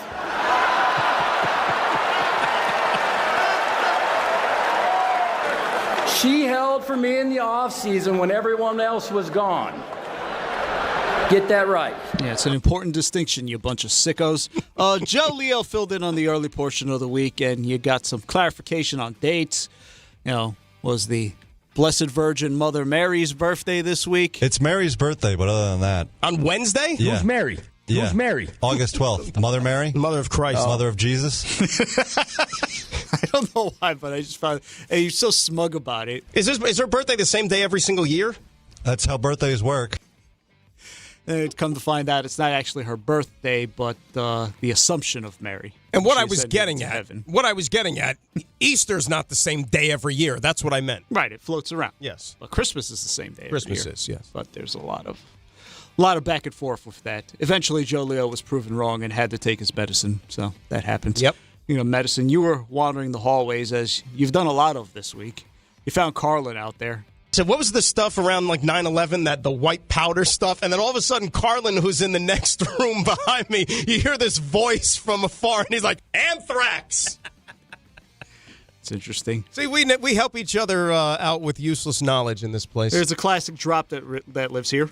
What happened? I don't know what happened, but why Bregman not back? And it sort of repeated itself. But that same conversation that you just had would be the same selling point I would have for someone like Baker Mayfield. What'll be? Well, Baker B. Congratulations again to Kyler Murray. Got the Vikings job. Yeah. I didn't marry Kyler Murray. Did you? No, but he won't be a backup, which is the game Rick tried to play with you this week. Give you a little tasty treat here. Backup quarterback in Miami. The music. Ray, this is the worst game I think that there's ever it's been terrible. on radio. It's not a great guy because you guys need hints. I wasn't ready for hints. This is what you do. I think there's certain times Rick would. Rick says he loves you, but sometimes I think he would if he could sneak one in on you and there would be no consequences. He'd do it. Do you know who the backup quarterback is for the Buffalo Bills? No. If you entice him like that. Happy birthday to Joe Leo. You booked your own birthday dinner? Yes. Yeah, well, one good turn deserves another. You walked your hamster? There was a rodent expo. Maybe I would use that as a conversation starter. Poor Jumpy the hamster. Hey, Jumpy, you want to go for a walk? Hey, Jumpy. What do you say? Yeah, right. We take a spin around the neighborhood. What do you think? Right on the block. You and me. We're best buds for life. Yeah. See, I see you less of the guy that's going down the, living at home with cats. You seem like a ferret guy. Rick overslept the other day, and you brought up this interesting name. Okay. I feel great, though. Set the alarm. Well, of course you feel great. Might as well be Klaus von Bülow. Just get up. I'm not going to play this. Yeah. Who the hell is Klaus Van Bülow? Yeah, British socialite cleared of trying to murder his wife. Jeez. Yeah, it's an interesting poll. Put his wife to sleep for a very long time. I understand. So, you're good at pulling obscure names of people who may or may not have killed their sleeping wives, but when it comes to math. What's 15% of $15.5 billion? 10% is $150 million. So half of that, $225 million. No, it's that's billions. 2.32 billion. It's 2.3 billion, Dan. All right. You missed a zero. Some of us woke up earlier today and came to the office, so they're a little tired. I was told there'd be no math. Yeah, I was told when I got into this industry there wouldn't be much math. Been up for 5.5 hours at that point. It happens. Let me ask you a question, my son. I'm going to dummy it down for you, Father. And then it all came to attacking poor Harvey. Come on, Raymond. I mean, Harvey's useless. Harvey wasn't going to just sit back and take it. I do nothing but just work on my own thing here. I leave for 2 seconds, and I got you coming at me. I got Rick who can't wake up on his alarm. The guy says nothing to me all day. Yeah. He's not stupid for work. And here we go. Sleeps through his alarms. And so starts the shots. 8 and go. 5 for 5 in the... Good job, Rick. Way to participate, Rick. Way to be there. I got Brandon Marshall. Big Jets fan over there. You left the show out of nowhere. I missed nothing from you, apparently.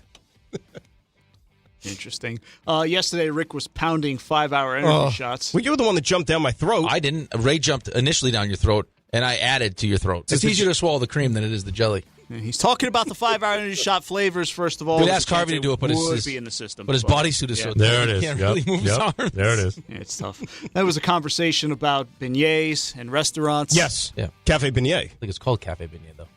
You went to the Olive Garden of beignet places. No, wow. Or maybe the Domino's of pizza places. So I got this great New York pizza. It's called Domino's. Miss Carlin eventually chimed in on the conversation. You're the one with the nipples boring holes through your T-shirt. You calm down. It's amazing. I've got some. It's real amazing. nipping. These things. I'll tell you. Those are daggers. Listen, I can just tell you about one thing about Rick DiPietro. You wouldn't be the first. Oh, geez, 6.5 feet tall, man. Like gift from God. Gift from God. he who helps himself or helps those helps himself, whatever the saying is. Speaking of helping yourself, the way you closed yesterday's show. Golf on right now, too. Fernando Martinez tonight, too. We'll see maybe the number one pick get some action tonight for the Raiders. Who's that? Fernando Martinez. You mean Mendoza? Fernando Mendoza. Big fan of Fernando Martinez. Mendoza! And a great job by Harvey on this last screen today. Colt, good morning, my friend. How are you? Well, first of all, the name is John, not Colt. I don't know how he got that. Time. Yeah. I'll send you into the weekend with hope and blessings for week 1 of the NFL preseason and, of course, what it means. Tomorrow, I love ya, tomorrow. It's only a day away, Dan. Oh, it is here. Hey, Ray, great job, buddy, with the plays of the week. Great job by everybody. Raymond, why don't you give us a little Rule 76? There's no excuses left. The Knicks are champions, baby. Happy football! On ESPN New York.